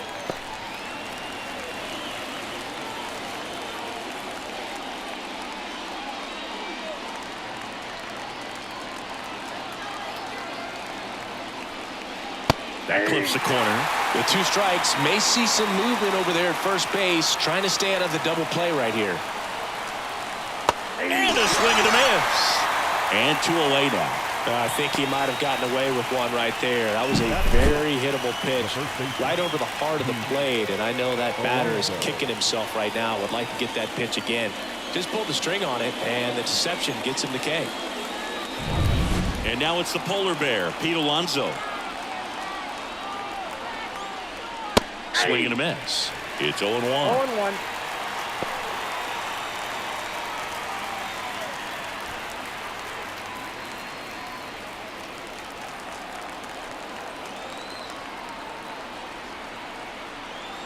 Two outs.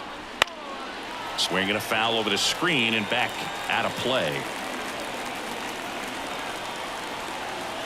And the 0-2. Fights it off. He'll see another.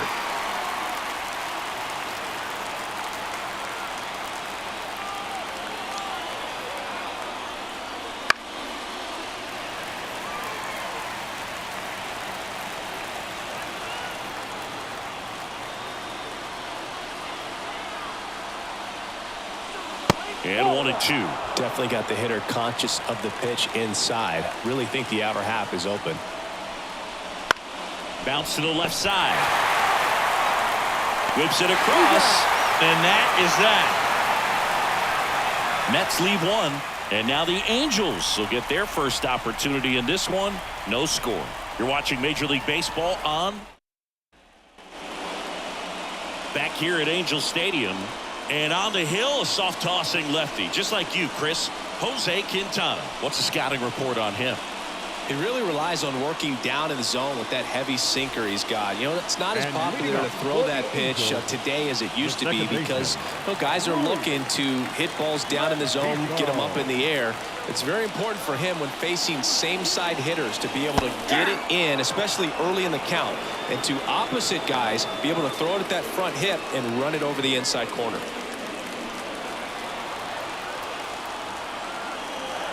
And now the lefty.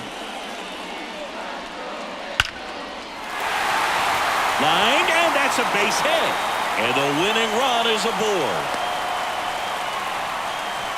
Everything came together perfectly for him right there. Fastball pretty much middle, and that's what you fall asleep dreaming about as a hitter. So no surprise he put a great swing on it. No outs, runner at first.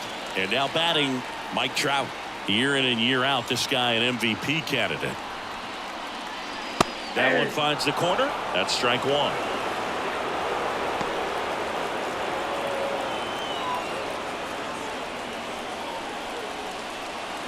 Rengifo gets his lead at first with nobody out.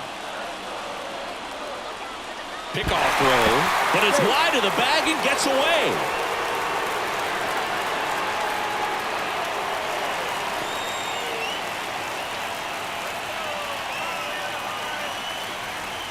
This guy's got good power. With one swing, he can win it for him.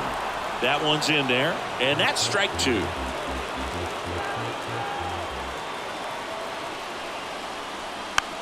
Roll to short, could be two. Lindor flips for one. Throw to first, but he beat it. Batting third, the designated hitter, Brandon Drury to the plate.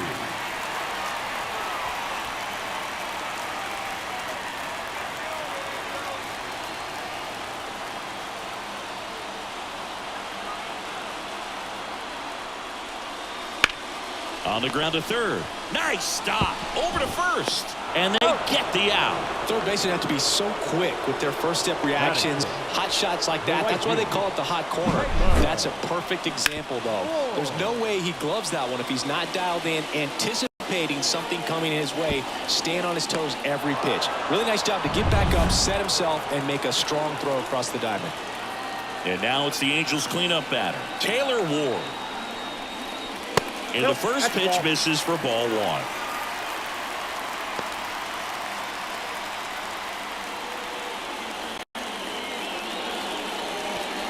Two outs and one in scoring position. That's inside. Well, he's so great about hitting the ball the other way. He gets those arms extended. So right there, just trying to straighten him up a little bit so he doesn't have as much outside plate coverage.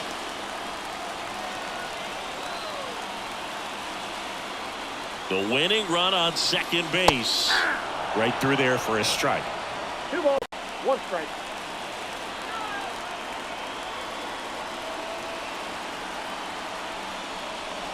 That clips the corner.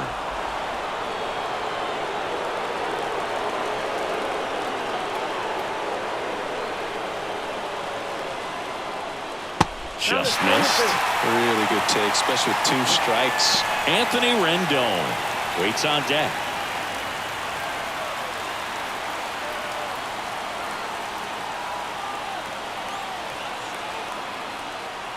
And a pitch.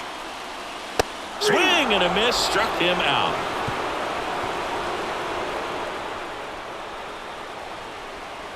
He wears the emotion on the sleeve, but that's okay as long as he's getting results. And right there, thrilled with the punch out to get out of a jam.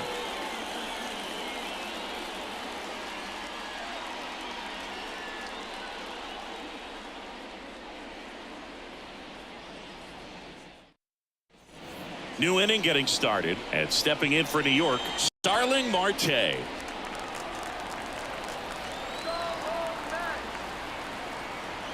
Detmers back to work. No. Ball one on a pitch inside.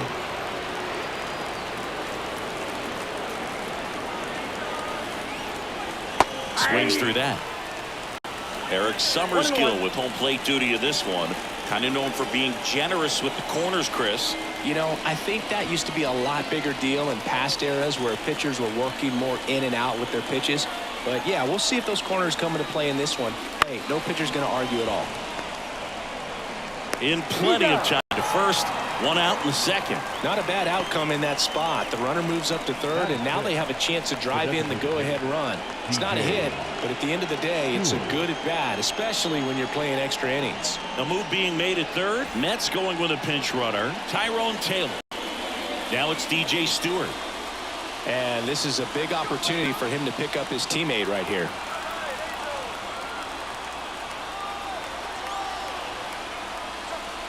Wouldn't chase that time. Activity in the bullpen.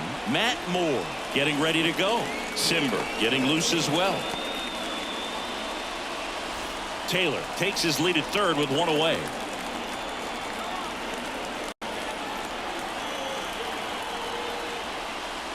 Next offering in there for a strike. And it's 1-1.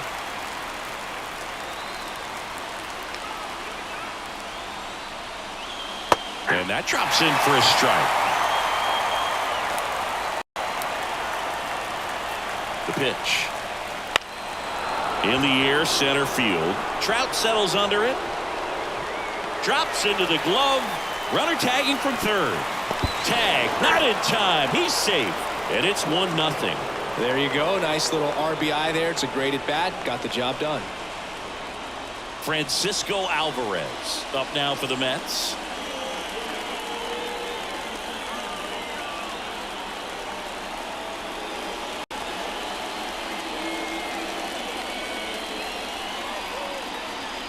Swing and a miss. He didn't want to give up that run, but he did. Got the fly ball, sac fly out. Now it's time to attack these other guys. Get your team back in the dugout.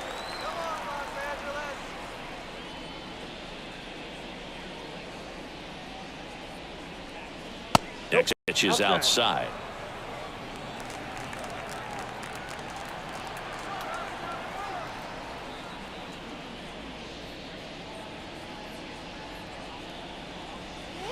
And a breaking ball drops in for a strike.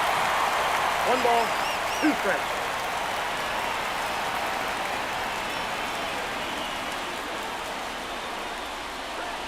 And a swing and a miss. And that's that. So they scratch across a run on no hits, no errors, and no one left on. Now to the bottom of the second. It's the Mets 1 and the Angels nothing.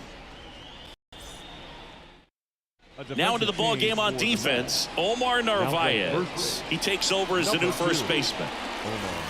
Back in Anaheim, bottom of the inning, and now the veteran third baseman, Anthony Rendon. Oh, how he'd love to walk it off right here. And a pitch. That's a strike, and it's 0-1. Well, this situation with the runner on second, you've got to get him up to third. Think back up to middle or to right field.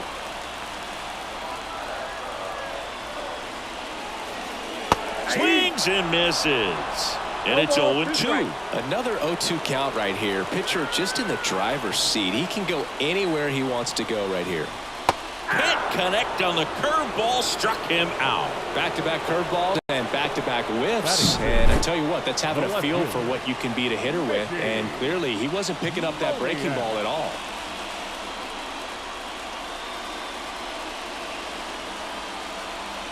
Looks like we've got a substitution at second. Here's the Angels pinch runner, Joe Adell. Now the left fielder, Mickey Moniak.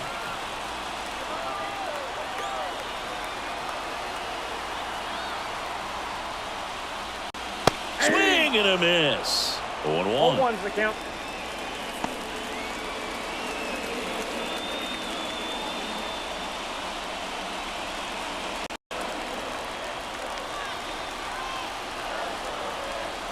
The pitch. Foul back our way, and that's out of play. With the tying run at second, the home team trying to pull it out. And Oh, that's that's off off the plate. the inside edge. And it's 1-2.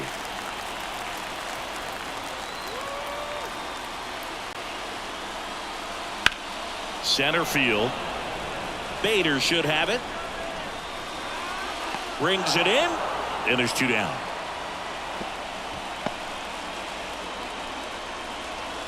Batting 7, the catcher, Logan O'Hoppe.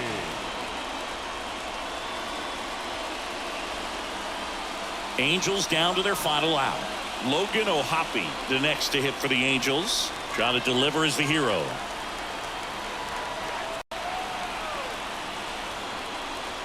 Off the mark there, and that's ball 1. Trying to close out a 1-run lead, bottom half of inning number 2.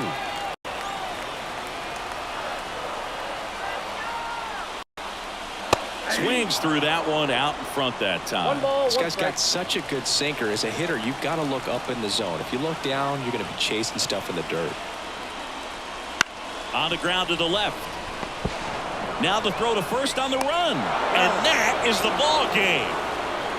Well, this one was all about the pitching and defense. Outstanding job of the pitchers, really attacking hitters, trusting what the catcher was putting down, and trusting the players standing behind him to make the plays defensively. Sometimes you want to see a high-scoring game, but sometimes you can appreciate the artistic beauty of what these pitchers did on the mound today.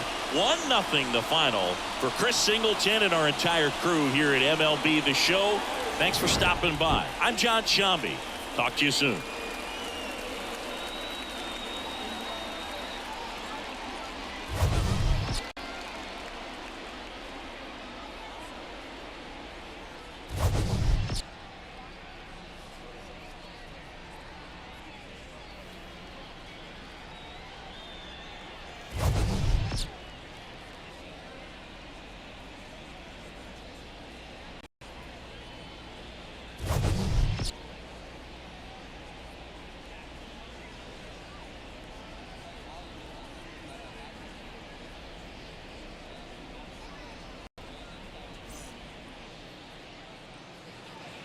The final line score for our ball game tonight: for the victorious New York Mets, 1 run on just 1 hit, no errors. They left 1 runner on base. For the Angels, no run, just 1 hit, no errors. They left 2 runners on base. Time of the ball game, a swift 2 hours and 19 minutes. Thank you for joining us here tonight. And we remind you to please drive home safely.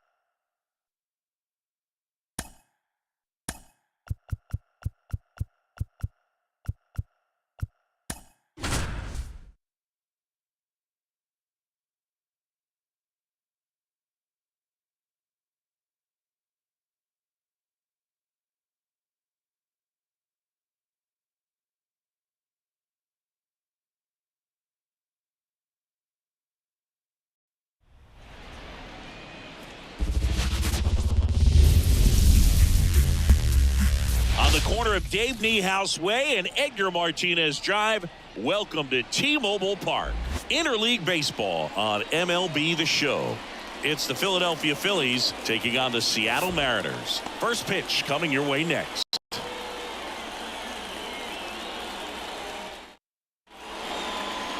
Coming up on the first pitch, today's starting pitcher, Luis Castillo. What's the word on him? try to stay back for that power changeup. Speed differential between the fastball and the changeup is huge. Hitters, they have a hard time staying back. Ready to go now. So digging in now for Philadelphia, Kyle Schwarber. First pitch doesn't find the zone.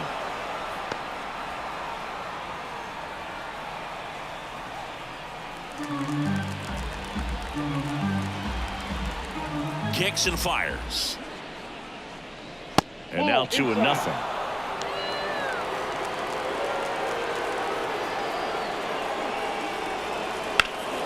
On its way to the corner. And it's off the wall, but foul. The 2-1. Swing and a miss as he was out front that time. Swings and misses, struck him out. Some high cheese for strike 3. With that kind of velocity, an elevated fastball, even if it's still in the strike zone, can be tough for hitters to get on top of. Here's Turner now.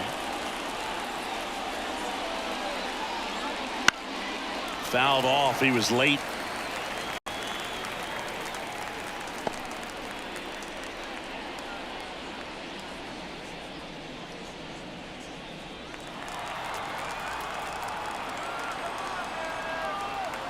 The pitch. There's the strike. 95 of that one.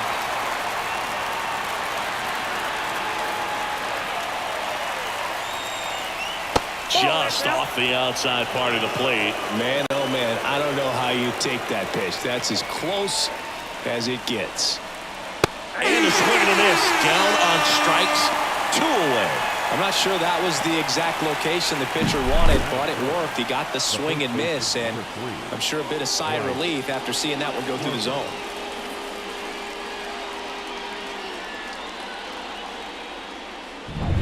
And now here is Harper.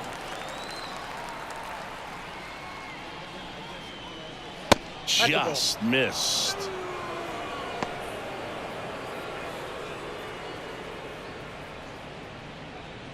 Two out, space is empty.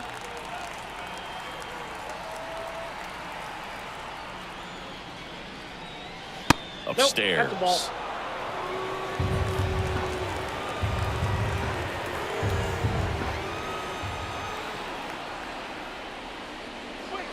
That one misses, and it's 3-0. Nick Castellanos next to bat for Philadelphia.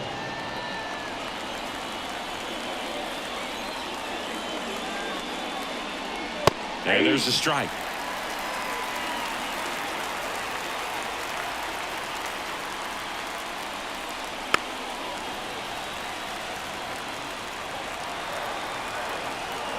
Two down, nobody on. Fouled off again, and it remains 3-2. The wind of the pitch. Got it. Strikes out the side to begin the game. What a start. Down quickly go the Phillies. Now it'll be the M's turn. No score. Back after this on the show.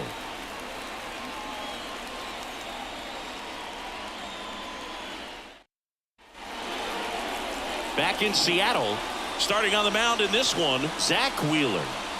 Power pitcher. He's going to speed you up with the fastball velocity, and out of his hand will explode the breaking ball. Very difficult for hitters to keep that front side closed and hit the ball the other way, because they know if they're not ready to pull the trigger, the fastball will beat them. Bottom of the first. Here's the shortstop at the plate, J.P. Crawford. The wind and the pitch. Fought off foul. The 0-1. Hit in the air, left field. Marsh moves under it. Makes the catch, and there's one gone. Now Scott Service lined up for the Seattle Mariners. They're dealing with a top-level arm on the mound, so this figures to be a tough matchup for them. What's the key to the offense today, Singy? Well, Boog, I think when you got a guy that's this talented on the mound, you got to find ways to disrupt his rhythm, make him uncomfortable a little bit. The guys that can handle the bat and perhaps, bunt for a base hit, get him moving off the mound. If you're in the box and he seems to be just in a flow, step out, mess up his timing, somehow try to get in his head a little bit. And then when he does come in the zone, you may only get one pitch. You better not miss it. Strike two. And Singy, as a team, you need to make the most of the very few opportunities he's going to give you, right? Absolutely. And if you don't get to guys like this, a lot of times. And a swing and a miss. Now 2 away. And Chris, that's a way to neutralize his speed by keeping him off base. And the defense breathes a sigh of relief because he puts pressure on everyone if he can put the ball in play. But that's how you do it. Keep him off balance, get him out of there, and deal with the next guy. The batter now, Jorge Polanco. Right through there for a strike. 0-1.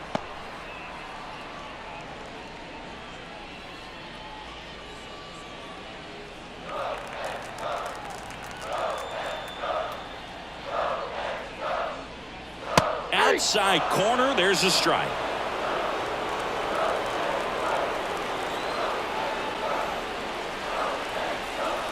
Gets a piece, and it stays 0-2.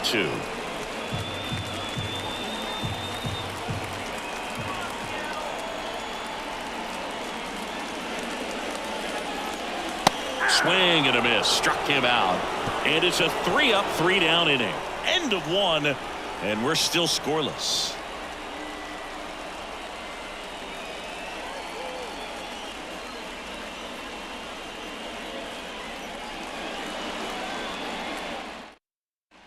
Back at T-Mobile Park, second inning set to go. Nick Castellanos at the plate now. Man at second, nobody out. Chris, certainly one of the things in his head is trying to get the runner over. Yeah, the way that we see the game played today, though, guys are not sacrificing as much just to get that runner across. They're really looking at doing damage. Slugging is the name of the game.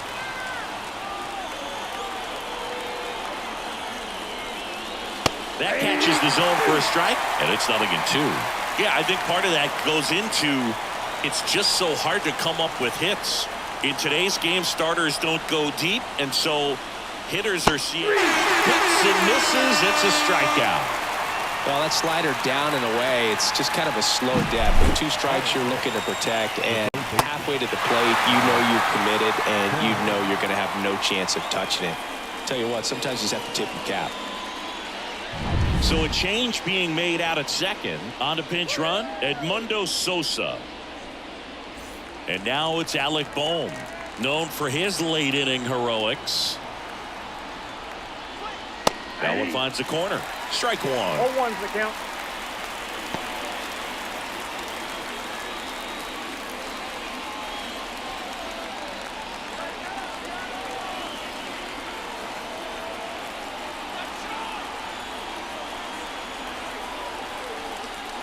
There's a strike. Meanwhile, activity in the bullpen. Carlos Vargas appears to be getting ready for manager Scott's service. Vogt also getting ready. 1 out. The go-ahead run is at second. Here at the top of the second.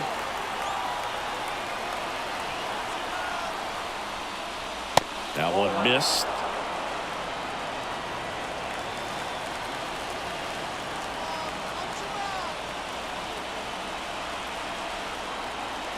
Phillies fans want a strikeout. Good job to fight that one off.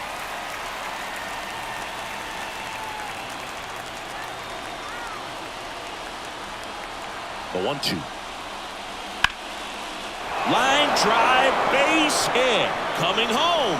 Here comes the throw. He'll score, and the Phillies take the lead. 1-0. Well, there you go. The RBI machine. Another clutch run scoring at bat. Yeah, he's been so good in these situations. Call it clutch if you want, but his resume speaks for itself. This is Bryson Stott.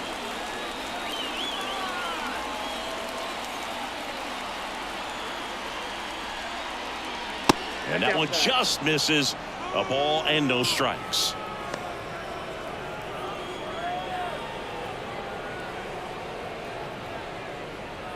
Boom. Over at first with one away.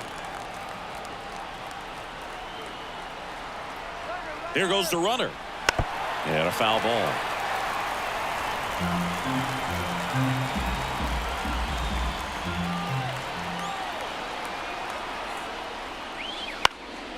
Swing and a ball lifted to center field. Makes the catch for the out. 2 away down.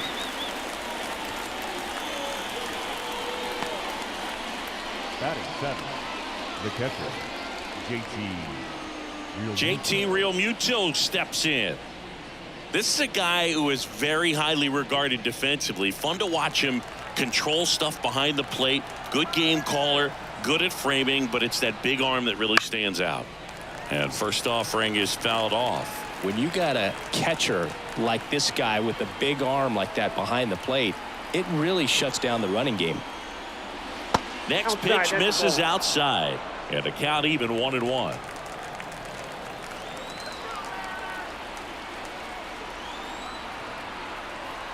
And he deals.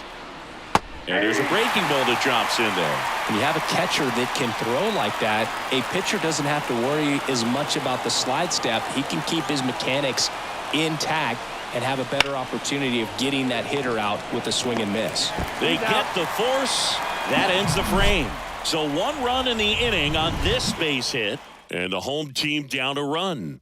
It's Major League Baseball, and it's on the show.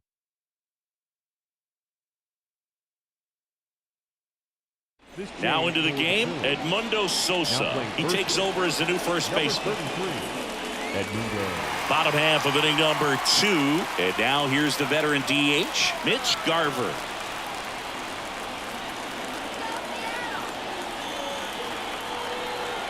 Wheeler back to work. Ground ball to Bohm. Sends it across to first. Leadoff man retired here in the second.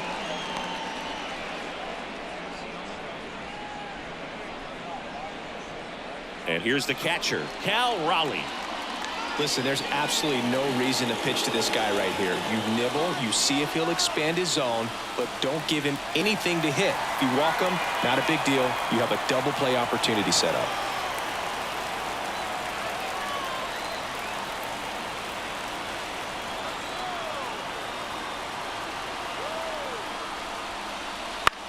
And that one is lifted in the air. He's under it. Brings it in. And there's 2 down. That's a really nice play, ranging back into the outfield for that catch. We all know those can be a little tricky, especially if the wind's swirling around out there. So last chance for the Mariners. Ty France up next for the Mariners. Trying to deliver as the hero.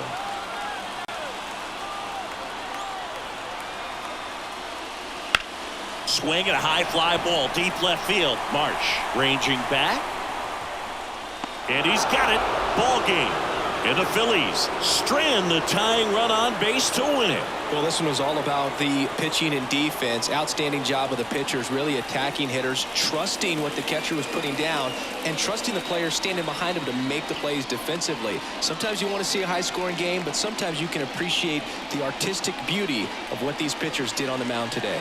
And a 1-0 final score here in this one. For Chris Singleton and our entire outstanding crew, I'm John Shambi saying so long from T-Mobile Park in Seattle.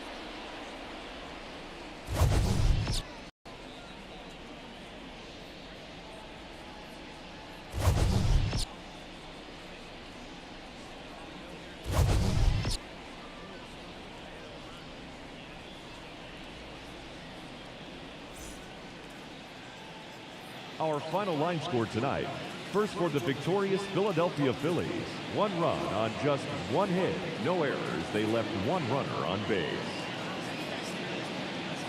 For the Mariners, no runs on no hits. No errors. They left 1 runner on base. Time of the ball game, 2 hours and 20 minutes. Thank you for joining us here this evening. We remind you to please drive home safely.